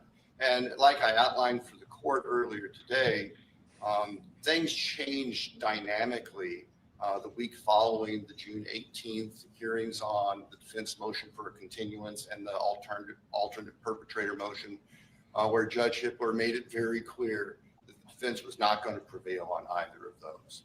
And so the reality of trial was there, and there was nothing else in its way. We were continuing to prepare for trial. We had been doing that for months. And as I mentioned, that's me bringing Mr. Hurwitz in to help us because the Attorney General's office was not able with the manpower to help us all the way through trial. We were ready to go. When we were approached by the defense about the possibility of a plea, our first question was, is your client prepared to plead guilty? And it took them a little while to give us that answer. In the meantime, we reached out to the families. And we talked to the families and we solicited their input. And This is the word salad the families dealt with. the fact of the matter is, and I think Judge We're Shepard hearing it. commented on this back on July 2nd when we were in court, is that the logistics of the upcoming trial with 10,000 prospective jurors being summoned in, the court staff making arrangements and preparing to process that part of the case, dictated that if the case was going to resolve, it needed to resolve quickly. And so that kind of drove the pace over that weekend, the last weekend of June, at the end of the weekend, when we understood from the defense that the defendant was prepared to plead guilty. The court was notified the next morning, and the court wanted to move quickly to get a plea done on the record if it was going to be done, and if it wasn't, so we were not interrupted in our trial preparations. The trial logistics were the main concern, just as Judge Hippler had said prior, right? With the jury as a factor. Yeah, the practical aspect is that the trial machine was running, and if it was going to be interrupted, that had to be known as soon as possible. I think that's the fairest explanation.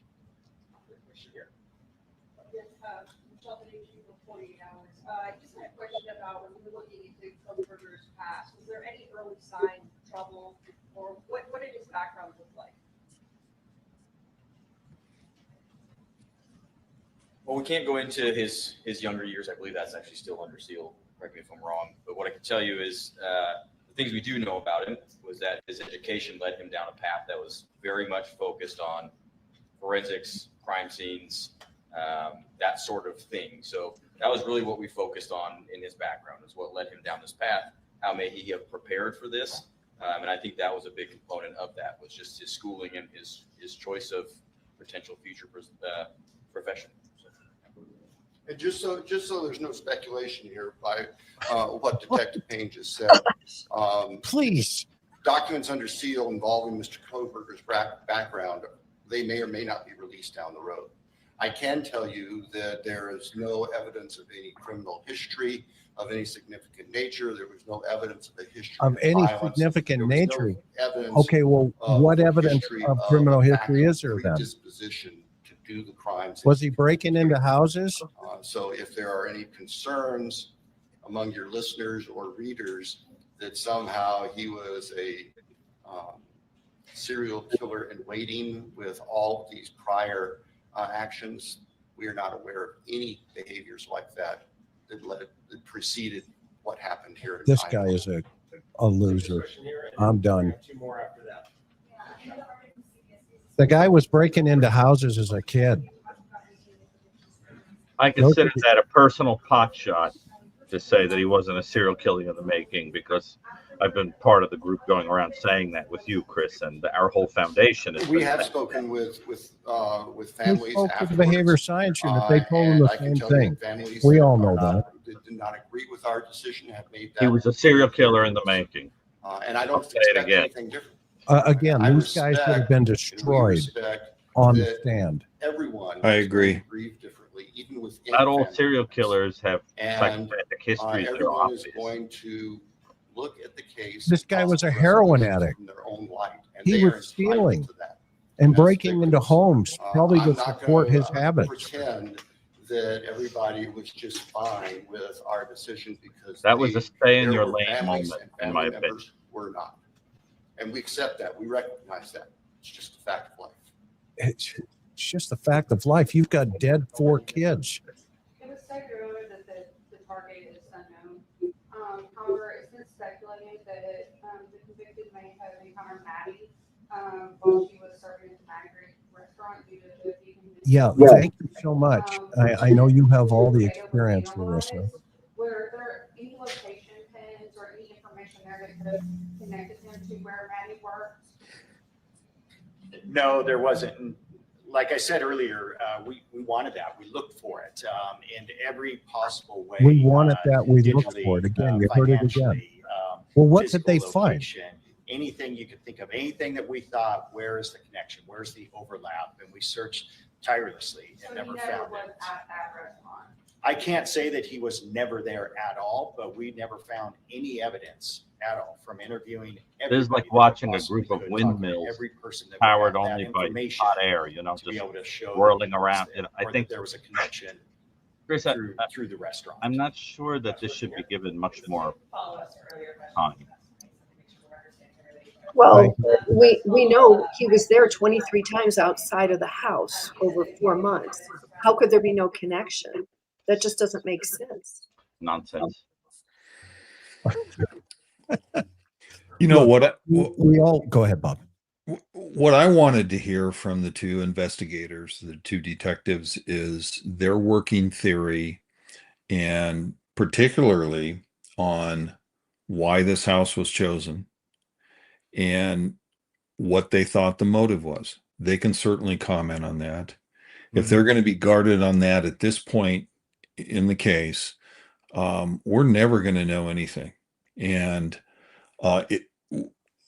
just for the audience, as investigators, we operate on probabilities, not absolutes.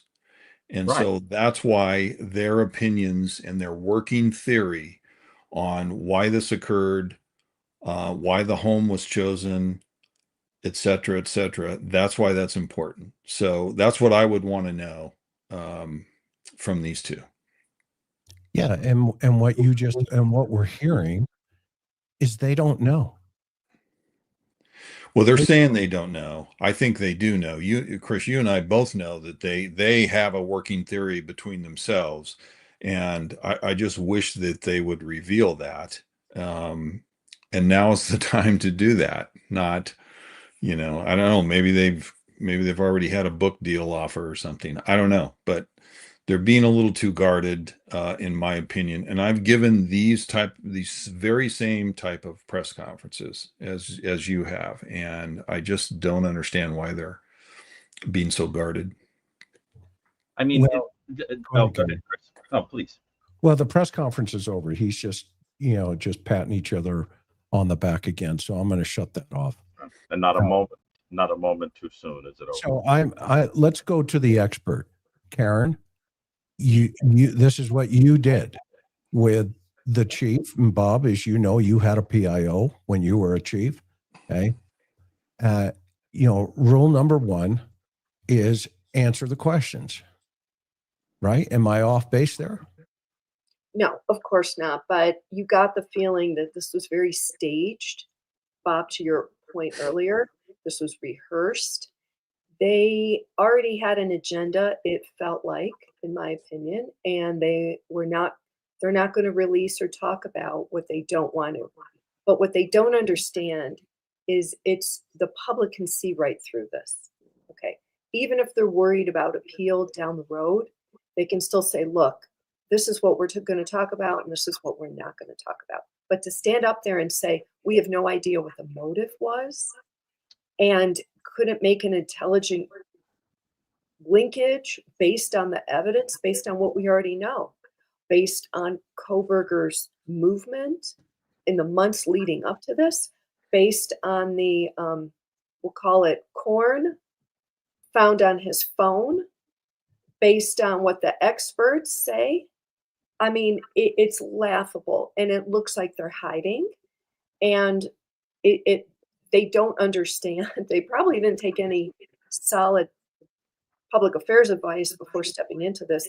And when I got the press release saying, hey, they're going to be doing this right after the sentencing, I called it. I told Chris, I'm like, this is going to be rehearsed.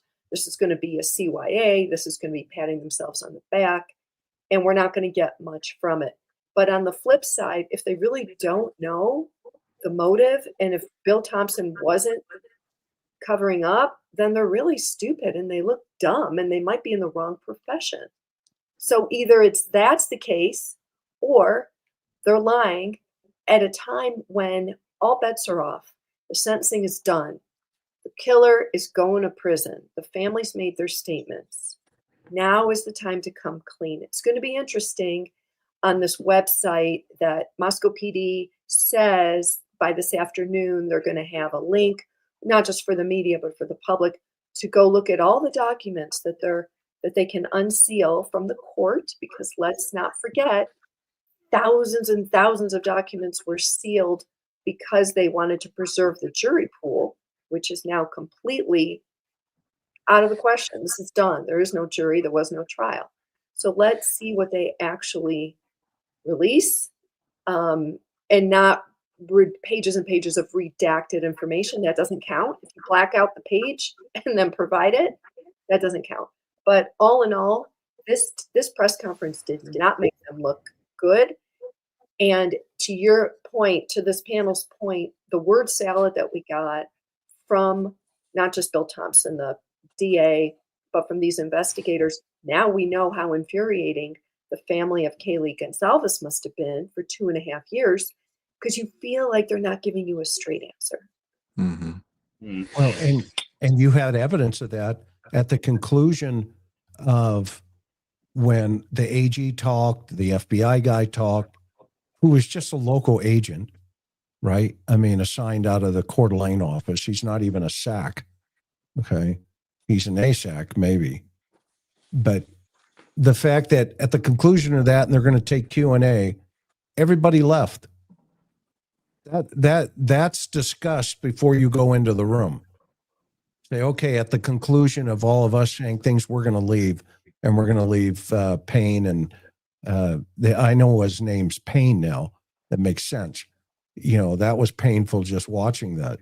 And as everybody else leaves, okay, that was rehearsed. That was rehearsed and discussed. And so what else was discussed and what else was rehearsed? I mean, what did we not hear? Well, this is the reason why Kohberger, we believe, to Bob's point, A, B, C, and D. Okay. Yes, we did find a tremendous amount of pornography on his phone, to your point, Karen, and that kind of led us to consult with the behavior science unit at the FBI. In fact, we even had him out at the scene And there's video of one guy looking out the window, kind of getting into the suspect's mind, trying to recreate of what the, vision of what the suspect may have had from that upstairs window. However, and by the way, we had a footprint, a digital footprint of 23 something times coming back to the house. Now, what we don't know is if he made it into the house at any time during those 23 separate visits. We do not know that. Okay. But it definitely led us to believe that he was targeting that house, evident of the fact that he was probably a voyeur into that home.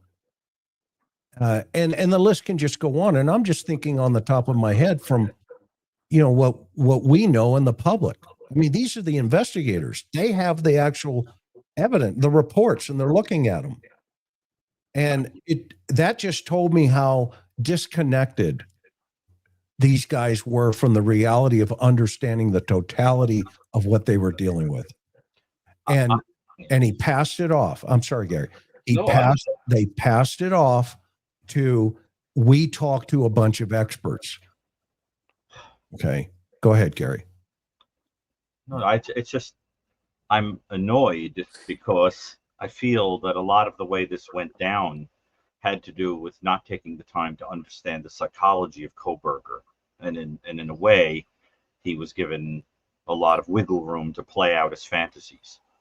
And I think to go out there and say that there's a person where there's no practical or interpersonal kind of explanation for an offense, where anyone in our business knows all that leaves is that it was fantasy based and personality based. That's the only thing left. And when you commit this kind of fantasy based and personality based offense and have a history of viewing violent pornography with themes that are rather similar to what you see in the crime scene, a sleeping person attacked, for example, and on top of it, you're cosplaying a serial killer who did the same thing, and have studied serial killers and underlined things in books and examined them and downloaded about them, it becomes rather ridiculous and offensive to come out there and say, and by the way, anybody who's out there telling you that this guy was a serial killer in the making doesn't know what they're talking about. That was a pot shot at people who do what we do for a living, and probably were more useful behind the scenes than these people. So I think that was a profoundly offensive comment and minimized the odiousness of this killer and the danger of what would have happened if he would have gotten out. And it also minimizes, I think, for God knows what psychological reason, the offense of letting him get this plea deal. Because if you realize he's a serial killer in the making, you realize that you gave him control. You realize that he was sitting there like a sphinx enjoying this and a lot of other things. So I think they should have tried to understand a little better the mentality of these kind of people. And and that bothers me. I'm not going to lie to you. Well, I'll tell you what, to dovetail into what you're saying, I'll tell you what they just did. Yes. Okay, because Bryan Kohberger is going to watch all of this at some point. He'll see it. We all know that. At some point, he'll see what the cop said. Okay. And here's what they just did today. This guy is going to tell his story at such depth that these guys are going to look like clowns. I'm on the record. This is YouTube. It will forever be here. And you're going to be able to come back and clip it when Bryan Kohberger tells his side of the story. And you know where you have a piece of that, an understanding? When you have Payne, who says, yeah, we talked to the BAU, and the BAU says, keep them talking. Okay. What Payne did not see, or at least he didn't pay attention, we had the chief of the BAU on this channel, Greg Cooper. He ran the BAU, and he told the world how to handle the suspect when they get him. And it's, I mean, to just say, well, our job was to keep him talking. That is from somebody that has never, ever talked to anybody in this position. What Payne should have done was step back and let somebody in that interview who was actually communicated with these guys from the BAU, if that's what it would have taken. Right. But You're 100% right, Chris. It's like if you have a person you're interviewing who only speaks Chinese and you only speak English, you get a translator. You don't go in there and try to speak in broken English to the person. You need someone who understands the culture and language of this kind of offender. And that is the ego that we see with these two guys saying, well, me and Frank and Bob and Bob and Frank and Chuck. Bob and Carolyn said an Alice, yeah. right? And we thought we had, but we never ever able to answer that. Well, no kidding. You weren't even able to get this guy to talk to you about why he did what he did, because you guys already had all the answers when you went in there because you spoke to some guys. Okay. I remember I had a case years ago. We landed in Arkansas to go interview a guy. And this guy shows up at the airport and he looks like a Boy Scout. He had an epithet. He had every SWAT. He had every badge. He had just, I mean, he looked like an Eagle Scout. They had sent a troop of Eagle Scouts to pick us up. And you know Danny Aarons, Bob. Danny and I get off of this customs jet. We hijacked a customs jet down in San Diego at the port. Hey, we need a ride to Ohio. We got to go do an interview on this dude. Okay, well, you know, book your flight, basically. We get on this thing. You know, they need hours. We need a ride. We get off, and this guy shows up. I swear to you, he looked just like a Boy Scout. And as he comes up to us, I said, are you on the SWAT team? He goes, yeah. I said, are you a hostage negotiator? Yeah. Are you a detective? Yeah. So you're like 50 things here. He goes, yeah. I said, where's our guy? And he goes, oh, we got him down at the PD in an interview room. And I said, please promise me you have not talked to him. He goes, well, we've chatted him up. We were about ready to, you know, read a Miranda. And I said, please tell me you didn't do that. Please tell me you did not do that. No, sir, we didn't. They're waiting for you right now. They're waiting for you. And I'm like, Lord, thank you so much. Because we just spent, you know, the government's $10,000, $50,000, $20,000 worth of gas to get out here. Okay. And I thought to myself, okay, that's who these two guys, these guys are going to be, they're going to write a book. They're going to be on, you know, Crime Con. They're going to be all this other stuff. But guess what? They're not going to be able to tell anybody. Well, we don't know if it was sexually motivated. We don't know what the motive is. We're not really sure if he ever made it into the house. And the list just goes on when you listen to this. And it's my frustration. It's nobody else's. I mean, but Bob, you got to be scratching your head going, what the heck is going on here? Well, yeah, like I said, and I honestly hate to be critical of colleagues like that. However, and I'll just reiterate quickly, I want to know more. And this is the opportunity and the time and the appropriate time for them to tell us more. That's why they're holding the press conference. It's not just a backslapping thank you session. It should be, this is what we think, and this is the reason why this occurred. And then little things, as I mentioned earlier, like why did they stop them when they were surveilling them en route to Pennsylvania? I want to know those answers, and a lot of people want to know those answers to those type of questions. So now is the time to do that, and I'm really disappointed in their responses, and so Right. I don't know if we'll ever know.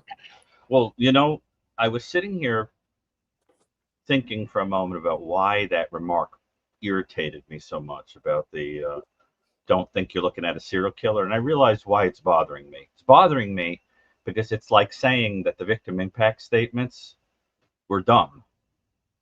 If you don't think this guy was a serial killer, then the things that were said, particularly by the Goncalves family, don't make any sense. He didn't have those motivations. You might as well get up there and say they were a pack of liars and fools. If you realize the motivations of this guy, then what they said was brilliant. They cut him right down. But there was something that undid that by saying, oh, by the way, he's not a serial killer in the making. Okay, well then. See what I'm saying, Chris? That undercut them. Then why is he studying serial killers and then kills 4 people? Why does he have what, probably 50, 100 photographs of Ted Bundy on his phone? Why does he have pictures of sorority girls all over his phone? Why does he order a knife months ahead?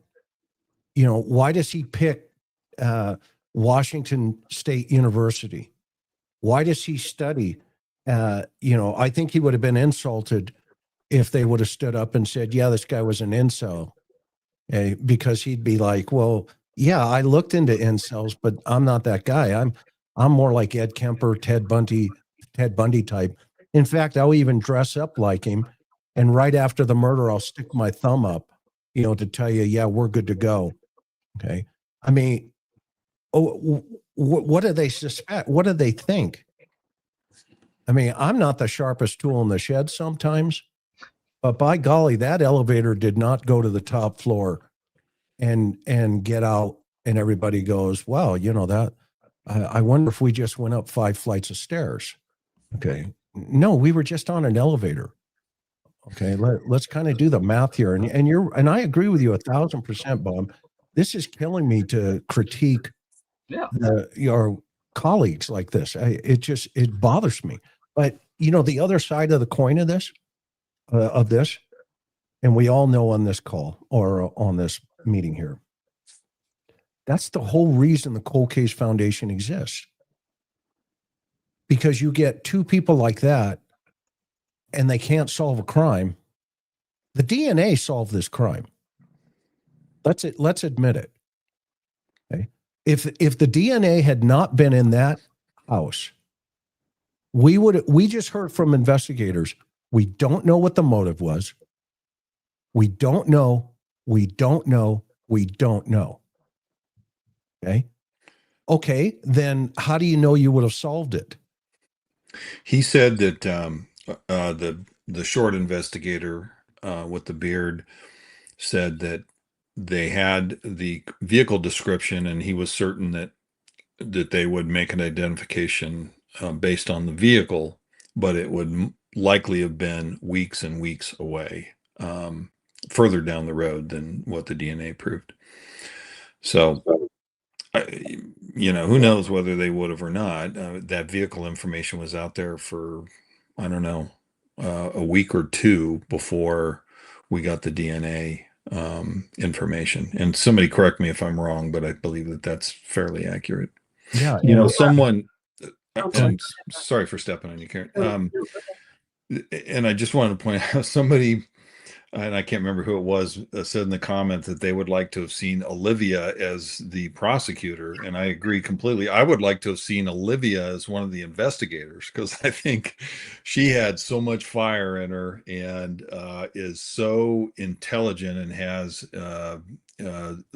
good investigator DNA, in my opinion, just based on what I've seen from her, not only today, but in the media yesterday. I just think, yeah, there we go. So anyway, she gave the vehicle to the PD. Okay. Yeah. From she had the Steve and his family saw the video before the cops saw the video. Great. Because they had the friends who had the video were friends of Maddie's and Kaylee's. And they shared the video, or they shared the contact of the person, okay, who had the video. Steve got hold of them and said, do you have the video? And they said, yes. And they allowed him to watch the video. They let him into their system. And they watched the white car the same video Dateline played. They had it within 24 hours. Thank And- you, Cindy, for bringing that up. I was unaware of that. I had no idea that occurred that way. We Yeah. are very close to folks behind the scenes, including the family. But Right. go ahead. So you heard that here on the interview room again, that the family, Kaylee Goncalves' sister, had the white Elantra on the video before police. But as you guys will recall, we were told that, you know, in my opinion, it's a little bit of a charade if they're not being honest. Police are not honest in saying, hey, it came from a tip from the family, and they put it on Washington State Police. Remember, in the arrest warrant, we were told that it was a Washington State University police officer who picked out the Bryan Kohberger's white Elantra. But come to find out, that isn't true. Washington State University Police, we know this because the police chief was out running around on media shows and in that documentary that we talked about, that he said, well, we had it 2 weeks later, but we didn't even give it to Moscow PD. So, okay, here's a question. Today, for your press conference, if the family gave you the lead within 24 hours, why did it take you so long to find the actual car? Why did it take weeks and weeks? And why wasn't Kohberger arrested in either Idaho or Washington State?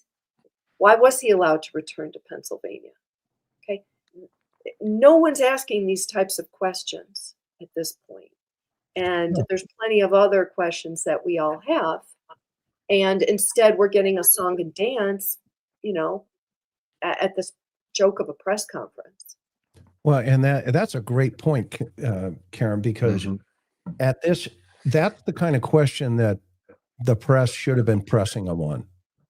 You know, look, early on, you guys had the video. How did you get that? Right.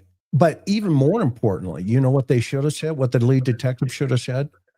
You know, we got a phone call from the victim's family, from, Kaylee's family, and they gave us a lead into the white car Elantra video. Okay. That's the right thing to do, because that's the flow and the chain and the truth that you're going to have to put your hand up in a trial and say, how did you get this video? Well, we got a phone call from the victim's family. But here they danced around it. And it got even worse in the documentary when the Washington State University chief says, well, we got a bulletin, a BOL, about a white Elantra, but it was a different year. But my guys went through the system, and guess what? We had Bryan Kohberger's Elantra, but we didn't turn it over to Moscow PD. Am I missing something? You know, and that's the kind of, you know, this is what we're seeing. We're seeing this dodge. You know, here comes a ball. You know, move, get over here. You know, because you don't want the ball to hit you. Well, guess what? You know more than anybody, Bob. You've led the police departments. If somebody's throwing the ball and it hits you in the head, you need to say, yeah, we got hit in the head with the ball. Oh yeah, you admit your mistakes and you acknowledge the correction and you go on, you move forward. Absolutely. Yeah, we just move on. Gary, you have patience. Yeah, I do. So I'm gonna get off now, but I just want to say something quickly in closing. First of all, I think it's been very valuable to process this in real time. I can't imagine what the families are feeling, and of course, we'll continue to be there for anybody who needs us in this situation. But I just wanted to point out that one of the things we said throughout this process, while Kohberger was a suspect, was that he always seemed to be pulling the strings, because he seemed to have this kind of personality where he was controlling everything, indirectly or directly. And one of the things I feel watching everything that happened today is that you almost feel as if some invisible hand, some person with a narcissistic arrogance that, you know, is behind the scenes somehow making people do things like say, he's not as bad as he seems. He's not really a serial killer. Oh, he in the making. Oh, he doesn't have to talk. He can stand there like a sentinel, and there'll be an appeal process. But and it bothers me because you can almost feel it that everything sort of seems to fall out the way that he would want it to, where his image remains a certain way. And that's the danger of not understanding this guy's psychology. Because if they had, they would have said, "Oh, I'm not letting this guy cast any spell over me." And I didn't care for that. But I think it's very important to realize that ultimately this guy has a way of playing everybody. And I don't like it, because even though he's found guilty, I mean, there are some ways that you could make the argument that he wins. And it bothers me tremendously. And keeping secrets about what he did, it serves him. It serves him. Now he's got an enticing thing to use to get favors like Bundy used to do. Yeah. Right? He can dangle pieces of information. They don't even have to be true. He can make, book deals and television things and all that. And I don't care for that. I don't like that at all. So that's why I give a special kudos to the family members that got up there and said, "I'm going to call this what it is. I'm going to call this what it is." Good for them, because they were the only ones who did it. 100%, 100%, Gary. And look at the power of that. It's about time.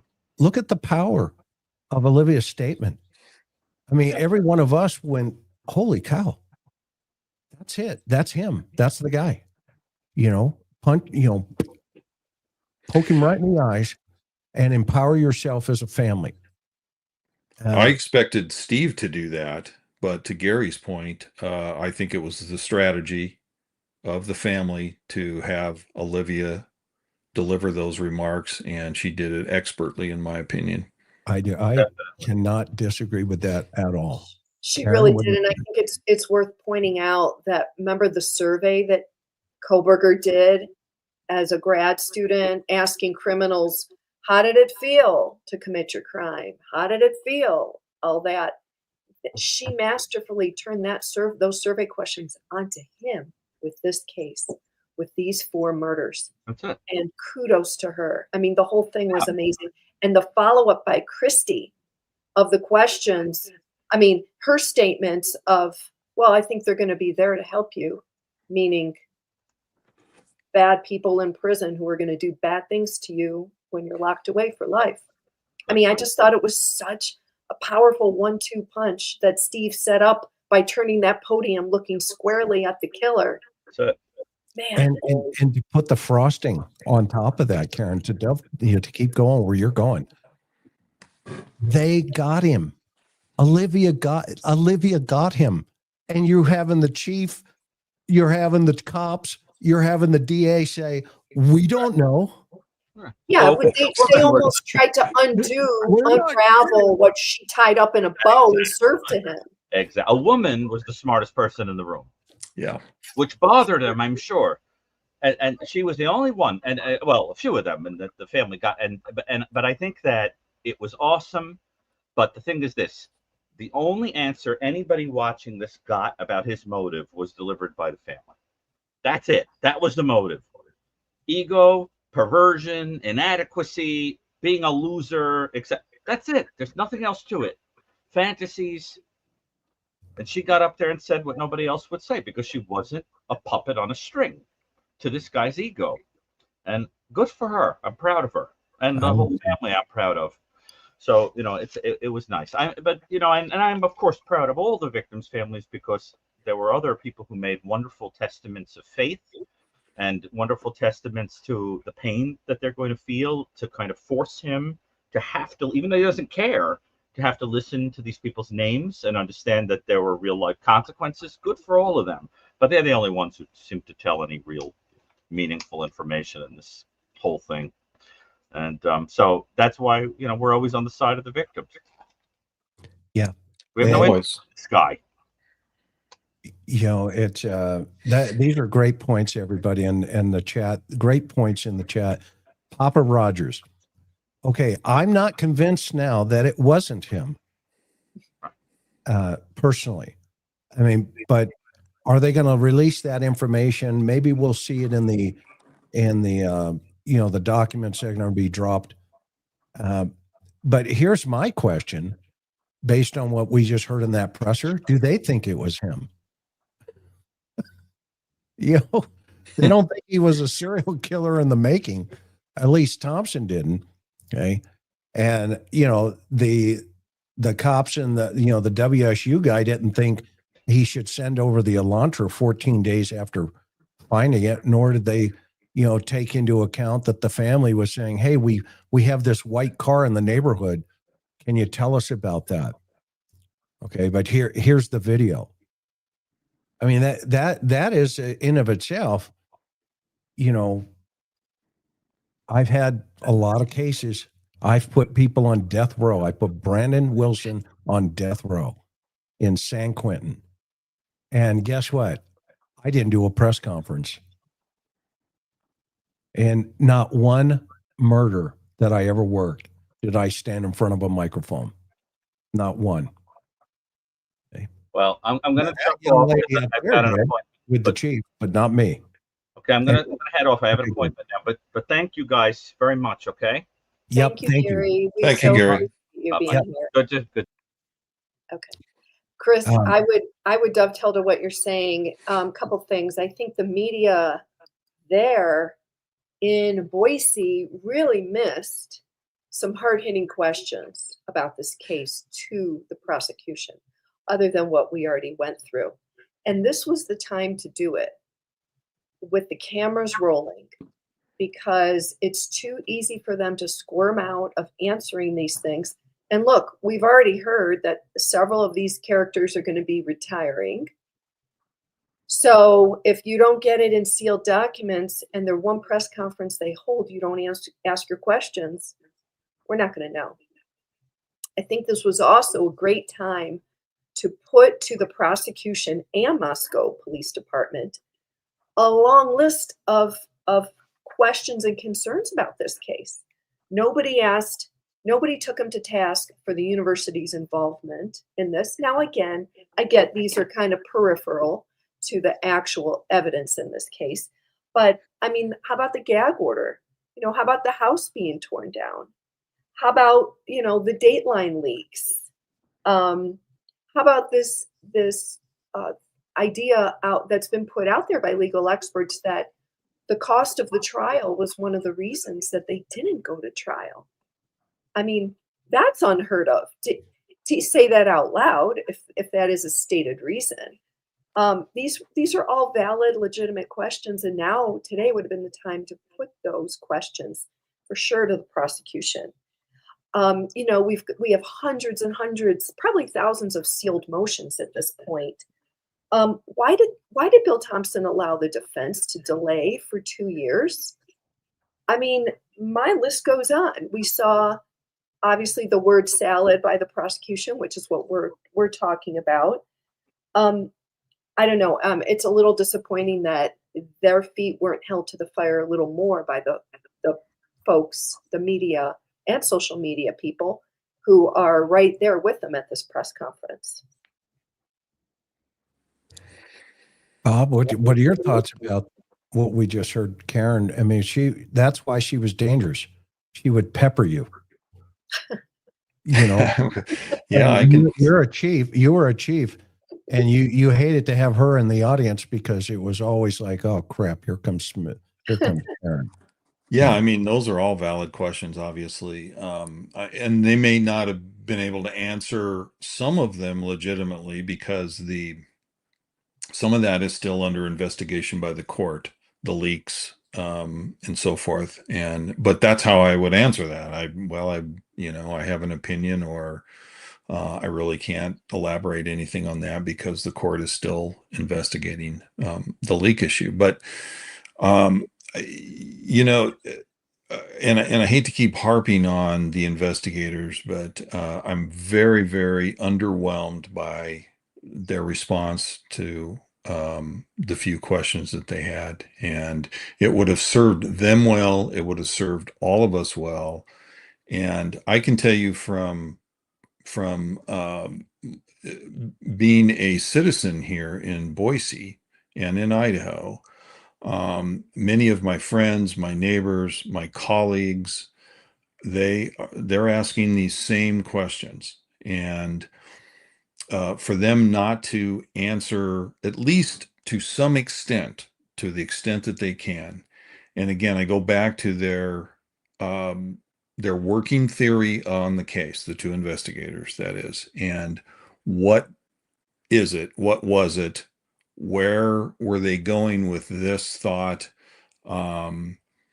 What Dr. Brucato had to say about the serial killer aspect of the prosecutor's comments. I mean, I fully understand that, and I understand why he's upset about it, and I probably would be too if I were in his shoes. But I'm equally, well, maybe not equally, but I'm somewhat upset about the way these two investigators handled these questions, or mishandled the questions, if you will. So.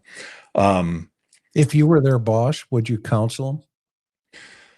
Well, if I were their boss, I would not have put them up there without the proper training. To Karen's point, of PIO, I went through a 12-week PIO course at the FBI National Academy in Quantico to learn how to do just that very thing right there. And part of the curriculum was to give several mock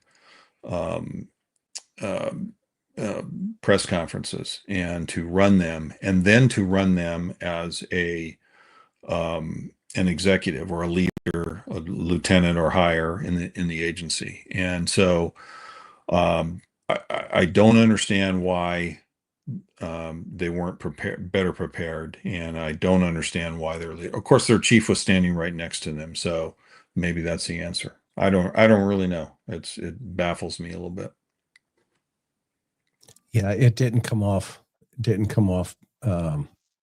correctly, and I, it hurts to kind of have to say, but at the same time, the public, the families, they deserve, their critique of, look, we could have done better. I mean, but to come out of there and to say, well, what they've said today, and they're patenting, it's like, let's go, to have a sandwich together and, high five each other. He's gone. What they just did was serve him up into a higher seat.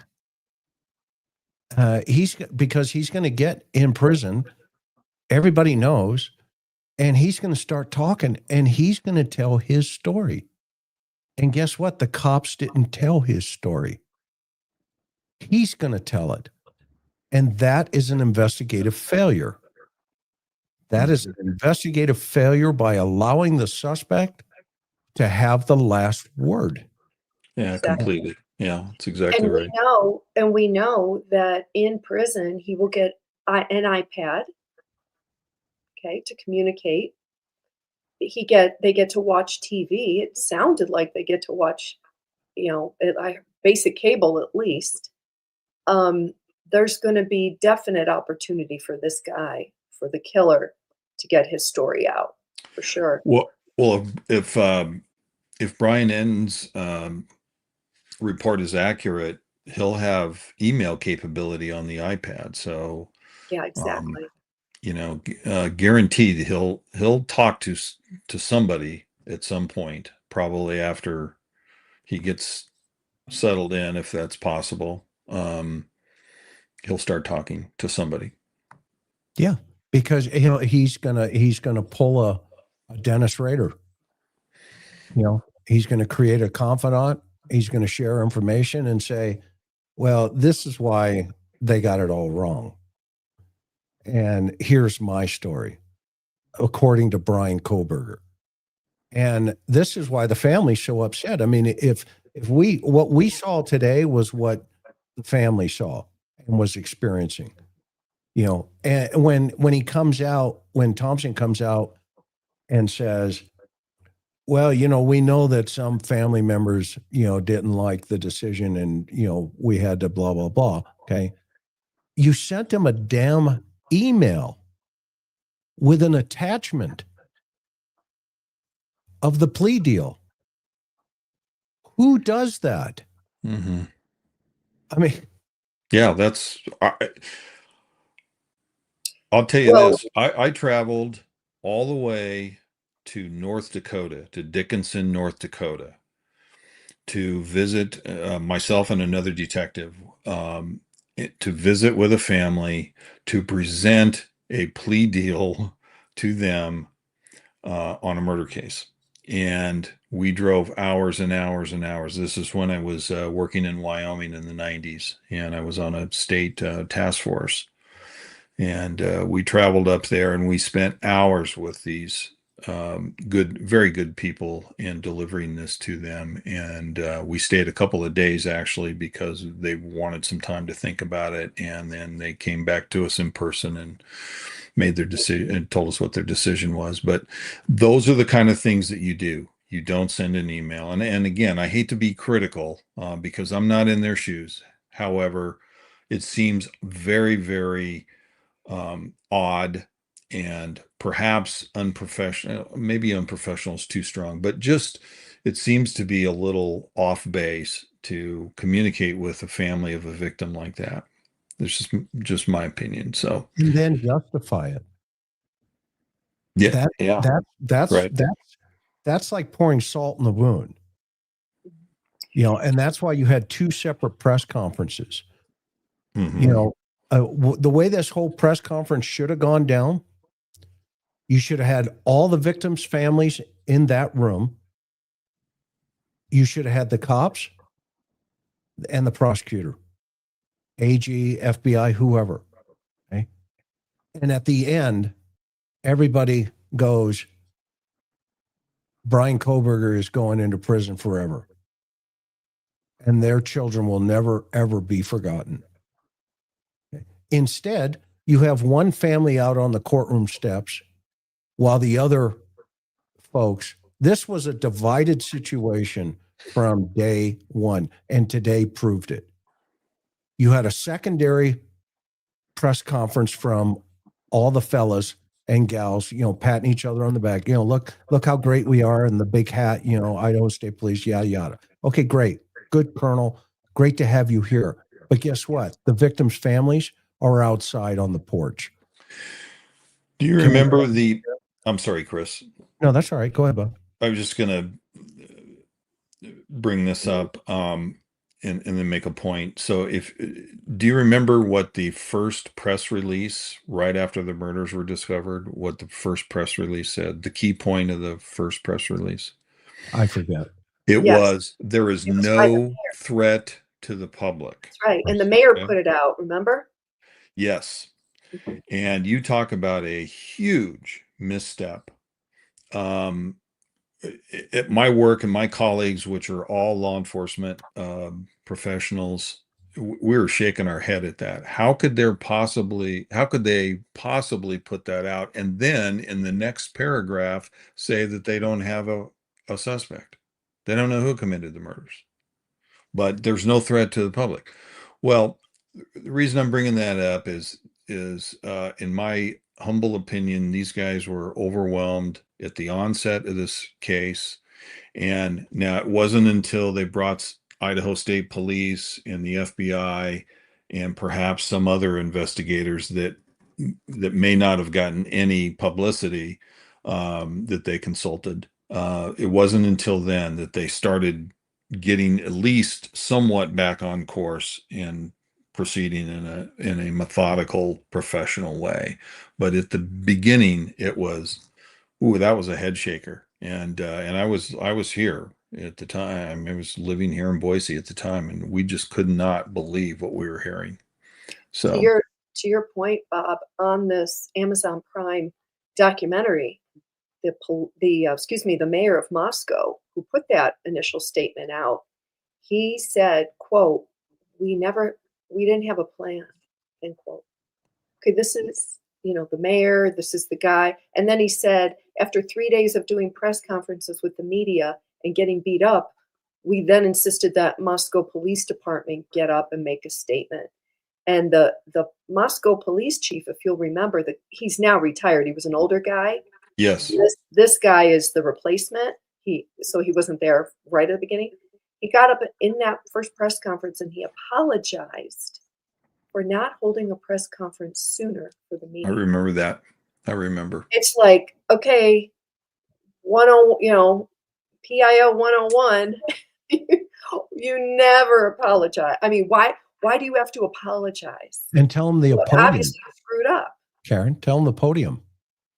And the podium said University of Idaho, as if all the information was being disseminated by the university and not the police investigating a quadruple murder.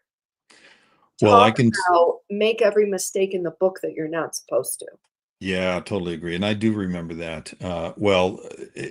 It's very apparent that the university was controlling the narrative here, coming out of the police department and out of the city. Obviously, they meaning the university, wields a tremendous amount of power in that community. And I have some friends that went to U of I, and they, one of my closest colleagues at work, she went there and for her master's, and she is saying also that it's very, very political, and the local politics are driven by the university. So they wield a tremendous amount of power, and that was obviously on display here at the onset of this case. Tearing down the house, I still do not understand that. Why the prosecution allowed that to occur is just beyond me. Why a judge would allow that? The judge could have stepped in and prevented that from happening. But that was Judge, the initial judge that made that decision. And where is he? He's a local judge, circuit judge there in Moscow. And they all attended University of Idaho. There you go. Including They're all alum. Yeah. So, yeah, I would have loved to have Bill Thompson have been pressed by the media to answer the question, why did you allow this house to be torn down? And my follow-up question would be, did you ultimately know you were never going to take this thing to trial? Again, one of the many, many questions we all have that is still unanswered. Well, here's the good news. We have a platform that can continue to ask those questions. Because and we will continue to ask those questions. He's going to speak. Bryan's going to speak on his own time. Now, when that happens, we don't know, and who it's going to be to, we have no idea. But he's going to talk. And somebody on social media or somebody from social media, from one of the major networks or whatever, is going to get into him, and he's going to say his piece. It's going to be lies at first. Okay? He's going to lie through his teeth, but then he's going to get into details, just like he wants to, because he sat there today and was humiliated by Olivia. But everybody else, he encapsulated this principle internally for him because they don't understand this personality. This idea of when somebody stands up and says, I love you, you can talk to me, I can care about you. He's thinking, I just killed your family. Mm-hmm. I'll probably kill you too if you give me a chance. When I asked Wesley Allen Dodd, I sat with Wesley Allen Dodd before they killed him. I was one of the last interviews when they sent me up there to talk to him. I asked him, I said, Wesley, what would happen if you get out? He said, I'll just kill more kids. Mm-hmm. And then the next question I asked him was, well, what do you want to tell parents about a person like you? And he switched it on me. He says, tell the kids to say no. And I was like, qualify that. He said, well, one kid, I just put my hand out and the kid just grabbed my hand. He said, so I had to kill him. That's Bryan Kohberger in his head. He's a very evil human being. And there's no way you're gonna fix this guy. And the cops and the court and this whole process did not they put him in prison, for the rest of his life. Great. That's a good place for him to be because he needs to be in that container. but he's going to have the last word, and he knows up here everything he did. He knew he stabbed, Kaylee 30 something times. Do you think about the rage, right, Bob? Think about the Exactly. rage. I'm talking to our audience of a human being taking a K-bar knife. Just think about this. Let's play this through for a second. 1, 2, 3, 4, 5, 6, 7, 8, 9, 10, 11, 12, 13, 14, 15, 16, 17, 18, 19, 20, 21, 22, 3 to 4 to 5, 6, 7, 8, 9, 10. That's 30 that we know of. Think of that rage that's going on there. That's what Kaylee was up against. That's what Maddie was up against. That's what Xana was up against. Okay. And that's just one of the victims that we know about now. Now add the hilt of the knife and pounding her face in. Mm-hmm. Okay. That is what story Bryan Kohberger is going to tell. That's going to be his message to the world, because he knows he did it. And it's coming, folks. It's coming. He is going to put it out there. I guarantee. He is a monster. So just for Santa Claus to stand back and say, well, he's gone forever, and, golly, gee, howdy, hada, hoodoo. Okay. Well, guess what? You failed them. Yeah, you got a deal, but you failed them. You failed those victims, because you can cry in court, okay, but you didn't feel them.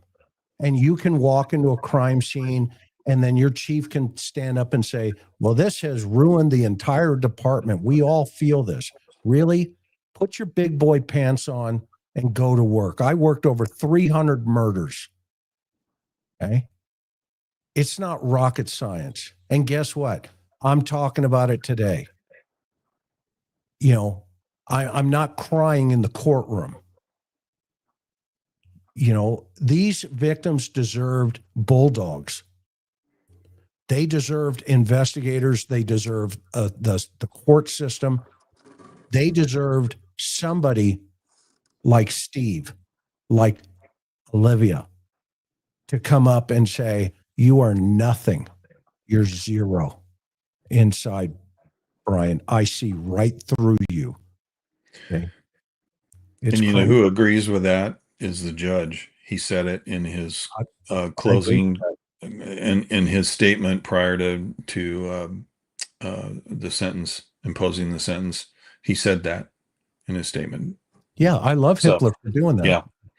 Yeah, he knew. He knew exactly. He's saying the same thing we are, or similar. So he got it. He got it. Well, Bob, we're going to let you go, and Karen and I are going to wrap this up, if that's okay with you.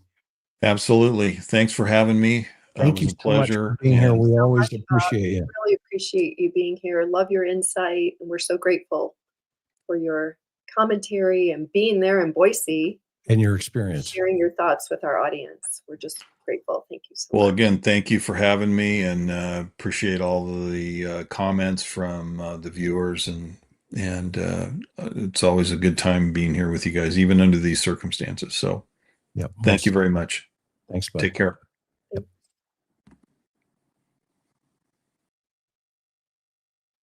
Wow. Okay.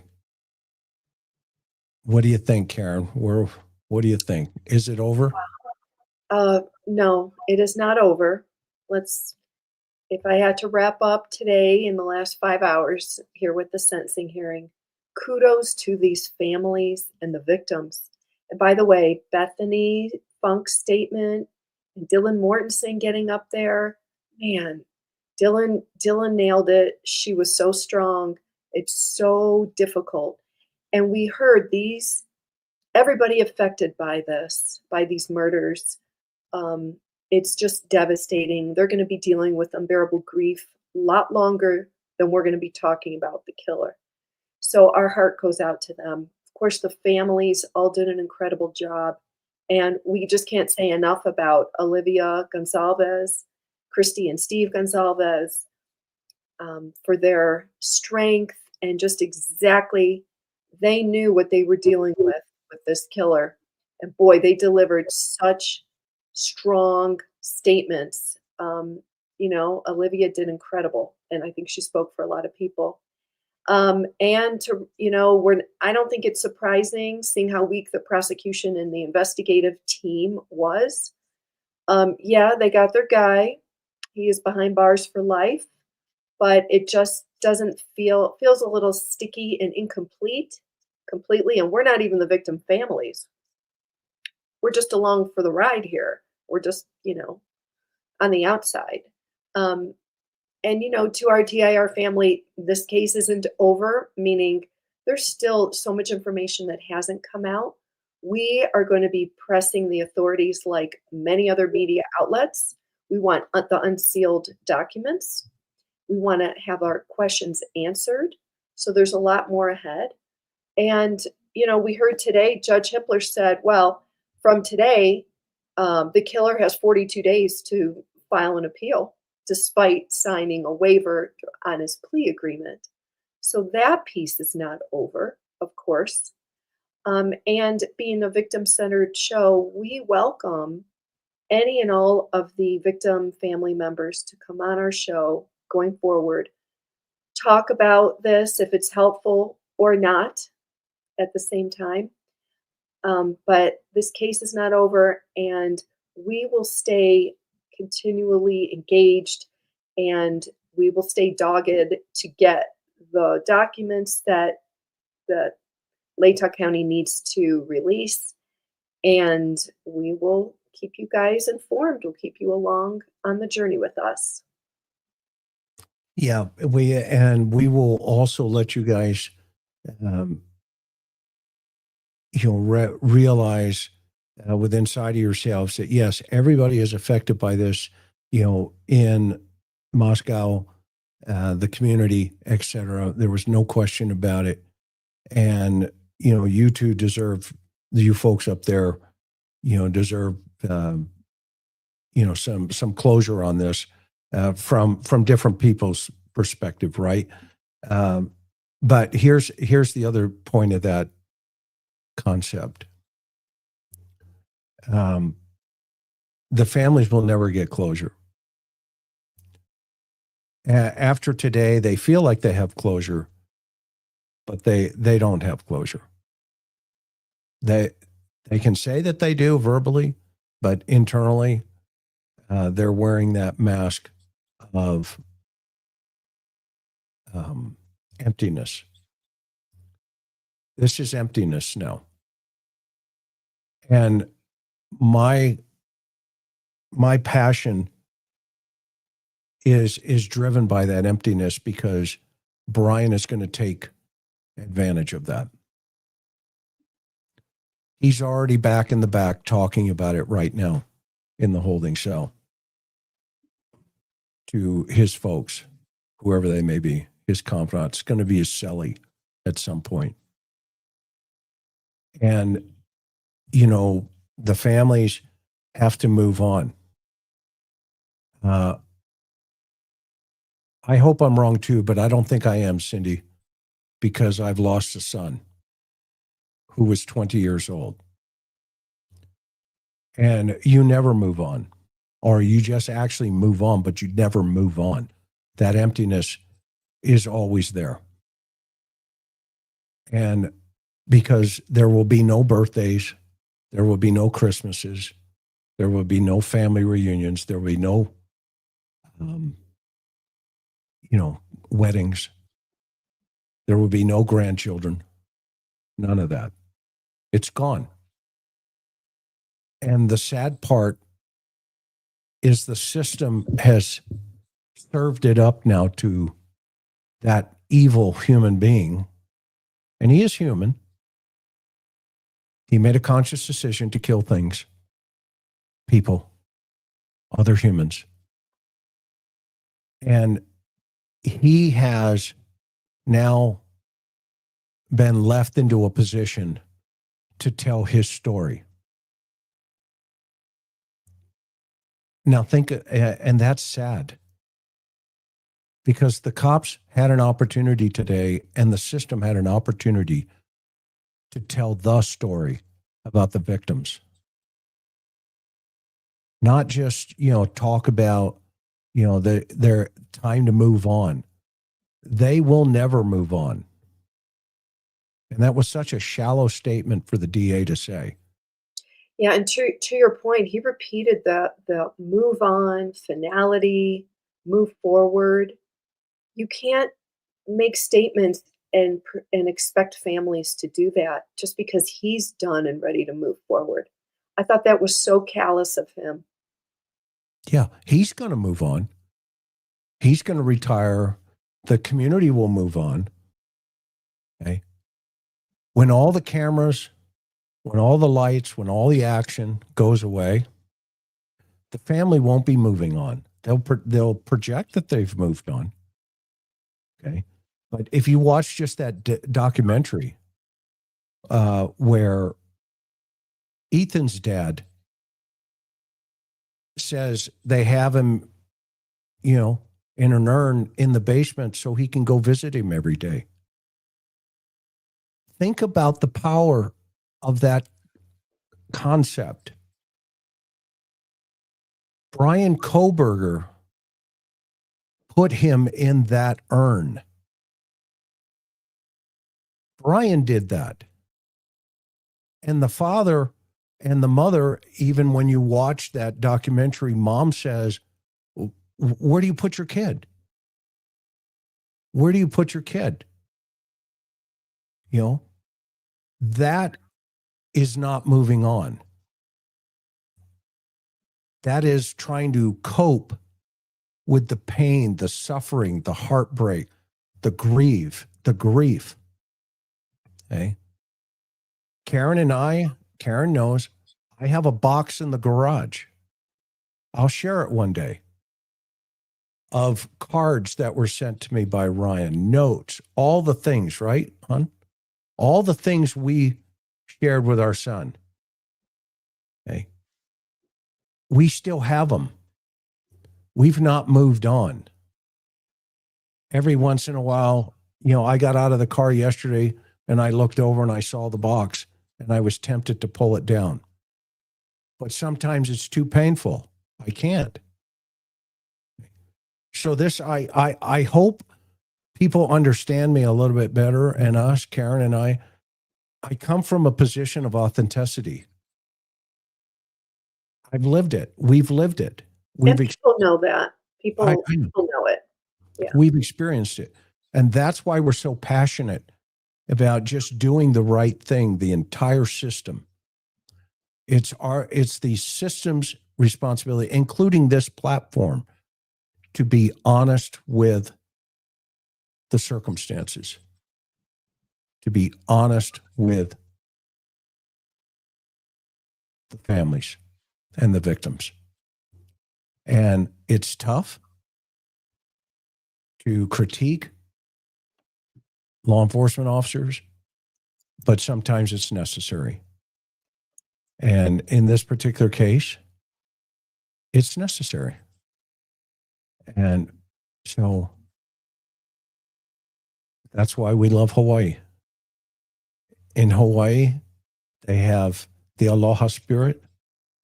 And that Aloha spirit, the reason we chose that song towards the end is because it brings us back to a place where you can just kind of ground yourself again.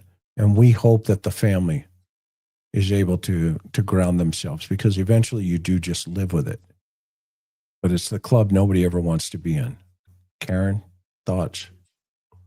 Thank you all for being with us. And until next time, take care of each other. Aloha, everybody.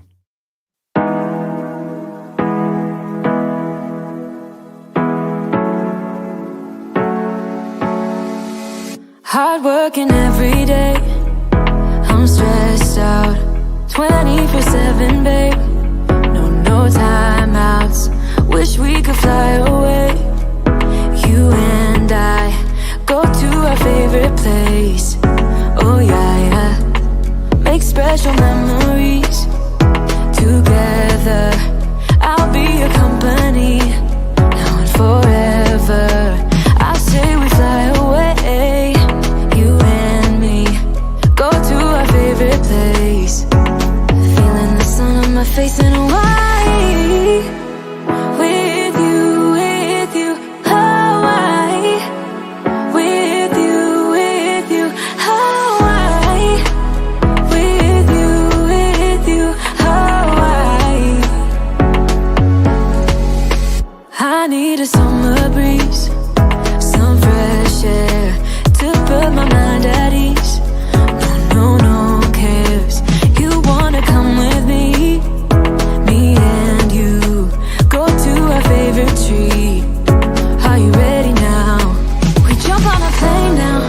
taking away, yeah, we're taking away. Don't hesitate now, we're taking away, yeah, we're taking away. We'll never come down, we're going away, yeah, we're going away, you and me. Feeling the sun on my face in a while.